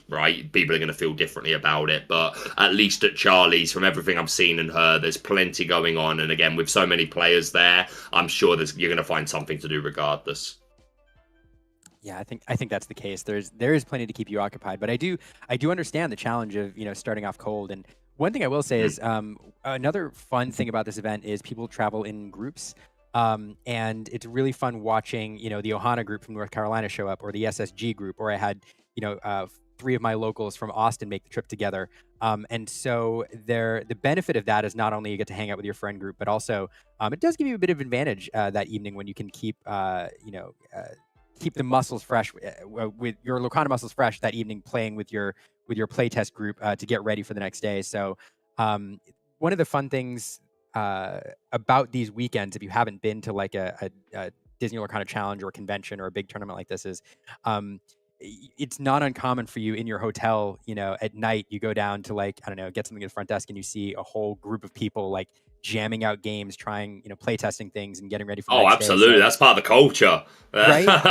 So it's just a fun, like, because you're enveloped by Lorcana for the weekend, and it's a ton of fun. But yeah, all that is to say, I appreciate the groups that travel together, the friendships that I see here, and I don't know. It's just going back to the atmosphere. It's a lot of fun. I don't know where I was segueing from and segueing to. I just wanted to say it's fun seeing all the groups. People. Of course. Does anyone else play Spot the TCG player as you're going towards a venue and you're like getting closer and like maybe you're traveling by train 100%. Or whatever, or like on the plane? Is that just me? Does everyone else play like they're here for Lorcana? Even if you don't recognize them, you just cold reads. Mm-hmm. Sometimes, I do it sometimes when I fly to South Florida, and I'm like, oh, there's a Disney pack. That's a Lorcana player, and then I'm like, oh wait, they're going to Disney. But yeah. Play it's kind of a good idea to, yeah. A couple of good reasons to be wearing something like that in Florida, I dare say. But yeah, still, you get these vibes. What a day it's been, Liam, and we've got a couple of rounds left. Like you mentioned, we're going to be going until round 7, or the end of round 7, the conclusion, and then tomorrow we'll be back with rounds 8 and 9, and then Top Cut. Charlie's Collectible Show becoming an 11K. We did scale with attendance, and a huge shout out to Charlie, awesome. Everyone involved, and of course 20 Law Pro. And again, just we can never say enough how thankful we are to be involved and for everyone that makes these events possible for the Lorcana community. For sure, man. And just being here, and everyone who's out here watching the stream and kicking it with the broadcast all day too. Huge shout out to you for being here, viewing from home on your wonderful Saturday. There's so many other things that you could be doing right now, electing to share a little bit of your precious time with us here at 20 Lore Pro, and Liam out there in the dojo locked in. He's in the Merlin's carpetbag for you guys, okay? And you guys are showing some pure love out here. So make sure you engage with the follow button if you haven't done so already, and support this, because they're doing some great setups and great broadcasts, and they're traveling all over the world as well, all over the country. I mean, they were just in Milwaukee, was that, or Wisconsin as well, with Liam out there, and now they're here all over, man. Just doing the thing. So shout out to them, and shout out to all of you for being here. Thank you for joining us. Shout out to you too, especially Baker, late there. No, it's actually not that bad, but shout out to you. It's not too bad. It's fine. It's my pleasure to be here. I feel like I have to be like your hands, like because nobody can see you. You're these disembodied voices. So when you're talking, I'm trying to like performative dance, your interpretive dance to whatever we're saying. It's like an improv. Improv. By the way, Liam, because it's you and JD, right? I'm for this next round. I don't know. If I think it is Liam and JDZ, and then me and Katie will be finishing things off today for round 7. That'll be a treat. The reason I bring it up, Liam, if anyone plays a Goofy card, okay, so Super Goof, the new Amber legendary one, these are potential goofs that we might see. JDZ has to do a thing. Make sure he does a thing. Gotcha. That's too easy. And also, if again, maybe not likely, but Under the Sea, the song, if that is played, JDZ also has to do a thing. I love it. I like the tenacity. I'm going to do it too. I will hold my. It's an inside joke that I've not been privy to. Well, we'll tell you what, Liam. But only because I would love you to be surprised by it. If it doesn't happen by the end of the game, then JD can fill you in. But I would love you to be so. I think that would make for some remarkable content if it just happens and JD does a thing, and then you are just left to react to such thing. It's for the good of the colony. Bugs Life. I want that in Lorcana. I'm doing that. Oh my goodness, man, I'm dying, dude. The good of the colony. Hopper would be a top tier villain, right? Hopper is a villain in Lorcana. Let's go. If it's Swarm deck, right? It'd be Bugs Life would be absolutely be an aggro deck, right? Summon your bugs. When Pixar finally makes it into Disney Lorcana, I'm telling you right now, it's going to be an explosion, because there are going to be so many really unique, cool cards that they can make. Toy Story, Bugs Life, freaking all of it, man. It's going to be so good. There's so many. I think we're all agreed, like, Toy Story has to be one of the first ones, though, right? Like, absolutely. If it's not, I'm going to be so disappointed. It just has to. Like, can you imagine, like, the Toy Story characters, and then like what their Dreamborn and Floodborn cards would be? So good. Like, you'll get some that'll there'll be a Buzz Lightyear, Star Command, like him as in canon to his own story, just a big bulky spaceman. But there also might be Spanish Buzz. There might be little Bo Peep as a knight, Woody as a policeman, like something different. I'm just so ready for the color. Yeah, it's gonna be good, dude. I want the Toy will be an archetype. 100. Peace Tinker just said, 100%. Toy will be a characterization. It has to be. Yeah. Yeah, it has to be. I agree. I want a bajillion toy soldiers like puppies. I want a toy soldier mechanic. And I want the lamp. I want Luxo Jr. the lamp as a nod to the Pixar logo. Love that. Great. Oh, mate, Rex is like an actually brave dinosaur as well. Oh, yeah. Oh, that'd be so good. The other thing, this is another. I want Pixar. Toys have to exert when an opponent plays a character. By the way, yes, Andy's coming. They have to fall over. That has to be. Sorry to cut you off. Go ahead, Cook. No. The other thing I'm missing. This is kind of. I really want Pixar or just shorts in general. Paperman, Feast, Hyper. That'd be so good too. Like I want those as well. Make it happen. The lava volcano in there. Lava volcano. Yeah. Would that be a character or a location? Well, if that'd be tough. That'd be good. Oh, mate, Coco. I absolutely need Coco in the game. Coco. That film makes me cry every single time I watch it, and I still go back because it's so beautiful and the songs are so good, and it's just such a good film. So that's the other one I need. But on that note, you got legs. I am going to hot tag with you, Liam, and leave you two wonderful gentlemen to cast this game. It looks like they're kicking off, so I'll leave you to it. Have a fantastic time, and I'll see you in round 7 with Katie. Take it away, gents. Absolutely, Baker. It's always a pleasure to share time with Baker from the Lorcana Villain. He's in the building, so make sure you guys go over and check out his YouTube and hit him with the subscribe if you haven't done so already. Baker, I'm sure you guys are all doing it. If you're not, what are you doing? Get over there and make it happen. As now we're back at it again with Liam. How was your break? What'd you do? Did you take a nap? Did you fall asleep? Don't lie to me, Liam. I did not. I drank some energy drinks. I circulated the room. I talked to a lot of amazing people, and then I spent too much money talking to Rachel Elise. And absolutely. And locked again, back in. I love Aaron. Plug your ears, earplugs, okay? As I believe this is going to be Jonathan William out here, back at it again on that Ruby Sapphire energy. We have the Maui Half Sharks going to be up and active. I'm looking at the wrong screen. Let me adjust my frequency and get back into the right timeline. I think I'm on the wrong. Let me figure this whole thing out. Yeah, it was showing that match for a moment, and then it switched over here. But even though we're not seeing Jonathan Williams on Ruby Sapphire, it looks like we're doing some corrections.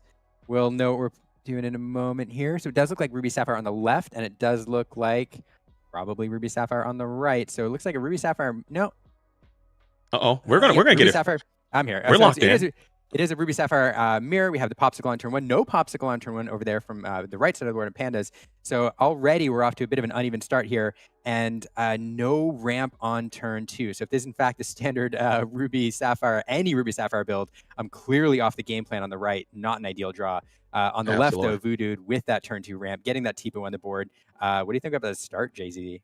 I think Jonathan Williams might be behind the 8 ball a little bit, but I know he's a very prolific player, and he can just spring out of nowhere. Super consistent player, starting off 4-0 in another tournament, looking for another top 8 finish. As the mirror is something that these Ruby Sapphire players, I know they take to heart, but it seems like one player is hitting all the markers while the other one is not. We have a very low, very slow Maurice's Workshop established on 3, another one in hand, and now you get to that ramp a bit too late. Grandma Tala is up, so now if you can get a song to sing with this Grandma Tala, how far it'll go, you're gonna be on your way if you're a Voodoo. So we got Scrooge. Scrooge comes in. That's a nice little piece to catch up tempo. Scrooge, a nice body. One of the ways I've seen this deck take away mirrors by being the one that can drive their lore totals a little bit, getting some quests with Tala and Tipo. So Scrooge not allowing Voodoo over there to get away with free lore the next few turns. Normally I like to play them for free, but if you can dig and find an item, especially an item that lets you draw more cards like a Popsicle, that's really good and helping get back on track, especially when paired with that Workshop. So decent find with the McDuck, but definitely on the back foot here. And then back over to Voodoo for his turn, who's on the typical track that we see for these decks. Absolutely. And I think if these players can keep this momentum up, this matchup, this mirror is typically going to go to time more often than not, Liam. I'm sure you've seen it in your own personal experience. And both of these Illuminaires are playing the item version, which is a very late game kind of thing. So if they do have to force a game number 3, this could potentially have implications going into time, as there is corrected. This is not Voodoo. This is actually Zarek Ohana versus Dragon Johns. I believe those names are inverted. So if we can get a flip there, just based on the merch they're wearing, Ohana is in the building. Liam, how much Ohana is being represented in this tournament? There's so many Ohana shirts we've seen so far. You know, Ohana means family, and families travel together. And this Ohana team traveled deep here to this tournament. And yeah, they're always traveling in packs, and those jerseys are everywhere right now. For sure, for sure. As Dragon Johns is now trying to continue to get back into this thing, as Grandma Tala has become exerted. So you do have a target that you can slam into with your Scrooge McDuck, but you have 4 ink. Are you going to take some time to ramp here, or maybe start trying to establish more cards? It looks like we're going to sail the Azerite Sea potentially. Yeah, sail the Azerite Sea, get another card, kind of dig a little bit. This, I mean, definitely not out of this. The thing about these decks are they are slow. Both players trying to set up their end game. And what we usually see in these mirrors is, you know, the mid game here is exactly what we see, where both players trying to build up their ink total, kind of build their engine out there, draw into the late game cards they need.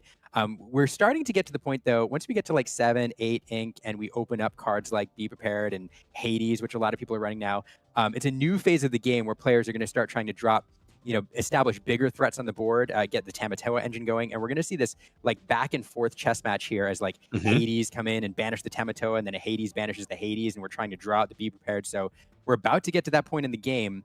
Even though Jonathan Williams started out a little slow with that workshop and some of the cards he's managed to hit, I mean, we're getting close to parity with ink. Definitely still behind, but certainly not out of this at all.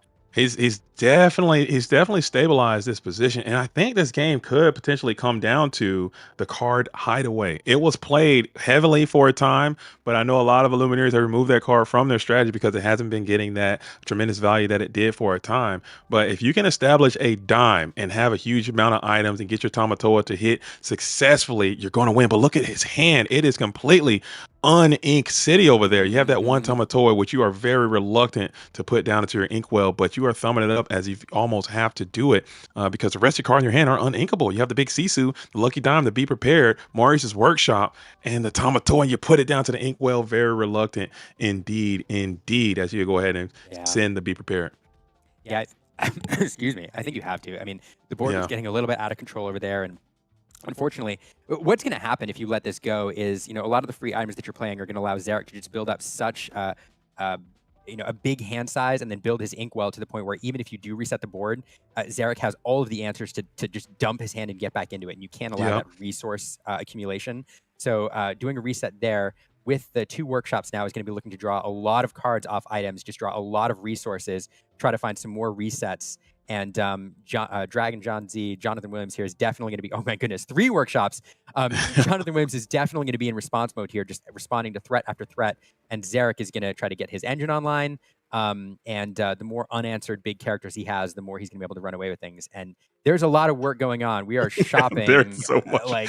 There is a whole auto zone situation happening as workshops abound. As we got 5 total copies on the field of play right now, as both of these Illuminaires are getting to the spots that they want to be. We're just crawling into the late game, and it just turns into an arms race. Like you stated, Liam, it's just a big rush to who can have the most clear. And there's going to get to a point where there's going to be I clear you, you clear me.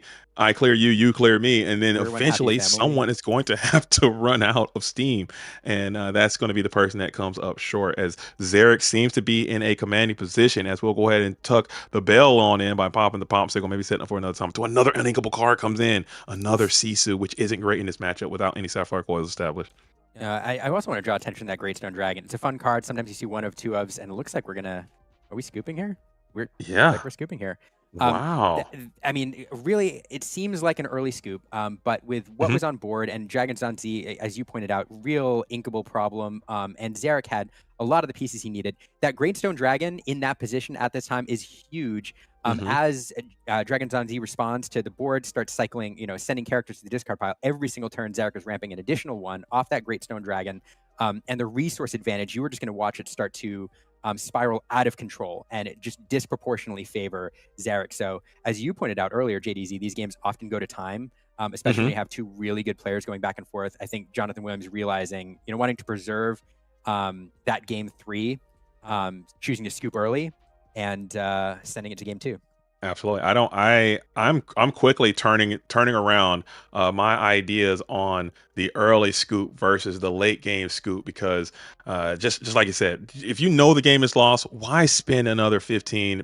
That game could have literally gone on another 15 minutes of just struggling back and forth, and you're going to lose anyway. So let's just go ahead and get out of there. Yeah, realize the plot is lost, and let's get it done.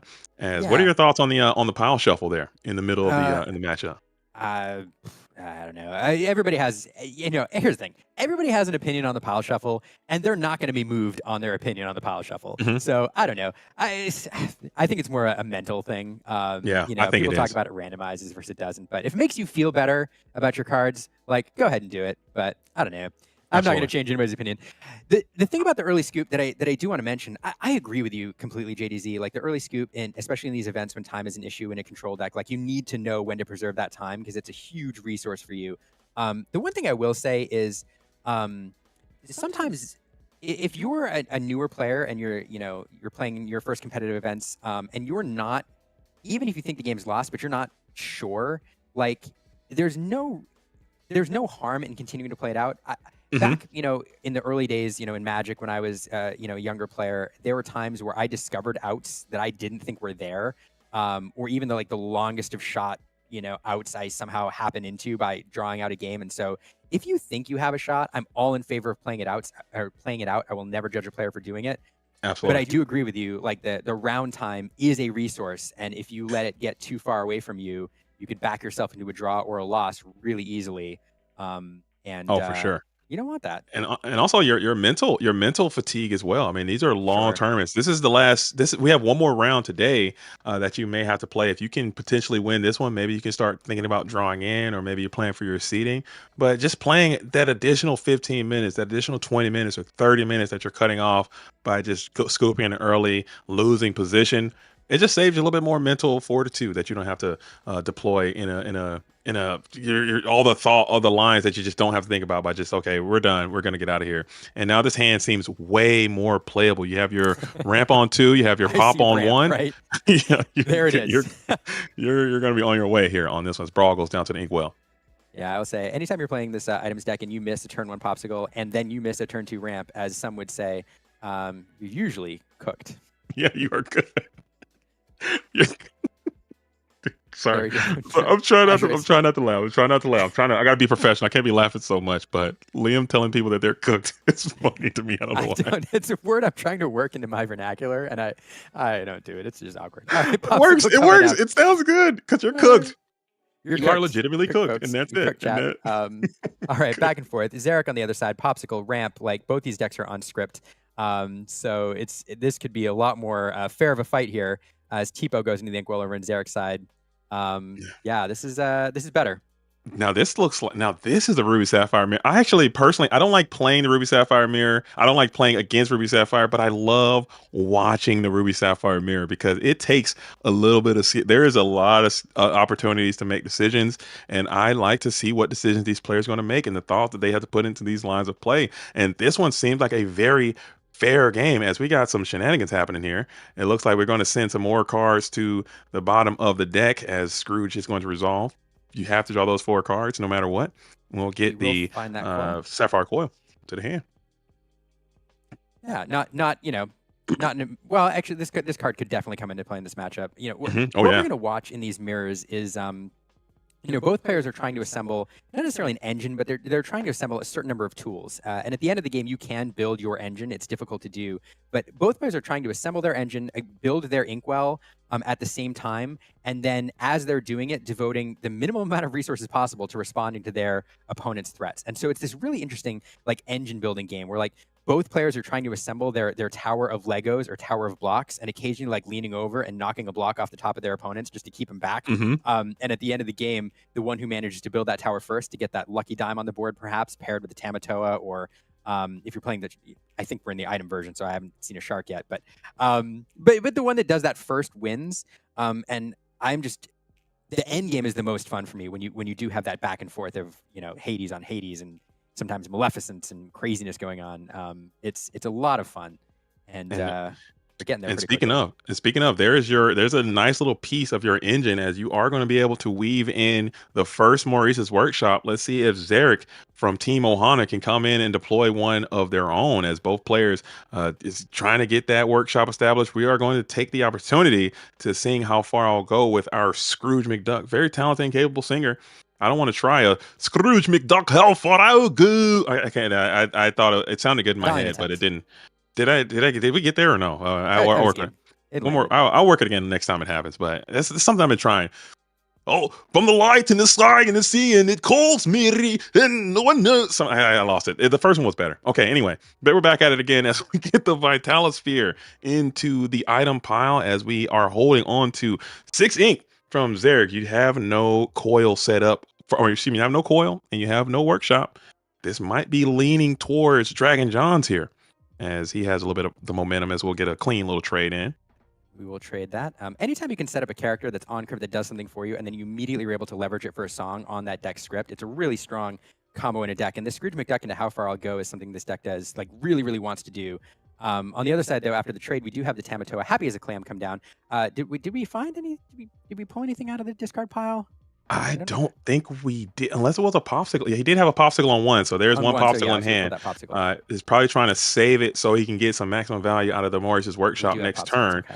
As popsicle is going to come on in from Zarek now, who is extending the boom on the items. You got 3 now. Happy as a Clam is free and clear to quest. Maybe you can jam another one into the field of play. We will elect not to do so. We'll just pass back on over, as Dragon Johns will take the initiative now to go ahead and quest up our own Tamatoa. We'll put in the Sapphire Coil now that you knew you had, as we'll get another card. Be prepared. It looks like that. We draw into the Be Prepared. That's the great reset button, the insurance policy. So we have one of those in hand now. That'll come into play later for sure. Here come the popsicles. Drawing a card will leverage the workshop, I'm sure, after we draw this first one. There it is.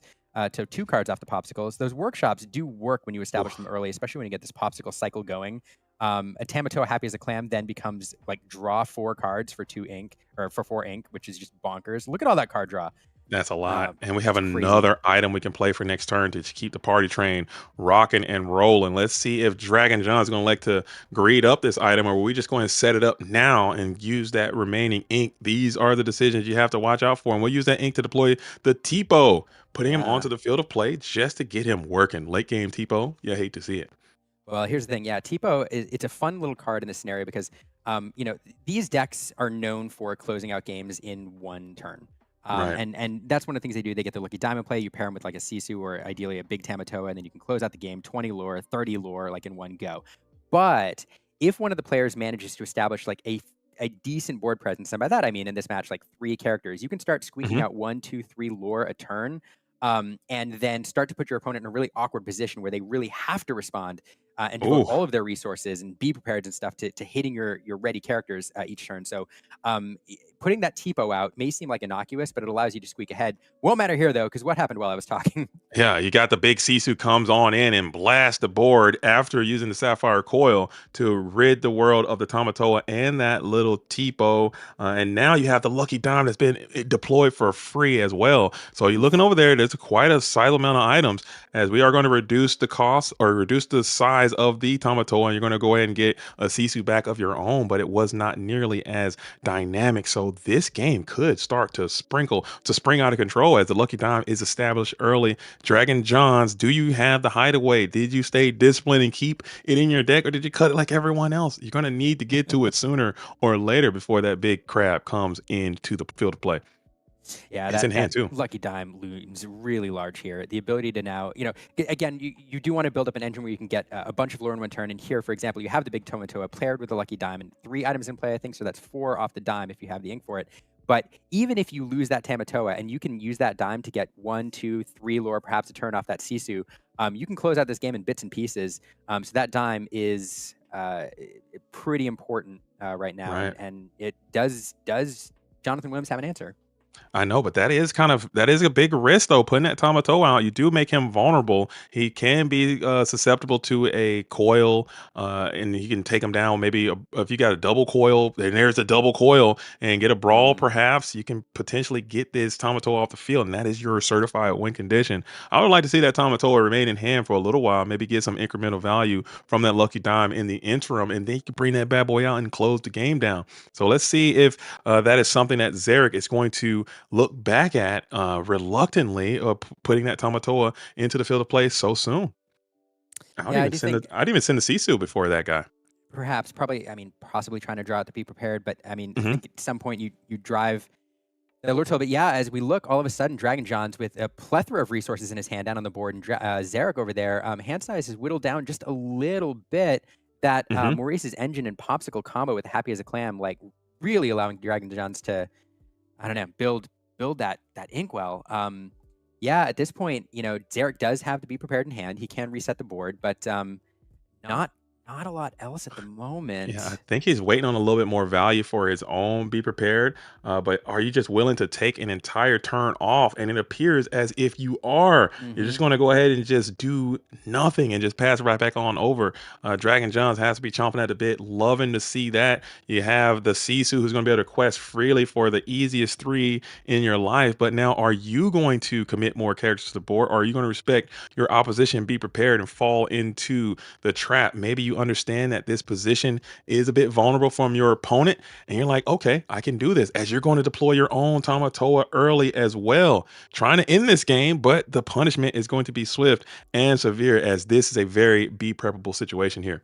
It is, but I think the calculation here, you know, he knows that be prepared is there. At some point, you need to draw it out, and if you're off the Tamatoa getting popsicles that you can draw extra cards off of with the workshop, you know, even if you lose that Tamatoa, those popsicles represent 2 cards each, and so I think you're more than happy to draw out that be prepared. Your opponent spends their entire turn devoting the resources. There it is, devoting the Mhm. resources to getting rid of the board, and now it's back over to Dragon John Z, who's drawn Jonathan Williams, you know, a number of cards in hand, popsicles you can deploy to get more cards, and able to be the first to respond here. I think he's Mhm. more than happy to draw that out on his terms there. Right, and we're going to send the Grandma Tala in. Let's see if we can find. We got that Scrooge McDuck. We're going to grab him almost immediately, because you can bring that bad boy into the field of play for free For if free. you really wish that you could, and you're going to do that searching for another item.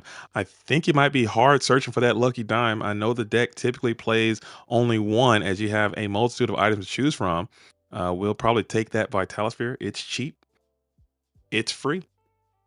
And there And it it is. is selected, as we're going to put the other 2 back to the bottom of the deck. That's representing another card draw as well from the Maurice's Workshop. Lucky Dime is already in hand. Oh my Yeah, there goodness, it I didn't even see is. that. It's And deployed. the pieces of the engine now are clicking in full. We have, you know, Sapphire Coil is in play. We have the workshop in play. The Lucky Dime is out, and now we're going to be able, like John is going to be able to do what he wants. This is the engine is almost fully built at this point. Yeah. If So I could, this board is looking robust. The big Tamatoa is out, and maybe he could be enough to just kind of stifle your opponent a little bit. Lucky Dime's going to gain a little residual income (ROI) for 2-piece from the small Tamatoa. You need to get to another big craft soon. I think now we're getting into the thick of it. well, that's like medium Tamatoa. That's the middle evolution. A baby, a big. Oh, that's medium. It is medium. There is a smaller one. The emerald one is the There's drab baby little Tamatoa. crab. We can't Yeah, forget about drab little crab. Tamatoa. It's always been this glam. That was a drab little crab once. That's some good. That's some good. I like the fact that they did that, adding It's a him as. pull. There he is. There's a whole story behind that I can tell between matches, but Oh, okay. I would like to hear that. I'm hoping for a game number 3. You know, I'm always hoping for a game number 3, oh and it yeah, I seems think like we might be we're getting a likely to game number see 3 it here. because we have another piece on the board now. That Great Stone Dragon is going to represent. There's so much in the discard pile now. We're going to get an additional 1 ink per turn. I mean, look at the amount of ink that Jonathan Williams has managed to accumulate on that side of the board, and that pile of items. Oh my He's goodness. just able to do so much per turn. It's I mean, it's Yeah. really really difficult to overcome the advantage that these decks have in this scenario. And now with the 2 Sapphire Coils in play, shrinking down that Happy as a Clam, Brawl finishes it off. Back over to Zarek with an empty character board, and it feels like Jonathan Williams is really in the driver's seat here. Yeah, and this is getting to that point when you get to that inevitability that we were talking about in the previous Ruby Sapphire match. You're just waiting on the big crab to come in, and the game can just come to a immediate screeching halt because that bad boy is getting dime for 12 right now, 10, 11, 12, something like that, which is just incredible. Hopefully they figure out a way to rotate the big crab back into the game. I think that guy is quite cool. I don't think he's going to make it post rotation just because they have the Happy as a Clam now, and I think he's going to replace the other guy, So Shiny, Bling Bling. But I like that card a lot, and I think he has a good spot in the game. Well, speaking of the big crab, though, we talked all about how Jonathan Williams is in the driver's seat, but take a look at the item count on Zarek's side of the board and the ink available. If we do find that So Shiny, with the items on board, that's 1, 2, 3, 4, 5, 6, 7 with the item. With the one lore that he has, inherent to himself. So that coming down, you do have the ink to play him both and the lucky dime. So Zarek is one top deck away from winning this game. Well, you need to have to quest with it too, but 1 or 2 top decks away from winning the game himself. This is a battle right now about who can get that So Shiny first and get that monstrous lore gain off of it. It's an absolute arms race, photo finish type battle, and I like that. As we are checking our discard, trying to see what we can with our Great Stone Dragon deployment, we will get some Sapphire Coil activations as well, reducing the strength of Maui, who is going to, and we're also just reduce the strength of the Scrooge McDuck, and the Sisu is going to come on down as we got a big, that was a double coiling. We got 2 coils down there. Brutality, as we'll dime the Sisu for another 3. Recoilless, dude. Look at that. As the big old Sisu is going to be a lore threat on her own, questing for 3, diming for 3. Let's see if we can get that thing off the top. What do we got there? We might have to prep this single solitary Sisu, and you absolutely hate to see it, but you do what must be done sometime, as you will deploy. Be prepared. I like that rendition. I didn't have the setup. I like. That was quite good. I like the sultry, almost sultry version there. Seemed like you gotta have your own spin. Look at those items over there. I mean, Jonathan Williams just slamming items on the board. It's grotesque.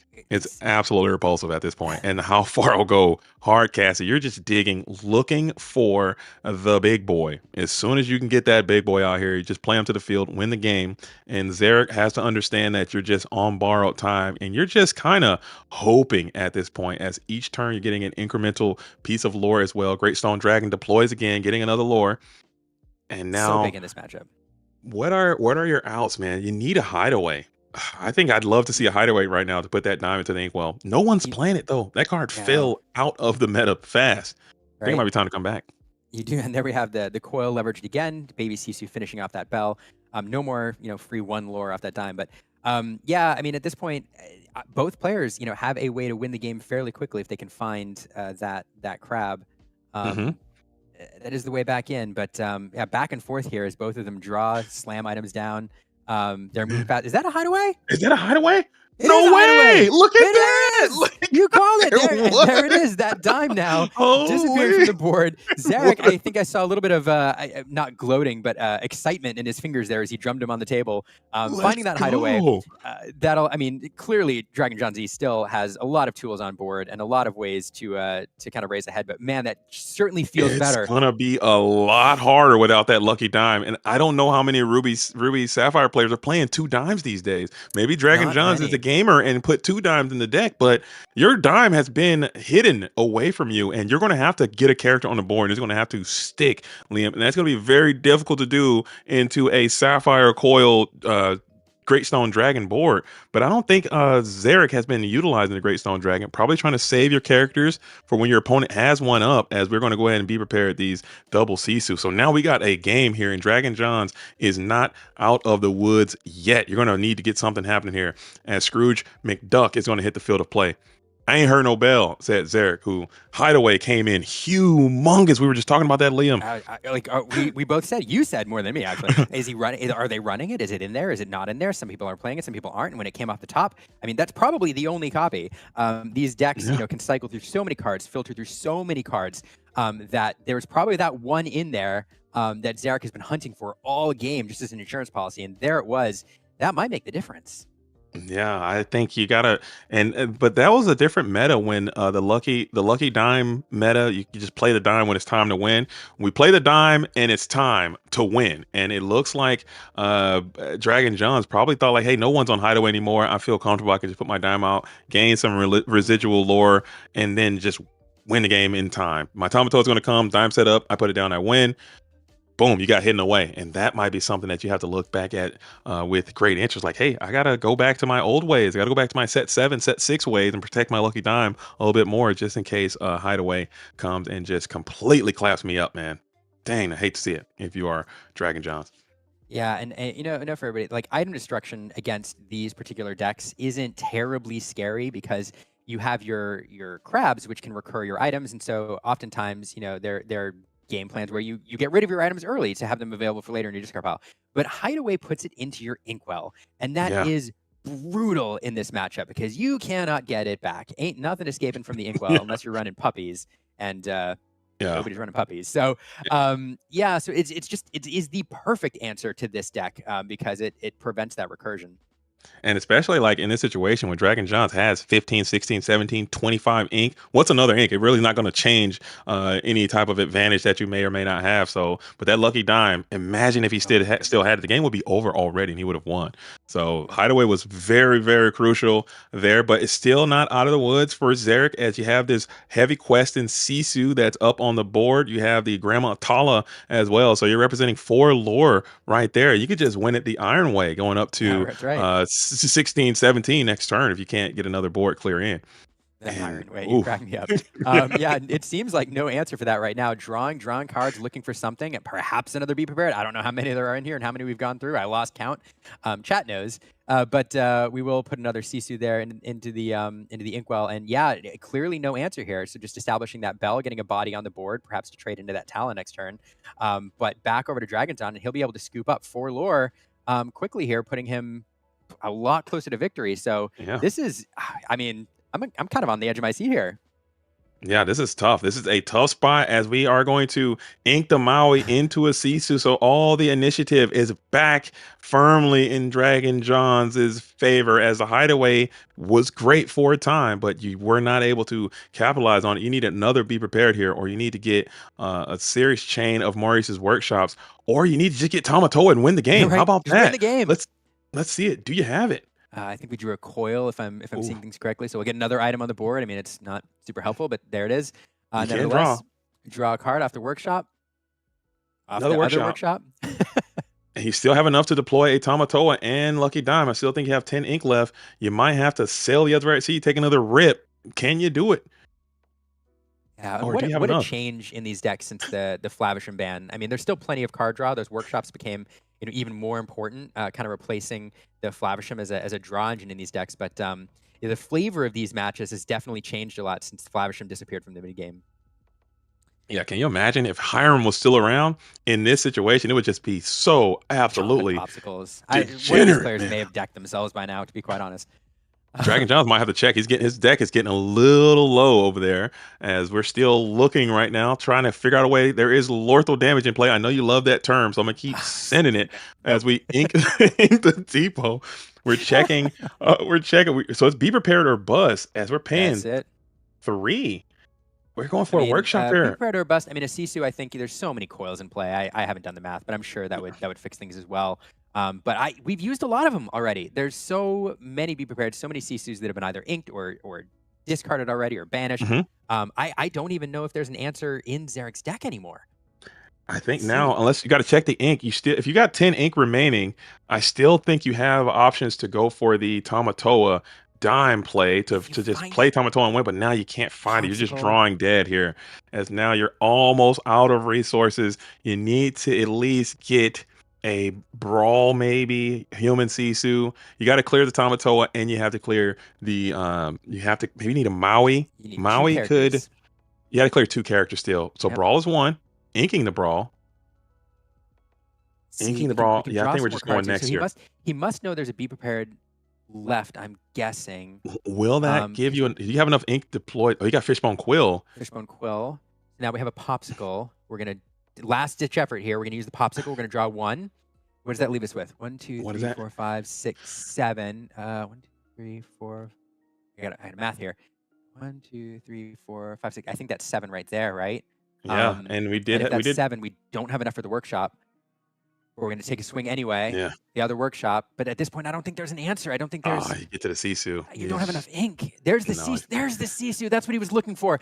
We're going next. Oh man, so tough. And tough.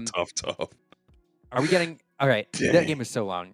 That was a game 3. We're going to a game 3, and My that's how these games go. And there were some critical turns there that if you go left or you go right, it could be a different situation. That hideaway was huge, but what you did when you deployed that hideaway, you let Dragon Johns know that you have hideaway in your deck. So now we're going into this game number 3. You can use that information, or at least you better think about that information. And I'll be interested to see if Dragon Johns is going to relinquish that dime a little bit so haphazardly in a follow-on game. Whereas Zarek has to be cognizant of that Tamatoa. I mean, that big Tamatoa that you had got banished so cleanly. You'd love to have that guy get you 7, 8, 12 lore, which he could have done if you just been a little bit more patient to put that guy down after when you could activate the lucky dime that same turn, I think.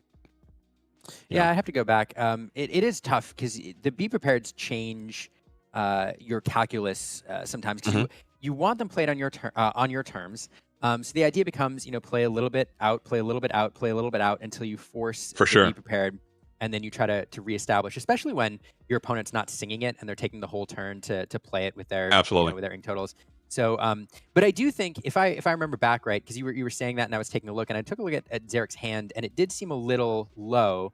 Right. So perhaps not. No, he had the Tamatoa and he had the Sisu in hand, and he played the Tamatoa, but he didn't have enough ink to use the lucky dime as well. So I'm saying, like, if you would have just held it for a turn or two, you weren't under a tremendous amount of pressure, even deploy the Sisu, and that would still get that be prepared pulled. He went for the win. Like, had he been able to survive that Tamatoa that next turn, sometimes you take your shots, and he wins the game. So it was he made the correct decision because you played to win the game, but it was very aggressive, and we got punished by that be prepared because they just so happened to have it. Had you just held a little longer and got the Tamatoa down, boom, hit him for a dime, get your 7 or 8 or whatever it would have been, and then he gets banished. The next turn, you just continue to play the game that you were playing, and then you maybe had enough because you lost by 7, I think, and that Tamatoa would have got you that 7.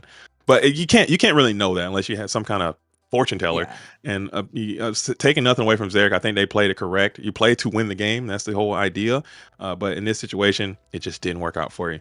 As Dragon Johns is going to be on the approach this time. Altering is complete. We got a game number 3, Liam. There's nothing better than some high-profile Disney Lorcana. Game number 3. It all comes down to this. Winner is probably going to be making it to day 2. I'm thinking. I think probably. I think this is a win, not winning in, but win and most likely in. Jonathan there, I don't know if anybody caught it, but Jonathan with a 1-card altar, sending a popsicle to the bottom and recycling it. So very happy with his opening hand. And so, if I'm playing Jonathan Williams and he only sends 1 card away, I'm like, he's going to be on script.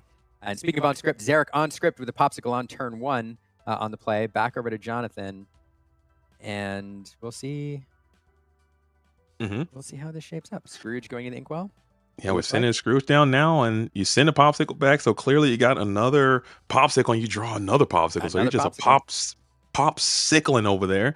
You have the sail into popsicle, which is a very powerful turn to play. But you might save that popsicle for the workshop coming in as you ink sail, play sail, draw. Let's see if we get the popsicle to be deployed here. Or will you wait? And we're going to rush it down. We're going to say, I don't care about this workshop. It'll come when it comes. And I'll get my popsicle set up immediately. Kicking back on over to Zarek. They're playing with some speed, Liam. I like to see a little bit of tenacity coming from these players. Right? Yeah, both they're getting it done. Realizing time is an issue, kind of looking at each other, giving them that nod probably, and be like, hey, we got to go fast.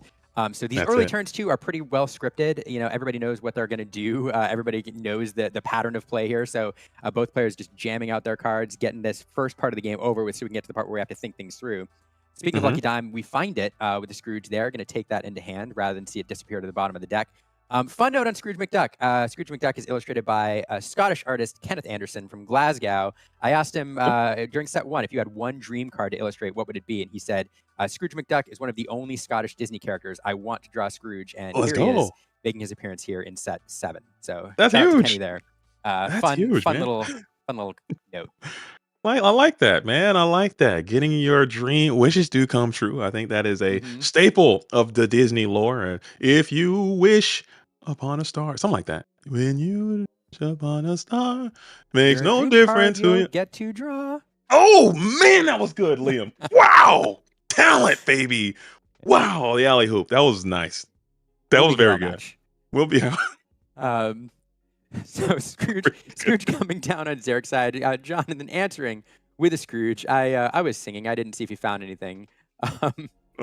But yeah, both players doing what they want. I think he found the sapphire coil. Okay. As we have 4 in hand, the board is looking quite nice for Zarek because you have some residual lore, and just like you alluded to, this game can be over in an instant. So any of this residual auxiliary lore that you can gain with the Scrooges, the T-Pos, the Grandma Talas, that stuff adds up. And a lot of times this matchup is a 20-19, an 18-19, or something like that, where it just gets the one T-Po quest came up at the end of the game. So I like Zarek's approach, getting as much of this residual income as you can, and Jonathan Williams electing to go ahead and sing instead of trying to accost some of these characters, getting a little bit more resource. So maybe trying to catch up to your opponent and get this extra ramp and card to your hand right now. I mean, it's just a very heavy hand right now. I mean, I see 2 crabs in there.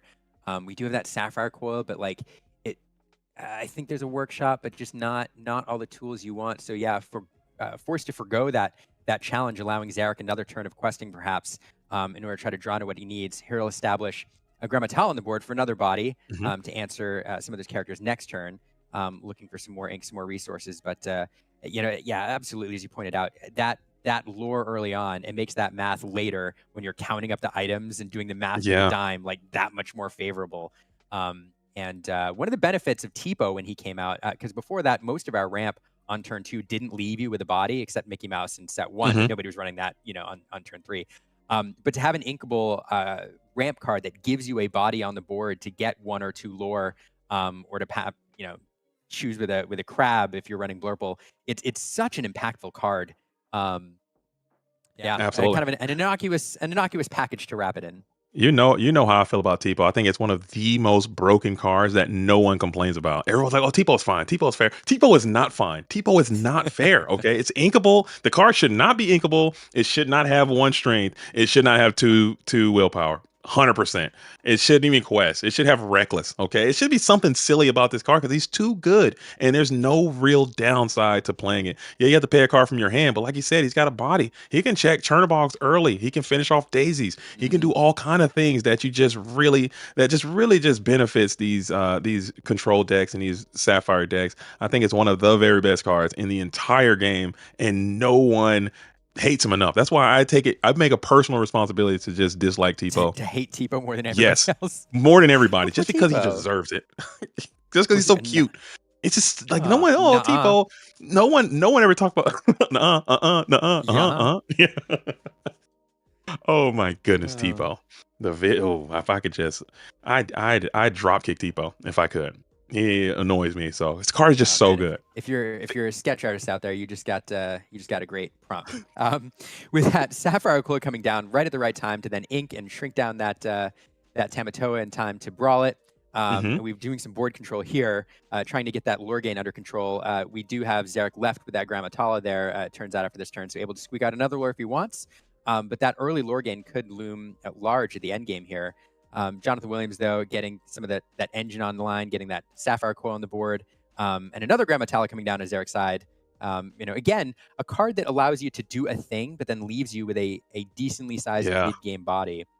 Love me some Grandma Tala, and she's a very competent and capable singer as well. Belting How Far I'll Go is one of her primary or secondary tasks, as she is on the field of play, set up, ready to quest, and she's actually a pretty good fighter as well. The 3/3 stat line goes a very long way in Digital Lorcana, as you know. So I don't hate Grandma Tala at all. So we're gonna get a nice little trade in, Tala on Tala, violence clearing the board just a little bit, popping the popsicle into the Tamatoa, happy as a clown. We saw that guy hanging out in hand for a while. Finally getting a chance to set it up. Jonathan Williams, not too crabby to play that here, pulling back popsicle, getting to draw. And a great body to establish at this point really invites a response, requires a response. And back over to Zarek.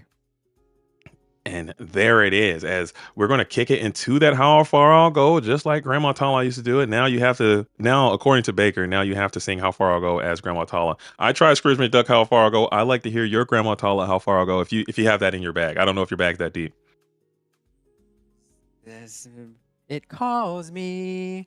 No one knows how far I'll go. That was beautiful. As a younger. That was beautiful, Liam. Oh, I was not expecting that. That was very, very well done.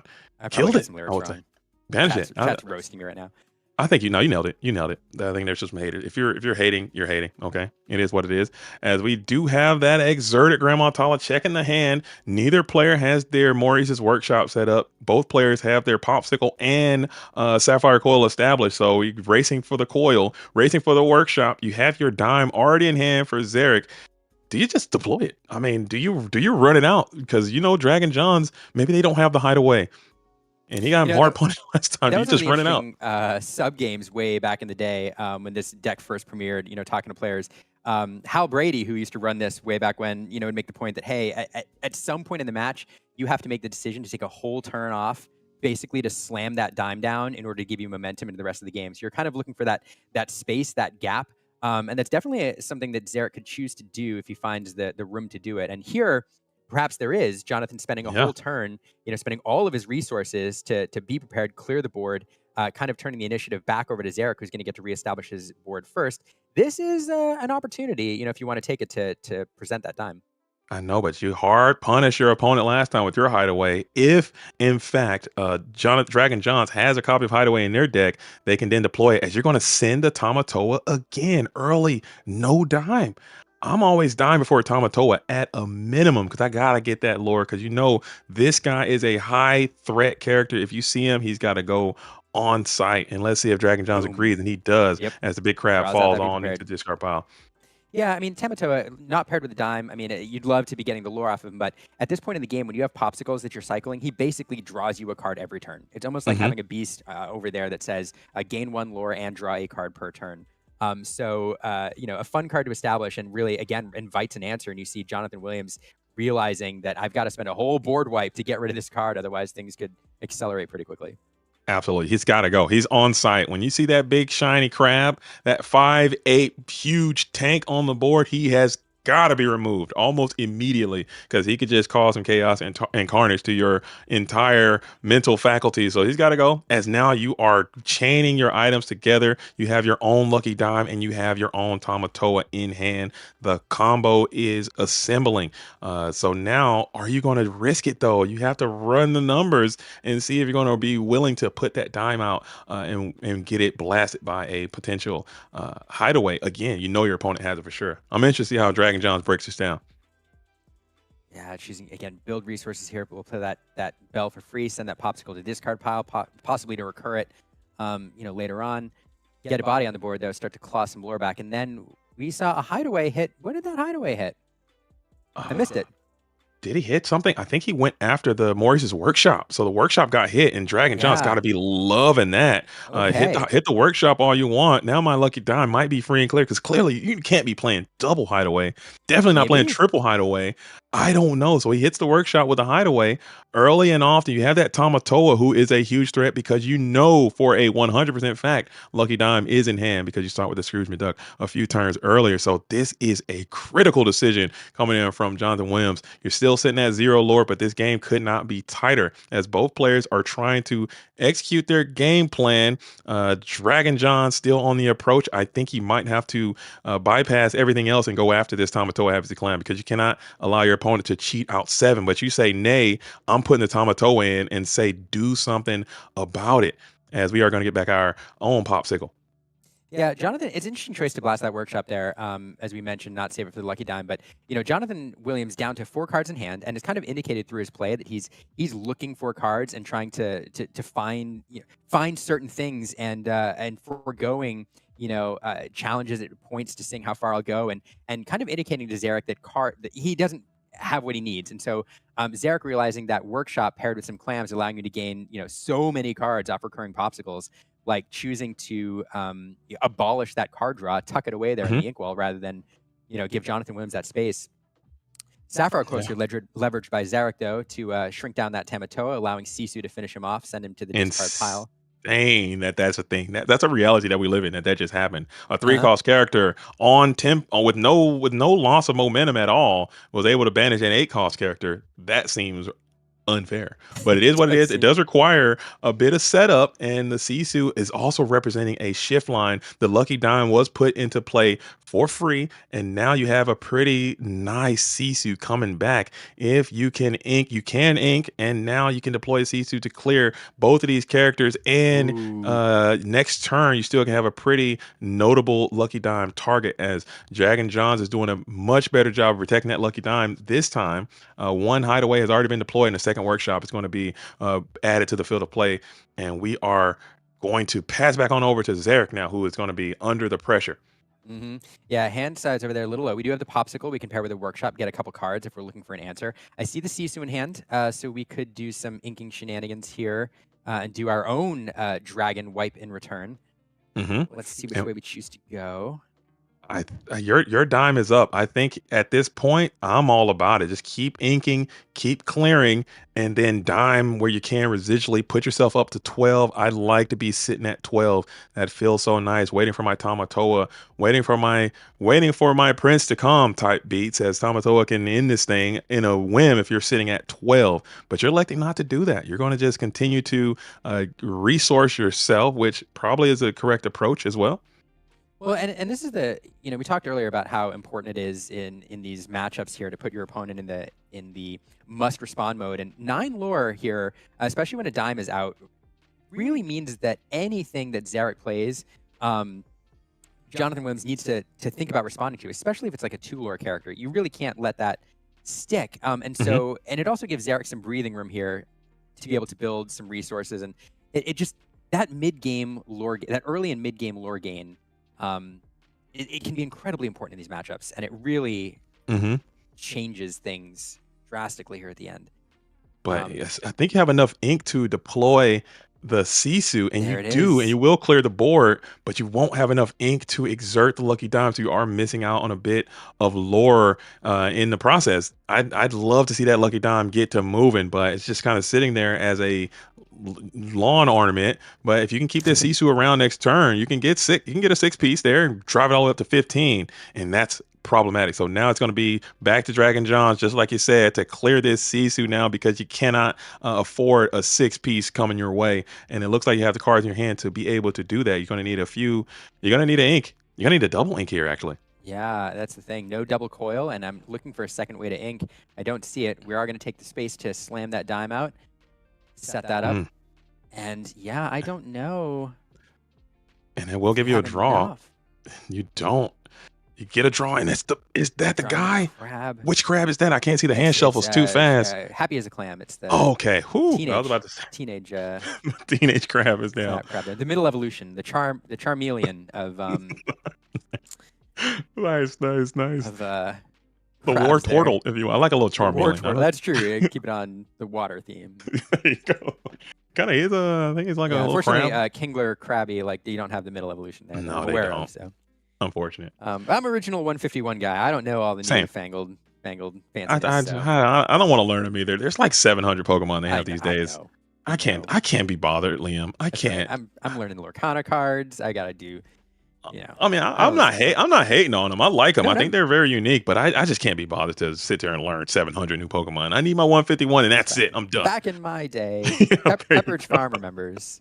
There you go, and we are able to get that six off, and now you have Lorthel in play. The Fishbone Quill is going to be deployed. We are going to pay in order to get full value Tamatoa, Happy as a Clam, to get our 2 items back. And this is a problem for Dragon Johns, who needs to make something happen soon. Tamatoa off the top. Here it is. Oh. No, it is a Great Stone Dragon.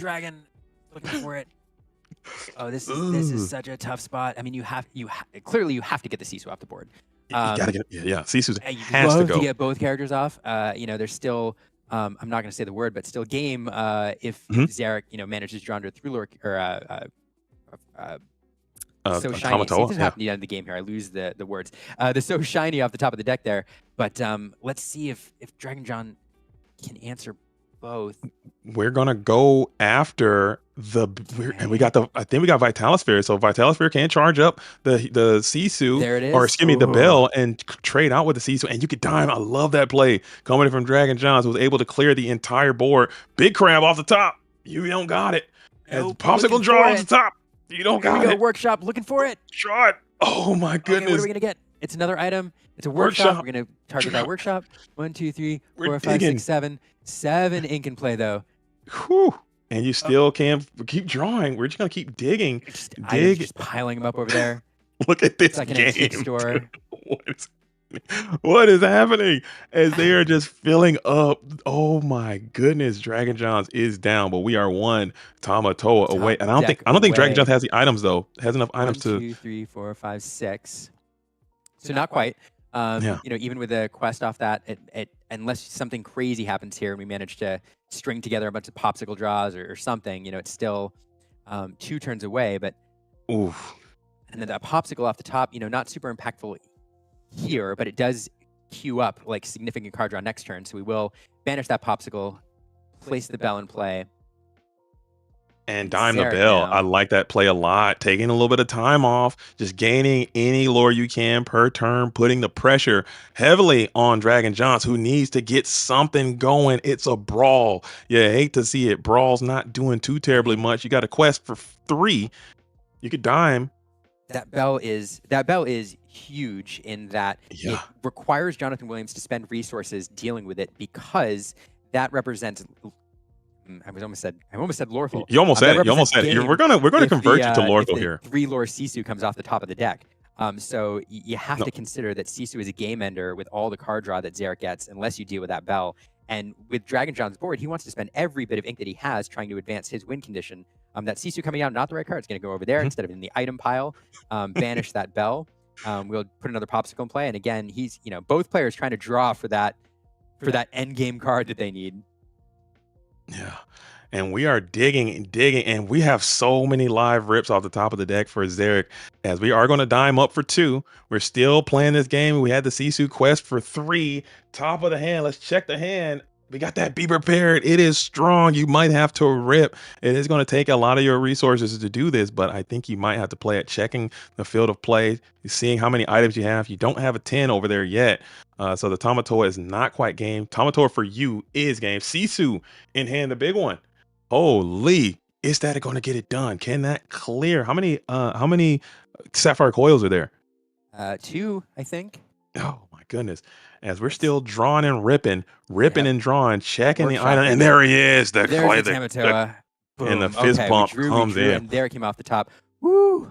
Oh man, so we did have to be prepared. We could have reset things, but man, looking for that game, it found that crap. I wish he would have made a bigger deal out of it when it came off the top. But oh man, it was too quick. It happened too fast. Too quick. What a match, man! These players were getting it in, man. I love that mirror a lot. Again, I hate playing it.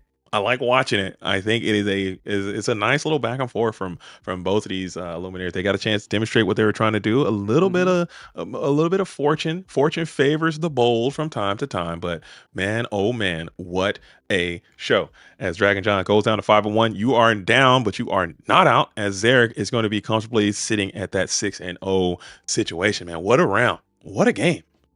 I mean, mirrors are always fun, especially when you have one of the best, there. Yeah. Jonathan Williams. It's a fun note. Like if you like this color combo, Jonathan Williams has a Patreon where for free he would every day it feels like he's dropping an update with what he's doing with his deck. And so this is a player that I know, through that tests this deck every single day to try to fine tune and adjust it based on what's going on in the meta. So he's always right on top of things and trying to push this deck to be the one to kind of set the tempo. He's one of the premier Ruby Sapphire players. Absolutely. Yeah. Absolutely. Very talented player. Yeah, I mean, and again, the play, we both highlighted it, and you called it out right away, but the play to hide away that draw engine, that workshop, because think about, if you save that, if you're saving that for the dime, how many more cards would Jonathan Williams have dug through, which probably would have made the difference there. But instead, hitting that workshop instead of the dime. And I'm pleased to announce that we're going to get to ask this player about let's go about this match here in a second. Yeah, I'm down. as we're seating him and getting the microphone and everything turned on, what are your thoughts? What are your closing thoughts before we go to the interview? Oh man, I thought it was very well played. I want to hear more about that hideaway, and what were there any reluctancy of keeping it in the deck, because it's not great against a lot of different strategies that are coming into prominence in this set 8 meta. So I would like to hear from them, and I love the team Ohana. I want to hear about that team spirit and how many Ohana members they have there. If you All can relay that to the booth. It's half Ohana out there. Nice. It's crazy. Absolutely. So you did. Congratulations on the win. Thank you. First of all, I mean, that was a fantastic battle. We'll talk about it in a second. We do have, I'm sure you heard JDZ Quest on the line. Oh, he can hear me. Hello. When he jumps in your ear, he's not. Don't be shocked and or surprised. Okay, I am an out of body ethereal being at this point, but we are here. Congratulations again on your win. Thank you. I appreciate Fantastic. A mirror against Jonathan Williams, one of the premier, I think, Red Blue players out there. What do you think? 6-0, you're going into that match, you win. Most likely, you're going to make top cut. How does it feel at this point in the day, at the end here, to sit down and know that this is like almost a must-win match for you going into day 2? It's certainly stressful. I play the Red Blue mirror so many times that it's just, the person standing in front of me doesn't really, affect me too much in that degree. As you saw in game 2, I couldn't find a workshop, so that was like the biggest issue. I know JDZ was asking about the hideaway. Oh, so, yeah. I don't know if you guys can see my deck list, but I'm at 61 cards, 1 hideaway. I was off or on it, and everybody was saying, it's not that good, it's not that important. But after you show it to your opponent, they have to be reluctant about when they play their dime. And as you saw in that third game, he played the workshop. He cycled a few more times and then also had ink for another workshop, did not play one. So I took the advantage to take out the workshop. He found it within 2 turns, but it's still, I was able to pull that advantage. And had he not found it and just stumbled a few more turns, I would have been able to pull very, very far ahead. So the hideaway was very good. Let's go hideaway. Interesting choice. I mean, you mentioned you're making it sound as if it didn't make a huge difference, but at the end game there, we were just musing on how many more cards he would have drawn off the workshop and popsicle combo, and he might have found his game-ending card there in the end game had you not taken that moment to take out that workshop instead of saving it for the dime. Yeah. Of course, at that point, as you suggest, he knows it's there, so he has to respect it. And fun fact, he had that dime in hand like most of the game. Yeah, I'm assuming so. Yeah. I mean, he saw that I got mine and killed my Toa right away, or banished my Toa right away, knowing that I would have been able to cheat that out on turn. What was that, 5 or 6? So the choice in that moment not to save it and to banish the workshop, you saw he was a little tight for cards, was looking for answers, and made the choice in that moment to send that away. Right. So I had already established my dime. I had my workshop. So as far as my mentality was concerned, is I have the card advantage and I can push that, and I have the dime, I have the lore, and I can push that. So if I can take them away from their card advantage right out of the way, even if it's 1 or 2 turns before they find a Scrooge into another workshop, I think that gives me the edge to find us close to the win. Because I was already up on, 9-0 lore or something like that at that point. Made a huge difference. JDZ, yeah, I know you have burning questions. I just got one question. Again, congratulations on your victory, man. I thought it was a great match. I had a pleasure watching that and broadcasting that. But take us back to game number 1. You took a huge risk. You took a gamble when you deployed that Tamatoa with the Lucky Dime established. You weren't able to exert the Lucky Dime to gain any lore because I think you were going for the win. If that Tamatoa could survive, you could quest Dime and then probably walk out of there with the dub. Is that what your thought process was? Were you planning to win, or were you just trying to, or were you just trying to put a lot of pressure on your opponent and force out that be prepared that ended up happening? I will say it's a little bit fuzzy because that was a lot of the similar actions. But I think at that point, again, I had established Dime, so I had enough of an advantage. I don't know how high in lore it was when I made that decision. Obviously, he ended up, was this when he found the second coil? Was it that match or was it a different match? Yeah, no, I think either he deployed the Be Prepared, or he either Sapphire coiled and got whatever it was. He got rid of that Tamatoa like almost immediately that next turn. Whereas if I had to assume, I probably had other threats in hand, and it was one of those that, like, okay, he has to have one of this cards. Also, preps are usually 1 or 2 copies in most of these decks nowadays. Yeah. And I think he had already played 1, so it's like, does he have the second copy? Does he have it in hand? And afterwards, can I, continue to apply pressure? And I did have that, I think, in my hand. So, that was just my decision to do that. Okay. And again, I'm not saying it's a right or wrong, because you're clearly a better player than me, and especially on this color combination. But I just thought it was a very interesting line of play, and we just like to point those kind of things out where you sometimes you got to go aggressive and play to win. Wrong, Yeah, and these are decisions that you have to make. But clearly it's been working out for you all day, because now you're undefeated and you're almost in a position where you can lock up a day 2. Can you just talk about that experience so far, being there in this tournament, being undefeated going into this round? Are you feeling a little? You got the yips? Are you kind of excited? Are you nervous? You're trying to hang on to this perfection? Are you playing it out? Are you playing for seeding in the top cut? If I win the next one, I most likely will have the privilege to double draw into the top cut. So that would most likely be the plan, just because of how good the top players are going to be. That it's just not something that I want to risk. But no, it feels good. So I'm part of Team Ohana. I've been part of Team Ohana for a while now, but I'm finally part of the travel team. So this is my first tournament as a part of their travel team member. And so it feels good to finally, become a part of the travel team and be able to represent and show that I'm doing well. The past 2 months, I've, played a bunch of set champs. We had a local tournament. We had a PSA 10 Alsa tournament. We had a 6K tournament. I didn't do well in the PSA 10, but I did well. I won the 6K tournament with Blurple. I had a lot of people come up to me today about my list for that and ask questions about that. So, because Blurple's been represented pretty well today. So, yeah, no, it's been good. It's been good. That's awesome. Yeah, I was going to ask about Ohana. You got to it already. And my last question is going to be about shoutouts, because I know that match that went long and you've got another match to prepare for. So how important is Team Ohana and that support to you? And because everywhere I see Ohana, they roll deep.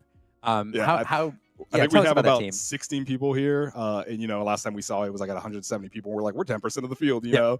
But no, it's great. It's great to have a team that that supports you, that you can test with. Some that are more casual, that like to brew fun decks, just to get that sort of vibe.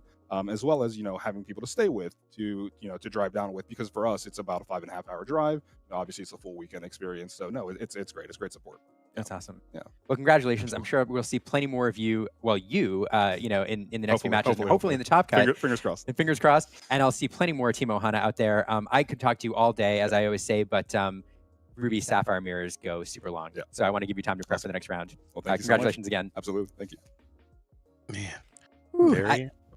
JDZ, as talking to these players and getting to peek inside their brains a little bit is always so fun after matches.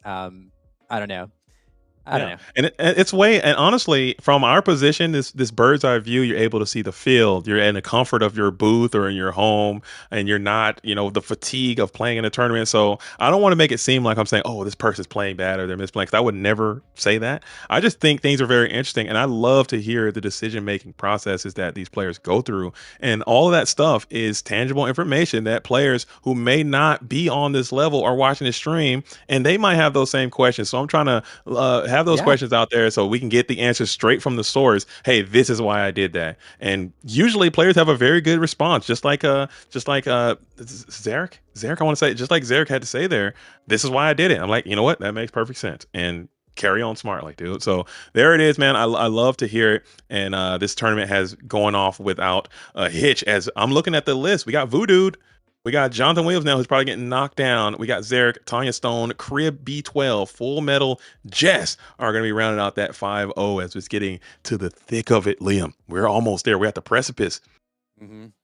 Yeah, nerve-wracking for these players now. I mean, this is the most of the players sitting at 5-0, 4-1. I mean, they're pretty sure they're in. I mean, the odds of them like dropping everything and dropping out are low, but they're there. And so, just a lot of, you feel all the pressure right now. Everything you've done all day is working up to these last couple of matches where you're trying to put yourself into that top cut. It is a big field. It is a stacked field. And very little margin for error throughout the day. A little bit more for those, in the leading the field right now. But, then in the middle of the pack, you have a lot of players who realizing they're on the bubble. There's a lot of players who have no margin for error, who realize they need to, win out in impressive fashion, and also hope for some luck from their opponents or the opponents that they've played, hoping that their win percentage goes up. So it's this is the time of day where everybody's on their phones doing the math and trying to figure out exactly where they stand and what their routes are. Oh, that's being on that bubble, and I've been on both sides of it. The jubilation of bubbling in, and just the crushing, soul defeating point of just bubbling out. It just feels so bad because, like you said, it's not just what you can do; it's going to be what your what your people you've played. Like, are they going to continue to do well? You're rooting on people who beat you, which feels bad, but you have to do it because you're like, I need you. The terrible feeling is like when you beat someone and you look at them later on, like, yeah, I dropped. Come on, man, I need you to fight on. Or when someone beats you, like, yeah, I got to cook 3 games in a row and I'm out of here. Oh, come on, dude. You're killing me, Smalls. I love that. You ever do like almost the pseudo pep talk to your opponent after, after you win? You got this. Like, you got this. You're going to win out now. You can keep going. Go. Hey, it's just one loss. Come on. One more round. I always say, here's my line. I'm sure you guys use this too. Hey, I'm gonna meet you in top 8, man. We're both gonna be there. I need you to lock in and stay switched on, dude, because I need you to carry me. Can't wait for that. Can't wait till we throw it back in top 8. Yeah, that's Get your revenge, man. I got you this time. You'll get me next time in the top 8. How's that sound? And oh man, what we're joking about. For those watching who don't know, who haven't played many events, is that one of the biggest break percentage or the tiebreaker for those that are on the edge when you have the same record is your opponent's win percentage matters significantly. And so when you lose or when you win, you want your opponents to keep playing and do well. You don't want them to drop necessarily. And when you lose, you're hoping that your opponent that beat you also does really well. And so sometimes when you're in the middle and, a player's considering dropping that you've played, you'd rather have them play and keep winning if you think they're a talented player. So it's that pep talk we're talking about. You got to motivate them to carry on, dude. Don't give up. You can do it. Don't give up. You find all your oppositions after each round and like keep pushing them through. Yeah. I love that. Or when you lose round 1 and you go hunt down your round 1 opponent throughout the day and you're like, how you doing, man? Like, good? You're all right? Keep it going. We got one. I want to kick it with you guys for a little bit longer, but Liam, this is going to probably wrap up my day, as I know you're going to probably be back in the dojo tomorrow. You're probably going to close the show out as well. Villain and Katie are going to come in and take out the last round, but I'm done here. I'm fired. Okay, I got my pink slip in the mail. I'm going to get kicked out of here, but I want to kick it with you guys for a little bit longer until that round starts. Please do, because 100% please do, but quite specifically, Liam. Grandma Tala singing How Far I Go. Mwah. I appreciated it very much. Very well done. You locked it. JD put you on the spot, as he should, and you stepped up as you should. You locked in, and we were proud. It was awesome. He nailed it. And JD, I learned, is leading the charge against hatred for Tipo. I learned this about you today, and it's funny because it made me think of shout out to Bummy Jr. and Dave, the two Scrooges. Fantastic Lorcana content that you can find out there. But he made a list of cards that shouldn't be as they are, and Tipo was pretty high on that. So you're not the only one out there that thinks that Tipo is a little bit broken. But the other thing, JD's here, that I wanted to point out, during that I watched it all again, obviously. And for what an intense, grueling Ruby Sapphire match, right? But there was a point, obviously the hideaways and the lucky dimes were super relevant. And there was a point where you said, no, it's over. Your dime is up. And in my head, I was waiting for you to go, my dime is now. You can't dime me. My dime is now. Sorry, we got to write these down. These are good things, and we need to put these in a little in the notebooks. Okay, let's kind of get these things documented, because that's ingrained into my brain, brother. Like that's canon now. Your dime is up too, and when I missed the layups, my dime is now. I should have been there. I should have spiked that. It's okay. Liam, you had some dunks. You had some really good. That was a good time. Oh, Katie's here. Katie is here. She's been here. Katie, you gotta sing. Katie can sing, and Katie's got some pretty good impressions too. I'm not gonna leak anything about Katie's impressions, but if there's ever an opportunity for Katie to do her Jafar, okay, bring the house down every time. Jafar. We need Jafar off.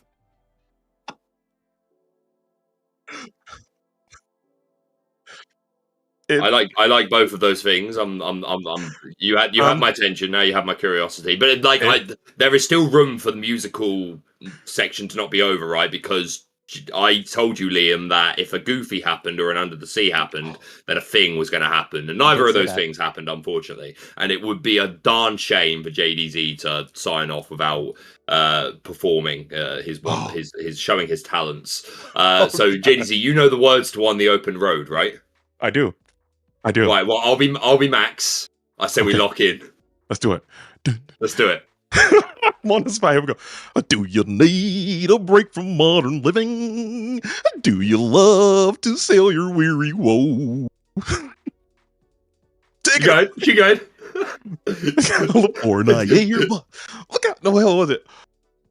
If your nerves are raw and your brain is fried, just grab a friend and take a ride together. We're on the open road. Sorry, I'm nervous. All in all, I'd rather have detention. All in all, I'd rather eat a toe. And the old man drives like such a klutz that I'm about to throw my guts directly upon the open road. And then Katie can be all the villagers that come in the background singing, "How Howdy, boys. Is this the way to Nashville? We cooking. Okay, we're canceled. We're DMCA now. Shout out to Twitch. Okay, we're cooked. Oh no, yeah, that's right. Copyright strike. There it is. That was so good. Thank you, Villain, dude. Thanks for pushing me there. You got. I'm a lock in, dude. It's first class. It's top tier. You need to stick to that. I love it, dude. Oh, dude. Whew, man, my face is hurting, dude. What a day, huh? There's a lot of parts in After Today. After Today. We'll save that. We'll get that going. I mean, we work that in too. That movie's great, man. 30-year anniversary. I'm so glad it's coming to the game. It's so good, man. It's so good. Eye to Eye has to be broken. It has to be. It has to be like super good. That's one of those songs. And we were talking about good Disney songs earlier. And I made my Disney tier list, and I got absolutely annihilated on all the social medias about that. I'll stick to it. I'm fighting. Okay, I'm not giving up. Right. But Eye to Eye is one of the best Disney songs ever written because it's a standalone. It could just be a good song. It doesn't even need the Disney part. It could just be a good song. The song is great. Great beat, great music, great melody, great message, all of that. And I think it's phenomenal. So I enjoyed it. Everyone should watch it. If you haven't seen it, I'm jealous of you because I wish I could watch that movie again for the first time. Go back and experience that again for the first time. There you go. Sorry. But we got both best of both worlds, right? We got to appreciate it as a kid and relate to Max, and then we get to watch it later in life and relate to Goofy. Like, Max, let's go camping with your dad. Come on, man. Kids, come on. Stop. Come on, man. Bro's working hard. Come on, man. For a break. He just wants to hang out with you, man. Dude, I'm telling you, it hits different. It hits different as a dad, man. Especially when you got an adolescent teen that you're just trying to connect with. It hits way harder in a different kind of way. Movie's great, man. Movie's great. I love it. I love the fact there's no villain, there's no big bad. It's just parenthood. Okay, that's the bad guy. That is the bad guy, parenthood. I highly recommend as well a Not So Goofy movie, which is the documentary all about the making of it. I watched that. It's so super good. Really, really good. Let's go. Big fan of that. But yeah, Goofy movie, top tier. I'm glad we're all in agreement. Let's say over under on Lester's Possum Park being a location in favor. Yeah, likely. Absolutely likely. We'll get Bigfoot.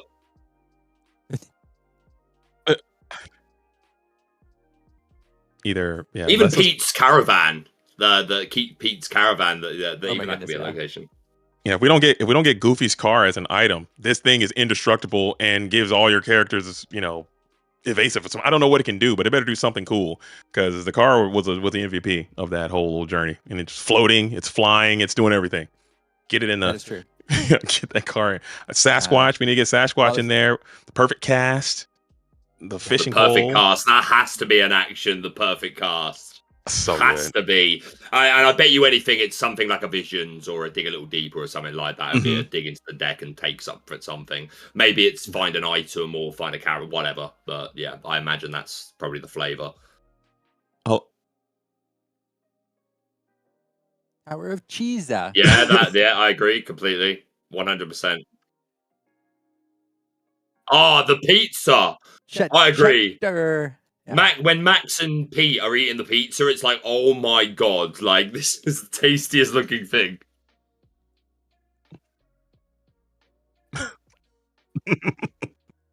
Oh my goodness, dude. Yeah, I can't wait. We only got a few short months. I mean, we got the World Championship, and then we're all in. I'm telling you, post-World, I'm all in on Fables, dude. I'm done with Reign of Jafar ends post-World Tournament. Baker. And he's right here. I'm sorry, Baker. Right here, man. He's right here. I'm sorry. But your reign is getting cut short post World. It's over. Nah, brother. Nah. You think like this, but I see legs. I see legs. And I see more than legs. I see a whole torso. But what I will say, Liam, it was a pleasure to do this with you. Baker, it was a pleasure to do this with you. Good practice, good reps. Katie, I'm sure you're going to crush this. You guys all have a wonderful day. I'm going to sign off. I'm JDZ. I'm on a quest. Check me out on Twitch, on YouTube, on everything, JDZ Quest. I'm going to be out of here for today, and I will not be back here tomorrow because it is Father's Day. So shout out to all the fathers out there. Liam, I know you're a father, and everybody in the chat that's watching that are a father. Make sure you reach out to your own fathers if you still have them with us, and have a wonderful day and a beautiful tournament. I will be watching from my phone until the end, and we'll see who's going to be in the finals, but I will see you guys on the flip-flop side. Peace. Take it away, Katie. And let's go. I think he did that in one breath.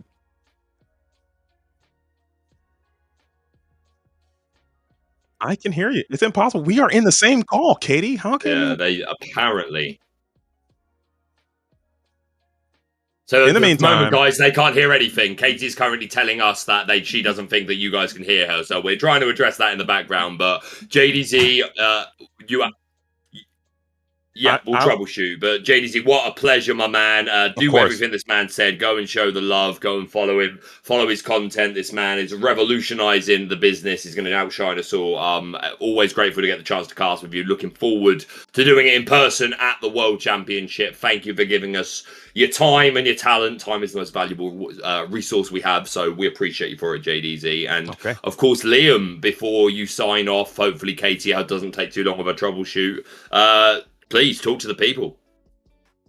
Yeah, no, oh goodness gracious, I wasn't ready. No, thank you. I wasn't ready. Here, hopefully, yeah, I wasn't ready. I'm gonna sign off here. Hopefully, in a second, let you all listen to some amazing people, and I will shut up for a while and probably be back to close things out. But yeah, Excellent. Liam, excited to be here. JDZ, it's a pleasure. I can't wait to see you in person at Worlds, and yeah, just chatting with you guys about Goofy Movie for like 15 minutes straight made my month. So there you go. Yeah. Yeah, I Baker, if you don't mind holding down the fort for just a second, I'm going to go knock on a door over here and see if I can get somebody to come troubleshoot Katie. Yeah, by all means, that's fine. You go knock on a door, no problem. But Liam, always a pleasure to work with you as well. And Liam will be back shortly, and to close the show. But for our final round of the day, Charlie's Collectible Show, 11K, 7 rounds today, and then 2 more rounds of Swiss tomorrow, followed by Top Cut. We are ending with Dan's 8 versus Fungus, and it appears we have some Emerald Amethyst going up against Emerald Sapphire. So this Emerald Amethyst deck could be a Diablo discard variant playing Prince John's, a wide variety of the 1 and 2 drop Diablos, of course, to shift onto the Devoted Herald. It could be that style of discard deck, or it could be more of a tempo deck, leaning into something slightly more aggressive, playing things like, I don't know, Lal Tiberius Rourke, and just leaning less into the discard engine in general. Perhaps a Clarabelle line there, but I think the Clarabelle line much more likely on Fungus's side of the board. Emerald Sapphire, again, a couple of builds that this could be. Immediately my mind goes to a deck that's using Clarabelle as its draw engine, running all the traditional ramp in Sapphire, and then we're running cards like the Muses, a lot of songs to bounce back characters. Maybe we're incorporating Under the Sea in some way. Maybe we are playing something along the lines of Bend to My Will to make our opponent discard their entire hand. Or perhaps it's something completely spicy and it's a Floodborn Hero Hamada evasive deck. I very much doubt that, but that would be a lot of fun. But our final round of the day, thank you so much to everybody that has joined us throughout the day. A shout out to Charlie's Collectible Show for putting on this event. A shout out to everyone that's been behind the scenes, all the players. We've had a lot of people in chat throughout the day over on Twitch and YouTube. And of course, the 20 Law Pro for producing the entire thing. We are forever grateful to you. But we're going to start off with Fungus, who's going to ink and has that turn 1 Porpsicle draw a card and banish it to play Bell. So we're already getting a great character on board to combat with anything that Dan's going to put down. Dan is going to ink a Cloud Kicker and play a Cursed Merfolk. So the Cursed Merfolk obviously will force a discard if the opponent challenges. Doesn't necessarily mean it is a discard variant. You like even the non-discard versions of Emerald Amethyst quite traditionally will play this Merfolk. It's just a really efficient 1-drop questing for 2. And if your opponent's discarding a card, then you're essentially getting a trade of a 1-for-1. Just you're losing a bit of board tempo. But again, if aggro is the name of the game, then that's great. We're going to be inking Donald Duck. And was that a Vision of the... Okay, so we're going to play a Vision of the Future. Scout a little bit. Would have loved a turn 2 ramp there, I dare say. But this being Emerald Sapphire, maybe it... I imagine you probably still want turn 2 ramp most of the time. Katie, do let me know when you finish troubleshooting and jump in whenever. I don't want to be talking the whole time if you are ready. Just let me know when you're good to go. It's tough to say. Guys, let us know if you can hear Katie right there. They'll let us know as soon as they can. That was your test, and we'll let you know. But Dan following up with a couple of Diablos onto the board. This Merfolk answered by the Bell, and we did discard that bend to my will, courtesy of the Cursed Merfolk. So it does appear that we are just heavy ramp again. A lot of Emerald cards are super tricky. Things like the Muses, the bounce back characters, this bend to my will, the Clarabelle's going to be a nice way of drawing a lot of cards. And who knows what else could be in here. Things like Hades for some extra removal. So an interesting matchup here. We're going to be inking Elsa the Fifth Spirit on one side of the board. Okay, no one could hear Katie, so we're still troubleshooting that. And we're going to play a White Rose. So already this is, again, there might still be a Diablo engine in here, but even if not, you would quite traditionally see these one-drop Diablos in the majority. A lot of Amethyst decks. It's one of the best one-drops in the game, in my opinion. And the presence of this White Rose does lead me to believe that this is probably a more mid-range aggressive deck. I wouldn't expect to see a Prince John, but who knows? I might be surprised. This White Rose coming down, gaining a lore. We pass back over to Fungus, who's going to use one of these bells to sing Strike a Good Match, to draw 2 cards and discard a card. We'll be discarding that Mother Knows Best, which can is a song where you can choose a character to go back to its player's hand. It's uninkable, but it's often... The Emerald Sapphire doesn't have a lot of removal. There's things like Hades and Bruno, but sometimes it's nice to have a bit more, plus with things like the Muses, which we're yet to see, but I very much expect to be in this deck. You want a lot of songs to trigger that as well. Fungus taking a moment. We've had a pretty good pace of play this entire game, really. Both players seemingly knowing what they're doing, but we all know Lorcana. I mean, every turn is of course pivotal, but some seem more so than others. And I can see why Fungus might have been deliberating. A Grandma Tala inked, definitely a consideration to play that to scout a little bit, but instead we're going to ink it and put down the Muses. This character has ward, so tough to hit. And whenever a song is sung by Fungus, you'll be able to bounce a character of 2 strength or less to that player's hand. This White Rose had 3 strength, so we'll evade it, but things like this Diablo and plenty of low strength characters in this Emerald Amethyst deck. We quest up with the other Bell and pass over. Dan is going to quest up with both characters, taking us to 7 lore. So Dan already up and away to the races. We are doing our best to try and fix Katie. You don't want to have to deal with my voice for the entirety. We definitely want to get Katie in here and hear her takes. But while we're still working that out, a crab into the inkwell, another Diablo coming down onto the board. And that leaves us just... Is that 2 cards in hand for Dan? I think so. So quite a slow start from Dan. We haven't seen genies or anything really of like the Fox came down. But a lot of small guys being played for Dan. Fungus is going to make a challenge.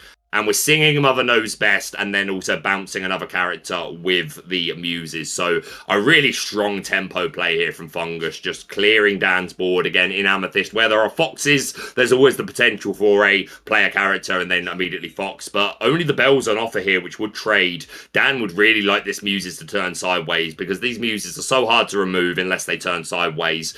You really want to put your opponent into a position where they need to sing with this Muses, and then you can find a turn to remove it with a Fox, or if you've already got a character, maybe a crab can get you there. But these Muses they develop so much value as the game goes on.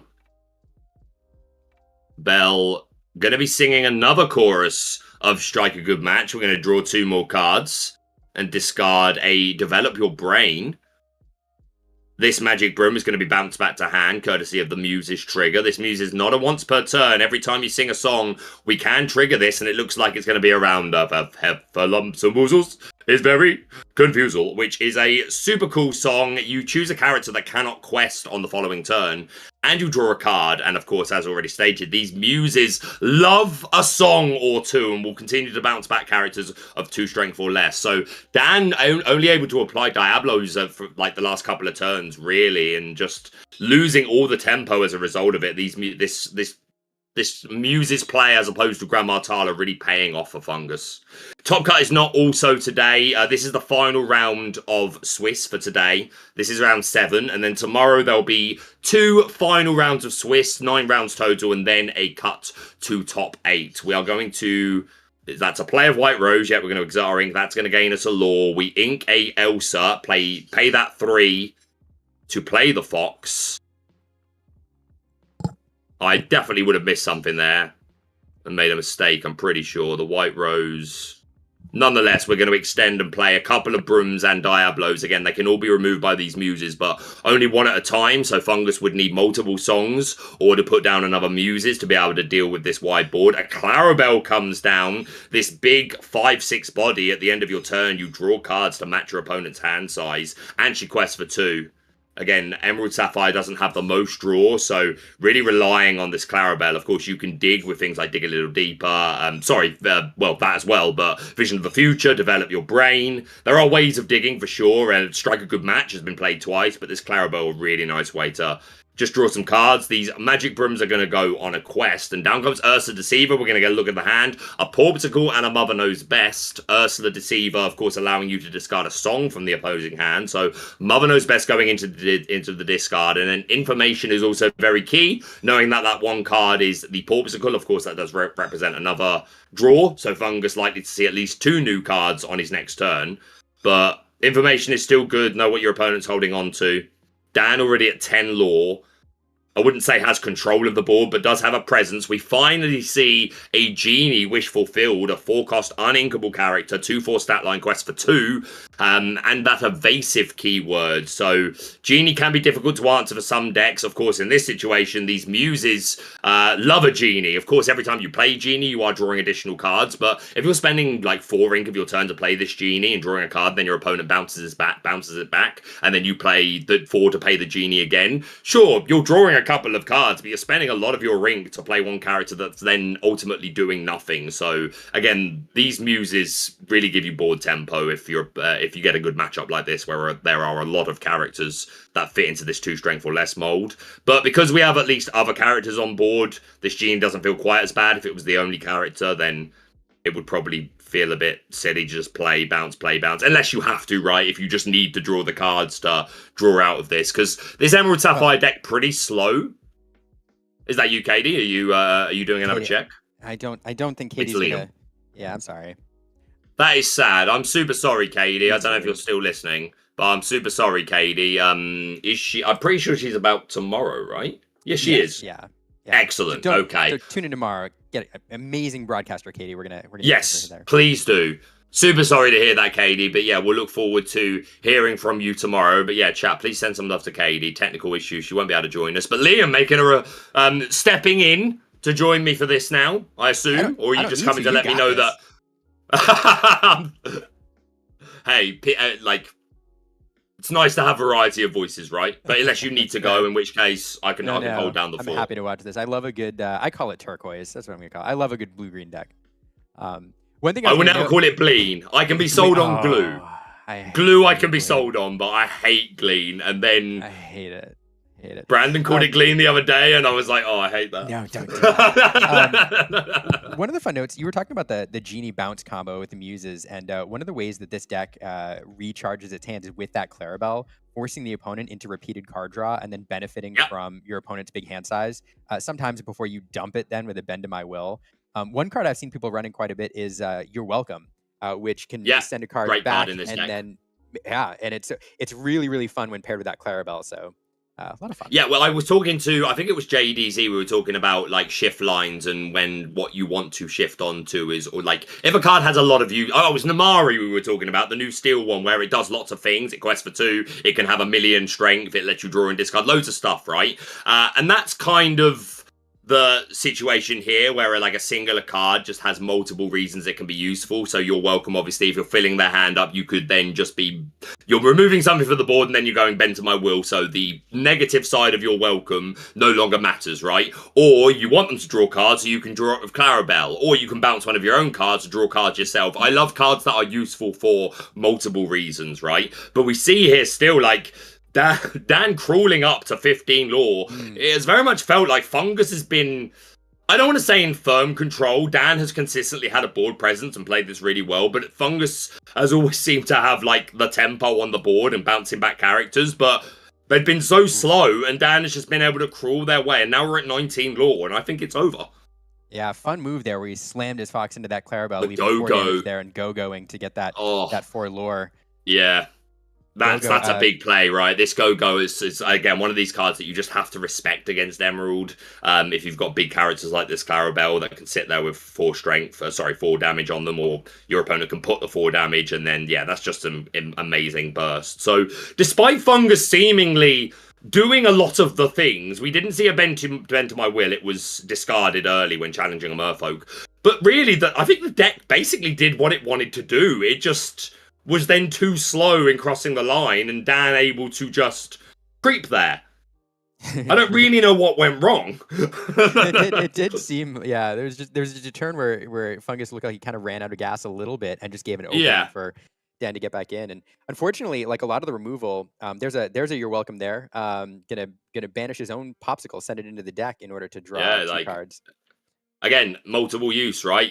Send back this Popsicle, which is a good card to get off the top when you've got a lot of ink, and we're going to draw ourselves 2 cards. So, again, you're welcome, obviously, the Yzma effect on a song, and Yzma had her time. Again, just the diversity of remove a thing from the opponent or draw cards myself by sending back a goat or a rabbit or a 1-cost character. So, cards that are good in multiple situations, and you're welcome is kind of niche, but still kind of has that going for it.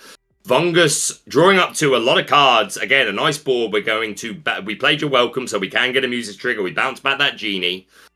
We have a second Muses on board as well, so we get a second trigger. You don't want to send back that Go-Go, though, right? Just 1 damage sitting, and it's game over. Sending back the Ursula. I mean, realistically, even if you bounce everything, the White Rose is just played, and Dan wins. So you need to banish the Rose and do whatever with the others. But again, you preferably don't want to bounce the Go-Go, because if there are any characters on board or where there's a Fox, there's a way to get damage and then Go-Go and just win the game. So this is a really tightrope that Fungus is currently walking. And again, I feel like had a lot going. Deck did a lot of things it wanted to do. Never got that discard turn off though, which I is a big part of it, right? And this Basil we never got to see. I'm a big fan of this Basil. Yeah, it's fun little. I know you are. You're a fan of anything Great Mouse Detective. But you're not wrong. You're welcome. You're not wrong. Sending the White Rose back to the deck. I mean, you don't want to send it back to the hand, but sending it into the deck is not amazing, but it's the best answer you have right now, other than forcing him to put it in his hand and discard it. One character dealt with there. Well, it looks like both characters. Where did? There's a Go-Go and a Fox in hand. If we have a 1-drop. Yeah, if we have a 1-drop, then we pay 1 for that. We then pay 3 for the Fox, put some damage, and then we ink, and we've got 4 ink to go win the game. If there isn't already damage sitting, which this Clarabelle looks like it is, and this is just over. The Go-Go comes down and ends the game, or there's another White Rose or whatever. So never got that kind of pivotal discard turn off. But other than that, showing what it's very much a combo deck here. I mean, with the Muses, the way they interact with the songs, and the Clarabelle getting advantage after you play things like You're Welcome. We're going to see the wrong lever! Is there a pull the lever in the discard? There is not. If there was, then it would go to the bottom of the deck, but because evidently there is not, because it was just bounced back to hand. But it is essentially an inkable Mother Knows Best, just not singable, which I will absolutely take the inkability. Unless I'm playing Muses and the songs matter, right? But Dan taking game 1, kind of crawling there. And, Fungus deck seems to do a lot of the things it wanted to do, but not able to slow Dan down. What do you think of this matchup? Have you seen this happen much? I actually haven't watched this matchup a whole ton. Not this iteration of Turquoise or Baja Blast or Blue Green or whatever you want to call it, anything but Bleen.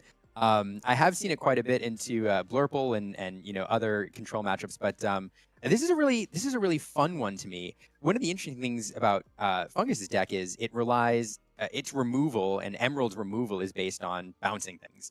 Sending things back to hand, forcing discard, and the problem is that Dan has a lot of cards, as we saw, which is gaining lore off entering play. And so the strategy, Fungus's strategy, a little bit of it anyway, is working right into Dan's game plan. And so it's definitely an extra consideration for Fungus to play around here in this Amethyst when he's playing against Amethyst. There are some really broken and crazy interactions in this blue-green deck, though. If you can get it off, you can build some awesome engines with Muses, and sometimes you run Peter Pan to force discard and send it back and discard cards, and then Bend to My Will is of course brutal when it goes off, and the odd deck is running Ink Geyser too. So Just a really fun engine here. I don't know which deck do you give the upper hand to in this matchup? I mean, like, Emerald Amethyst is like, it's been a strong deck since set 3. It's like changed how it looks a little bit over time, but it's, especially in the EU, it's very popular. It's just a very consistent deck a lot of the time, and you get access to these amazing Amethyst cards, and of course by running Emerald you get to play things like Ursula, which can help you in a lot of matchups. And yeah, it just seems super consistent. And this Emerald Sapphire deck, I think the power level is higher, the ceiling is higher, but it's so much harder to do everything you want to do. You require a lot of pieces to kind of work together. And Emerald Amethyst works like that too, but like the whole thing is a lot more like a clockwork mechanism. The foxes and the snakes work well with pretty much everything.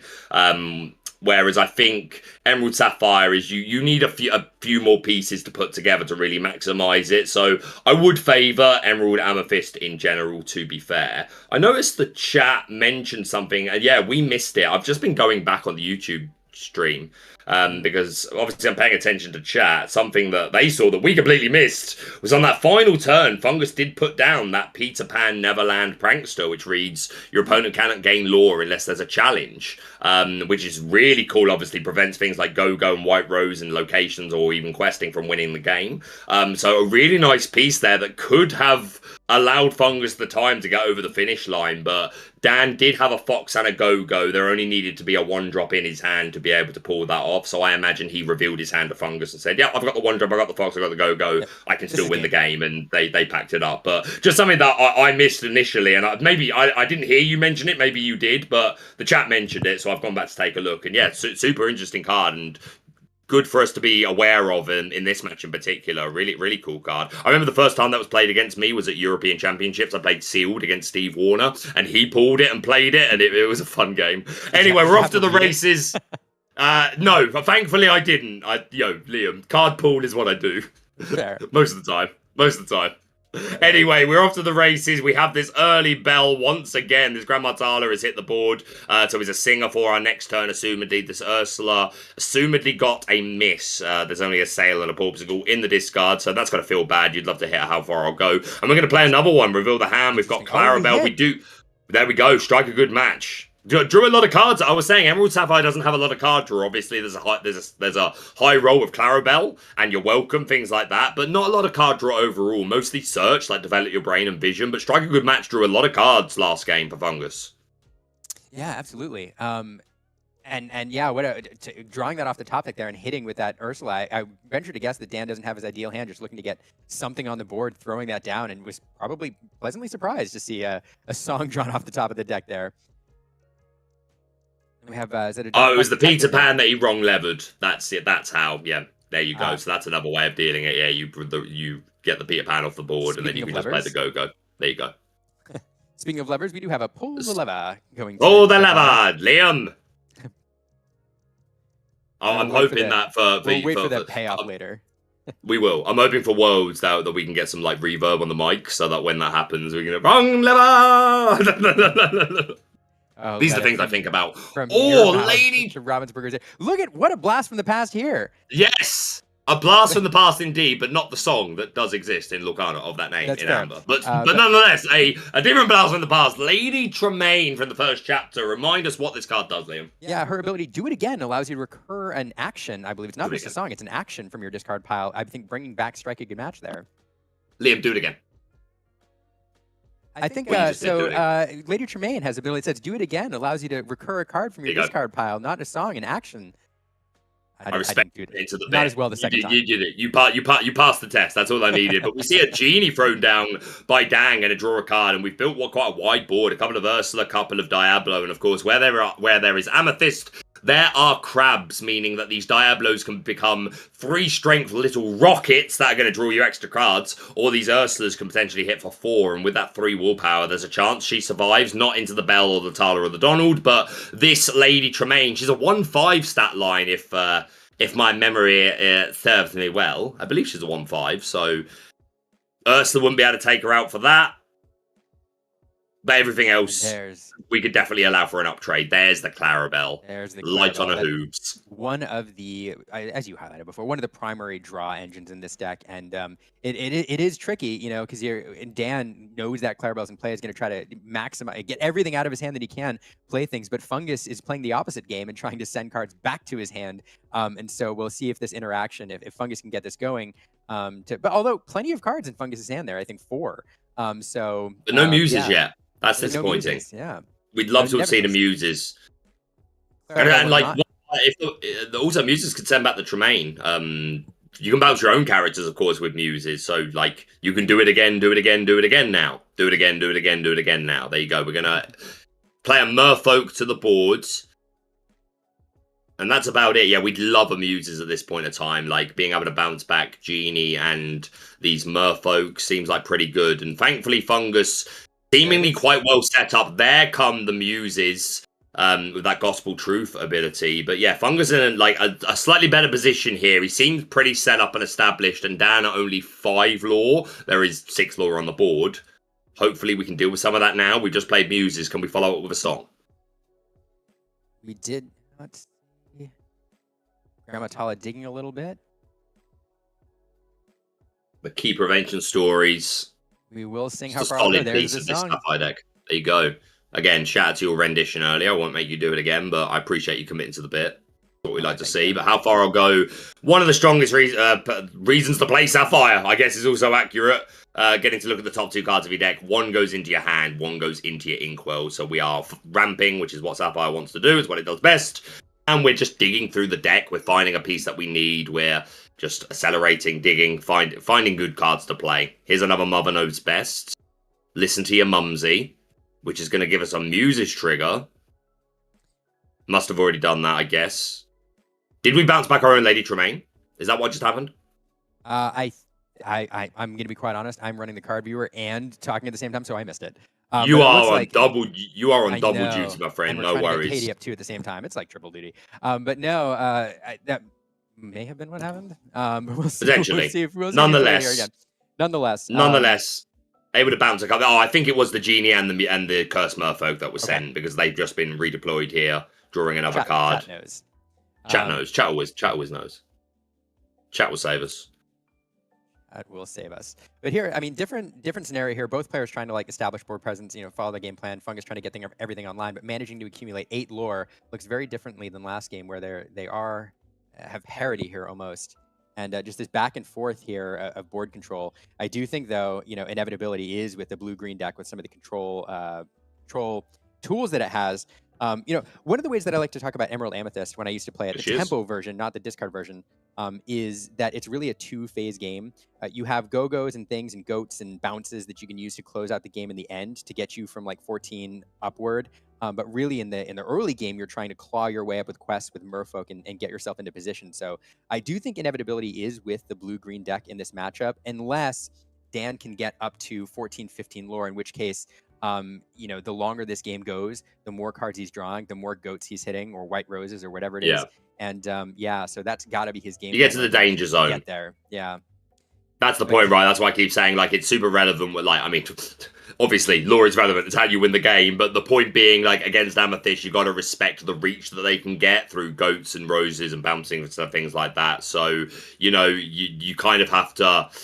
You look at the game differently, right? Because you got to respect their reach and their ability to jump. So it really does matter how well you can control the early board and like keep that lore down. And Fungus here able to jump ahead to 10 lore of a wide board, able to just play this Genie down, which again, as we've said, it's not great. And we're just going to back it up. Again, it's not great to have this Genie just bounce back, but if you got to draw cards, you got to draw cards. But Fungus representing a whole lot of lore on board. And that is going to take us to a game 3, which I am super glad to see. This is the final round of the day. Round 7 of the Charlie Collectible shows. 11K. 7 rounds today. And then tomorrow we'll be doing 2 more rounds of Swiss, rounds 8 and 9. And then Top Cut. Final game of the day, Liam. Are you ready? I am ready. What a way to end it, with a game 7 with 2 fun decks, a matchup we haven't seen today, with, I wouldn't say everything on the line, but man, winning this game right here would make these players feel pretty confident super good going position. into day 2. Yeah. Yeah, like there's a point, like there's an argument if you're 6-1-0, again the players will do the math and work out maybe a double ID secures them a spot, maybe not, they'll do the math, maybe they need to win one more round, maybe they just want to keep playing because they want the higher seeding, but yeah, you're in a good position going into day 2 at a 6-1-0. Absolutely. And man, the other thing I mentioned here, like we feel it too, I think as commentators, but the mental fatigue at this point in the day too. Hopefully these players have managed to drink water, eat food, do all the self-care they need to do to stay at the top of their game here. But man, after so many games, all coming down to this, hopefully these, it's a lot. It's a long day. Yeah, I'll be honest. Like, so the biggest event I've played since Lorcana started, actually as a player, was the Ravensburger event a couple of months ago in Germany. And yeah, I was not good at that. Again, I was playing Ruby Amethyst as well, so my games, it was 2-game format, but games were still going long. And yeah, like the time in between rounds, sometimes you didn't have it. Like you got up and you could go to the loo, but so it's important to remember, right, the fatigue across a whole day of playing games. I mean, like, I remember even when I was a teenager playing Yu-Gi-Oh, it would take it out of me. But at this age, I don't know. I don't know if I have a full-time player body in me anymore. Occasionally is fine, but I'm happy to watch my betters and learn. That is true. Which is what we're doing here. I don't know. This blue-green deck, it's always been kind of lurking in the wings, and I think the last time that it was really super meta relevant, this color combo, was way back in set 1 with the turquoise high 5 Baja Blast. It was a very, very fast aggro deck.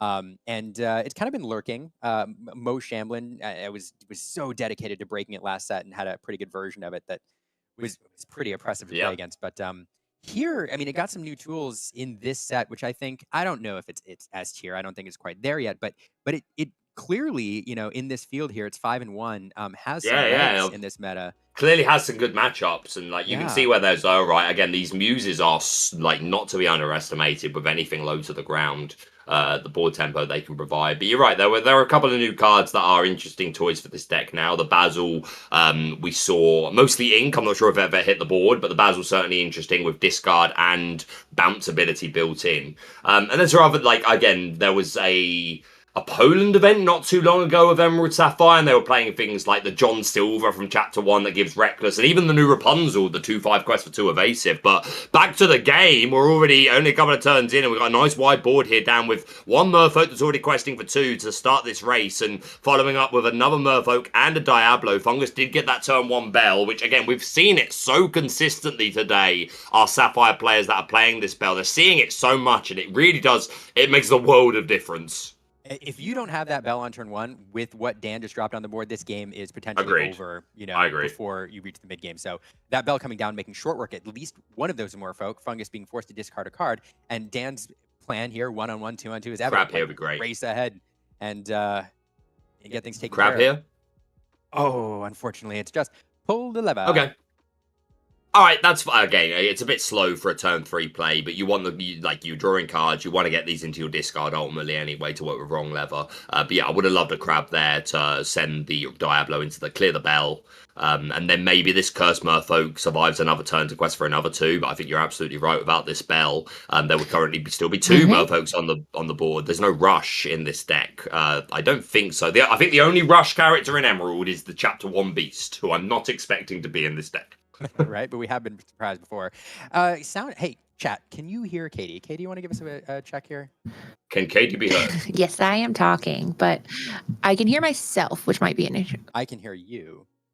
I can hear you. I can hear you twice, but it doesn't matter if I can hear you twice. As long as the chat can hear you once, then we're cooking.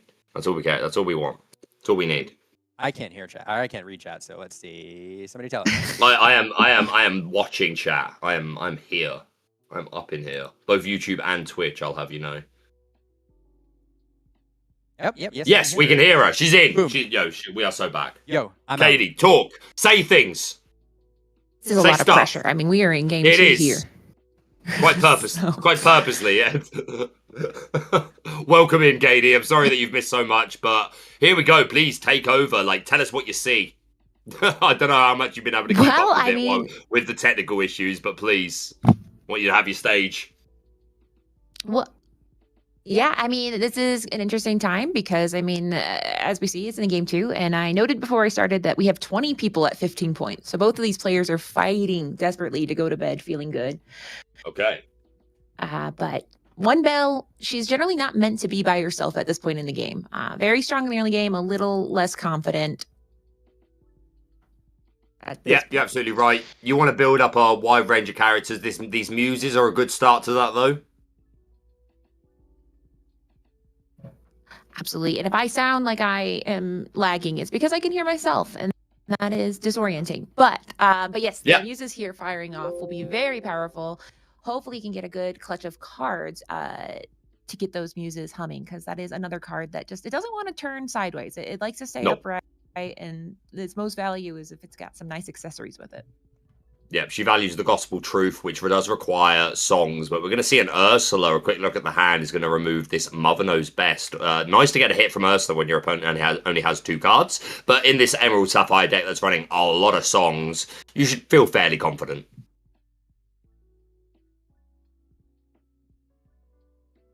Belle, she's a singer too, which is very helpful in this kind of situation. Sure.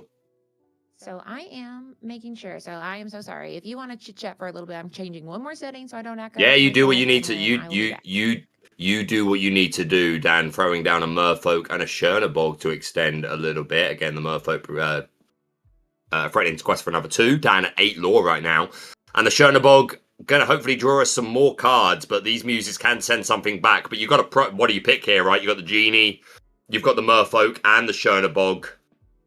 The Merfolk obviously represents lore, but then is fairly easily removed. If you can go down to 0 cards in hand as well, you don't even have to discard. If you give the Genie back, then that means that Dan has to spend their entire next turn playing that back to the board, so it's slow, but it does allow Dan to keep drawing cards, right? So a few options here. It turns out the Belle is going to exert, head on down to a favourite karaoke club and have a chorus of Mother Knows Best. That's going to bounce the Genie, and then the Muses trigger is going to send that Chernabog's followers back to hand. Want to deny as much draw from Dan. But again, he can play this Genie to draw, but that's still super slow if you're just paying 4 for that. But maybe you can ink and redeploy the Chernabog. Yeah, potentially a whole turn. I'm just going to keep jumping in while we get KD. Sometimes it's a battle of just seeing how long you can keep going wide over and over again, which is one of my favorite parts of this kind of Mo Shamblin style Amethyst Emerald deck. Is you just create problems over and over, and you can find answers to them, and we have seen Fungus find answers. But eventually, if you're still drawing cards, which is the power of Amethyst, you might run out of options. So it's just kind of hanging in there, seeing if you can kind of draw out Fungus's hand, and then win with just a lot of little guys going wide. Yeah, like story of the first game, really, like just creeping over the finish line slowly but surely. Like Fungus has the tools to like upset the tempo a little bit, but Dan has enough to continuously apply pressure. This Belle gonna make a challenge into, I think it was Ursula the Deceiver. The glare is here. To be fair, I think that's the first glare I've seen today. So shout out to 20 Law Pro.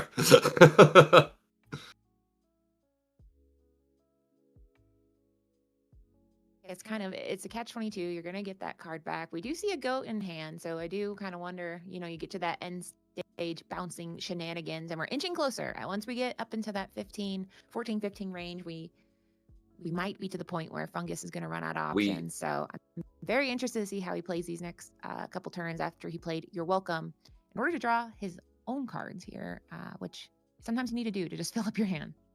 Yeah. It does appear that this Grandma Tala may have quested on the turn played. We'll keep an eye on that. Hopefully it never ends up being relevant, or I'm wrong, but certainly something to keep an eye on. We are going to sing Strike a Good Match with the Muses. That's going to let us draw 2 more cards, dig a little bit, discard 1, and we're going to get another Muses trigger. We'd love to challenge into this Merfolk, but we have nothing that can do that now. Again, no rush in these colors.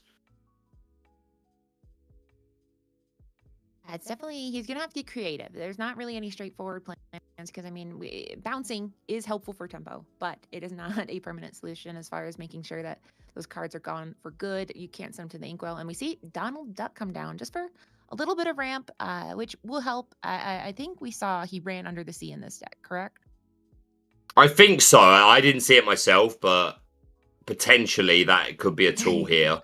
But this Donald Duck focus flat foot, I believe, who's very similar to Detective Mickey, just helps you ramp, and questing for 2 is pretty good. Ursula going to get a look at the hand. I think that was a Clarabelle and a Sail the Azure at Sea, so no hits. We ink a Elsa 5th Spirit. Super good, but these darn muses with their ward, but we are currently exerted, so this is our best, good as turn as any is to try and respond to this. There is a Peter Pan Shadow Finder in hand, so we could, like, you'd love a Fox or a Crab here, but at worst, we could double in with the Shadow Finder and the Chernobog, because you really need to remove these muses, like, on the turns where that opportunity presents itself. The muses impinged on. If those 2 cards are sideways, you got to do everything in your power to get that offline. Yes. Because that's really where the engine heats up with some of these decks. It combos you into some very painful situations. But at the same time, Dan going to be wrestling with, okay, well, I could do that and get trade my Chernobog, my Peter Pan would survive, but I think maybe he will just just going to sit here, because of course with only 1 muses on the board, you can only bounce 1 thing. Let's assume you bounce the Merfolk. You're still questing to 14 on the next turn. You're popping the Chernobog and getting a card. I think you just need to constantly develop a wide enough threat that Fungus and the Muses can't deal with everything efficiently enough, and again, continue to just crawl over the finish line. Down comes the Clarabelle.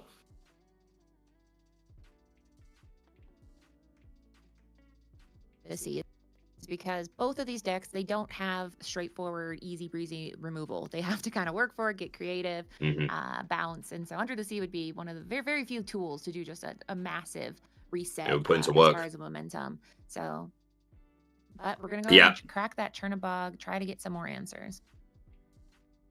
Yeah, Under the Sea, we got a great answer for this Emerald Amethyst deck with a lot of characters already at 2 strength or less. But this Bog lives long enough to go on a quest, draw us an additional card. We're going to play a Goat. And again, we talked about the danger zone for Amethyst decks, which we're pretty close to now. We play a Goat, which is going to gain a lore, and then we're going to quest for 4. That Merfolk did survive the turn, and now we're at 17. Now Fungus is in fight or flight. You need to remove this Goat. You don't want it bouncing back. We're establishing a Crab as well. Under the Sea, if it is an option, would remove everything but the Goat and the Crab, and then you need I think it may be a little too late. I'm kind of seeing the writing on the wall here. Maybe Fungus can find a combination of cards, but I don't know. And it's nice that he hedged his bet there, because that Goat is a potential 2 simultaneously, 1 and 2 lore at the same time. So he doesn't know if he's going to see it, but if he tries to do it, he has to come up with a few more answers there. But he'll start with the strike match, which is going to trigger that muse, and see what he can start wiping off this board. I assume going for that Merfolk, so cards are at a premium right now for him. So if he can stabilize, turn this corner, he wants to have as many cards in hand as possible, but the math is not in his favor. Yeah, that Muse is 2 lore. Gotta go. We're going to have a vision of the future. Look at the top 5 cards of the deck and pick 1 to go into the hand. The rest are going to go to the bottom of the deck. Digging, what can we find? We need to answer so much. We have the characters, like removing the Ursula is not a problem. But we need evasive for the Peter Pan Shadow Finder, and we would, like, maybe you can let just the Crab stay, but you need to get rid of this Goat. But if you remove it, that's gaining a lore as well. So Fungus really has a tough, is being asked tough questions, and I don't think they have the answers. We are bouncing back that Peter Pan Shadow Finder. That's good use of that Muse's Gospel Truth trigger, because again, evasive, hard to hit. He does have the whole songbook, it seems, or he's doing all the actions and songs, digging for those answers, but he still has a little bit more to go, because even if, that Ursula will be short work to get rid of it, but then the Goat and the Crab, they just are going to be the most tenuous thing to deal with right now. Man, this Amethyst, Merlin, and Madam Mim package, one impact it's had over the Disney Lorcana TCG since Rise of the Floodborn. We'll be very interested to see if any of these cards survive the rotation. I know, it's going to be, I will have a sad time once we find out. I said that we have reveal season, but this season we're going to have kind of conceal season too, where we're going to find out which of our friends. Yeah, nice way of putting it.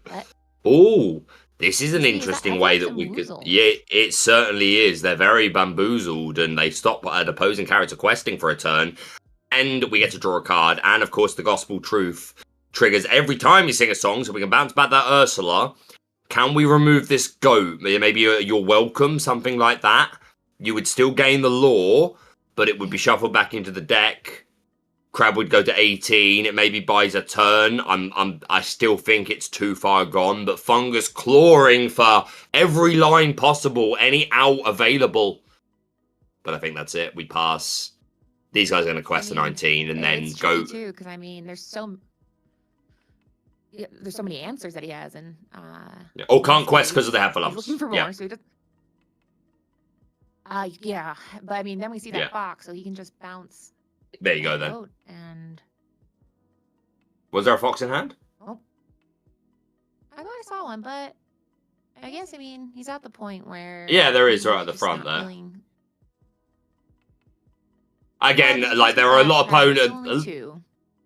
There's a lot of characters on the opposing board. You don't want to mess this up. I'd like absolutely take it's game 3, right? Take the time to do this properly and do the math. We play Ursula, have a scout with the hand.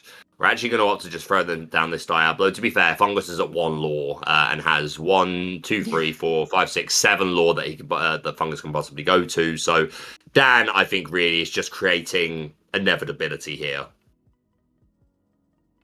Yeah, and I think that's important to point out that you can find answers, and we saw him find answers, but how many times can you do that? And in this case, I mean, we saw one turn where he was able to deal with what he needed to do, but I mean, this is going to be a real test with 4 cards in hand.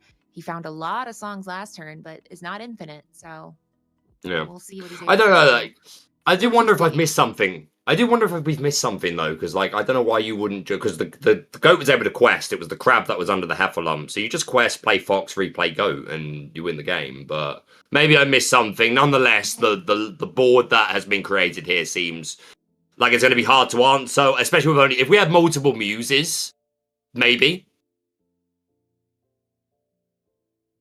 Because now at this point, even with an under the sea situation, still feeling pretty good. So I think it's just the patience of it, and it paid off. So we see Dan's 8 go ahead and take the win and enter this day with 6-1 starting tomorrow.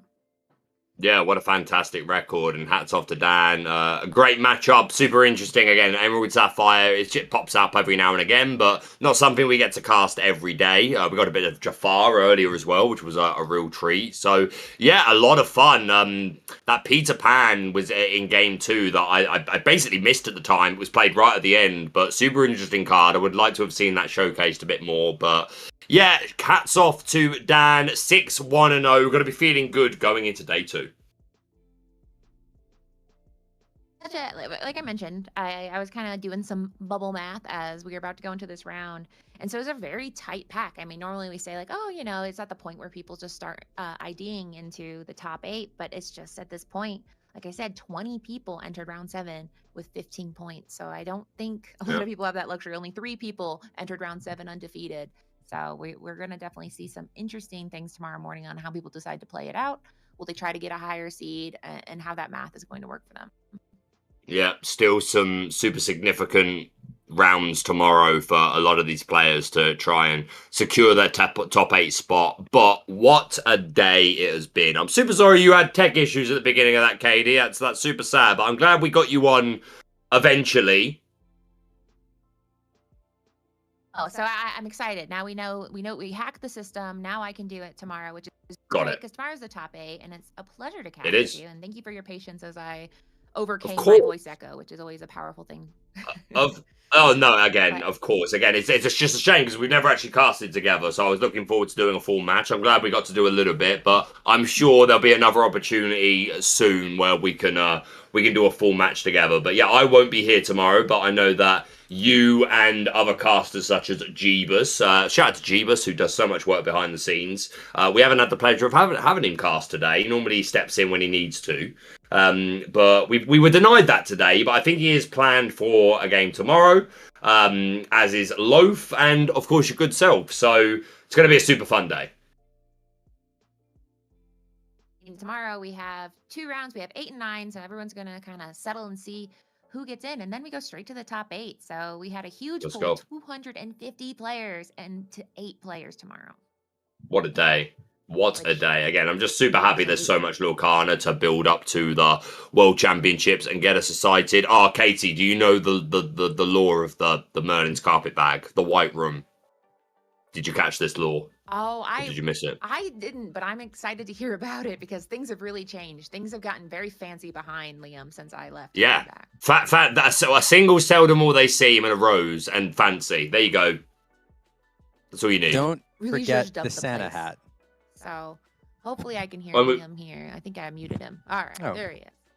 I think I muted him. Just said so casually. I think I muted him. Yeah, right. Listen, hey, Liam. We're doing the best we can here. Hello.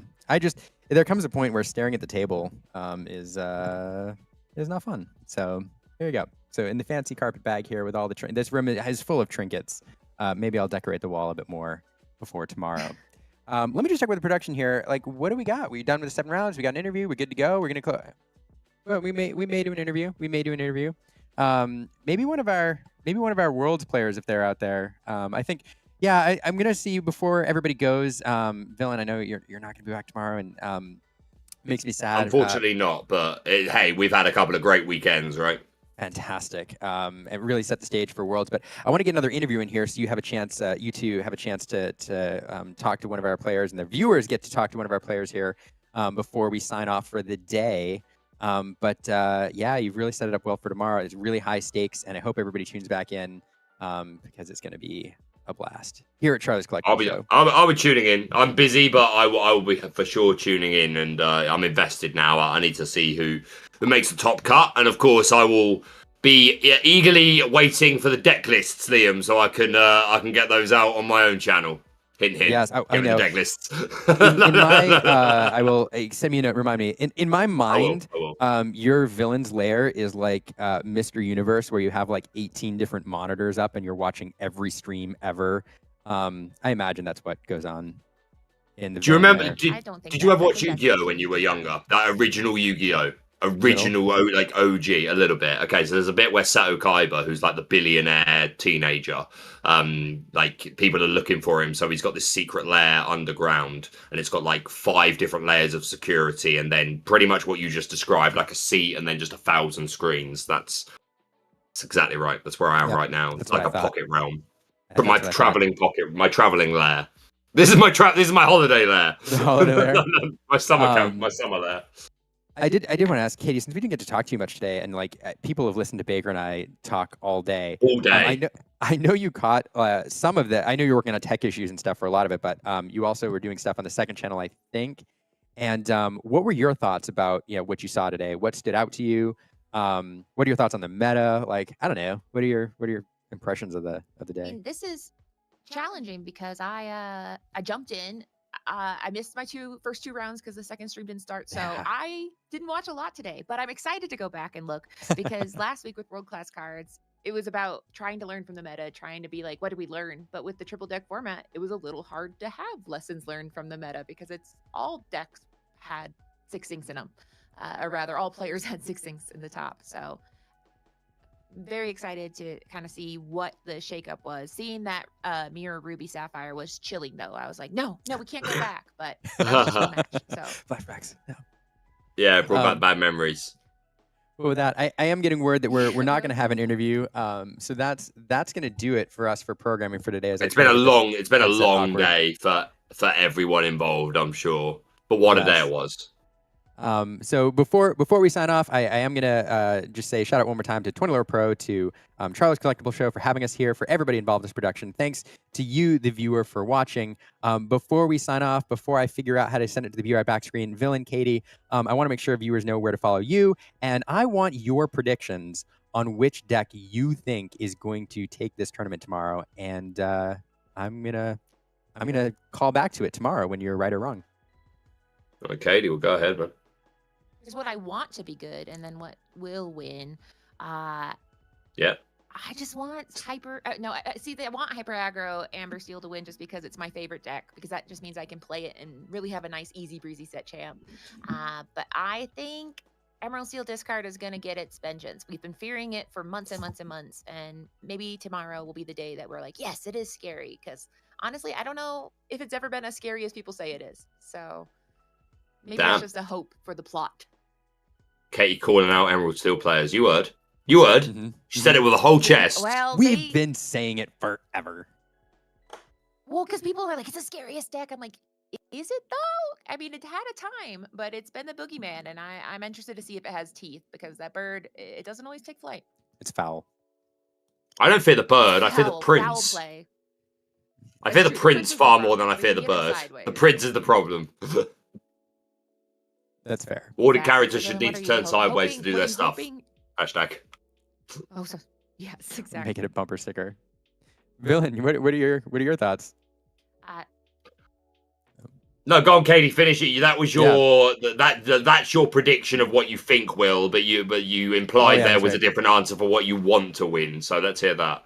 Yeah. Oh, Amber Steel song forever. It's my most. You're a it's the most Steel Disney song Lorcana deck gal. that could ever exist. You're singing. You're challenging. I mean, Got it. What's better than that? And now we have a hamster. And how fun is that? We got hamster no ball. It's not ball, at no all. hamster, It's not and fun, hamster, no Katie. ball. I can't let that go Okay. unchecked. It's not fun. It's not fun to deal with the blooming hamster. Miserable ball. It's good. What are your hopes and predictions? We actually saw a lot of Ruby Sapphire today, a lot more than I expected, and like predominantly the item heavy builds. And again, like Ruby Sapphire is always there, right? But just because there was a point in time where it was so dominant, and then obviously after the bans, I don't want to say fallen off because I don't think that's accurate, but other things have there was a point, right, where every top 8 deck list was either Sapphire Steel or Ruby Sapphire. Things have certainly diversified since then, but there was a lot of Ruby Sapphire and with items today, and really they're preying on the Steel Song players, right? Because Steel Song feels so strong at the moment, especially again with the aforementioned hamster, 1/16th wolf, and then the giant hamster rhino, and Ruby Sapphire players will always benefit from there being a lot of especially classic Steel Song in the meta, so I'd be a fool to bet against that. Other than that, let's put it this way, right? I always predict Ruby Amethyst for DLCs, and I always will. But since this is a third party, I will use the opportunity to be a bit more, try and be a bit more creative. And I will say that it is my prediction for what is going to win is going to be Amethyst Steel. It'll be a mid-range, either Docs or Rabbits. That's my prediction for what will win. Don't even know how they're doing, or if any will be in top 8, but that's what I'm going with. I think it's consistent, solid deck. What I want to win, Ratigan Burn. I will not be answering questions. I will not be answering questions at this time. If anyone's playing Ratigan Burn, please let me know. No one's playing Ratigan Burn, Baker. Let me dream. That's right. I know you want that to put a road dent in the competition and into the meta. Yep, I'm just gonna leave that. What about you, Liam? Right back at you, buddy. Yeah, Liam. Yeah, you have to put yourself out there. Well, I talked all day. Brooms. Brooms is gonna win tomorrow.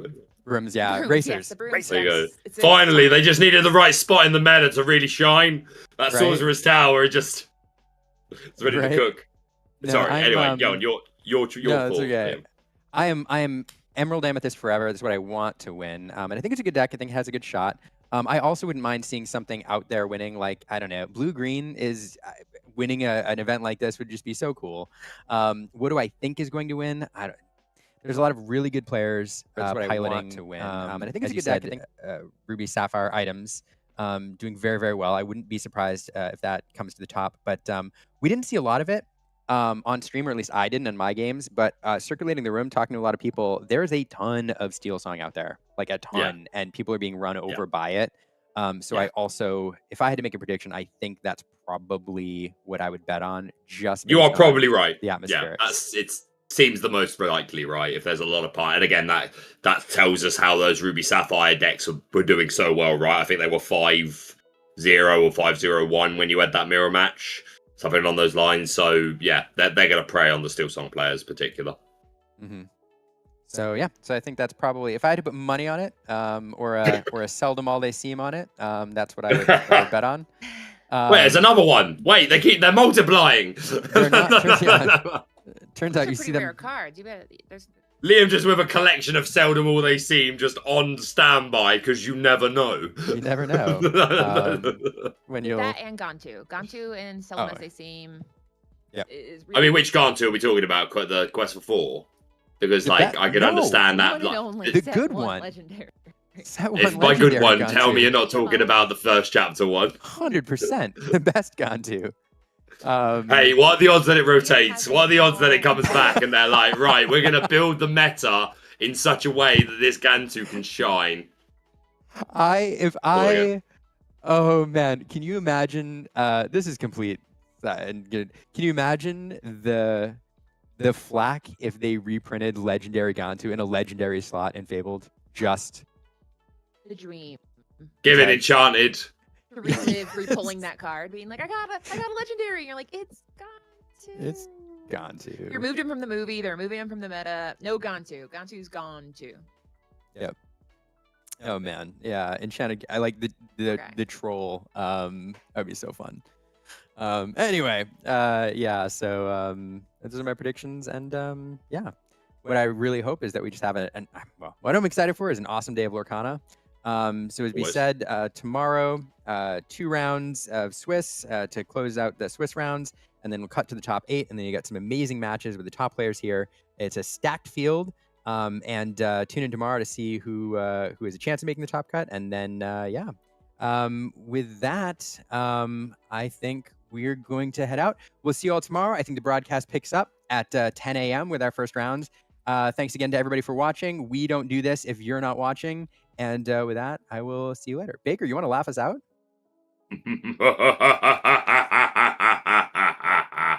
I'll be prepared. Yeah.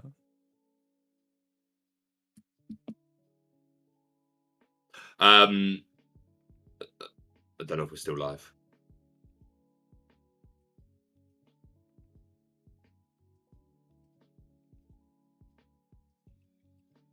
Liam, if you can still hear me, follow up with me about the thing that we've been discussing when you can.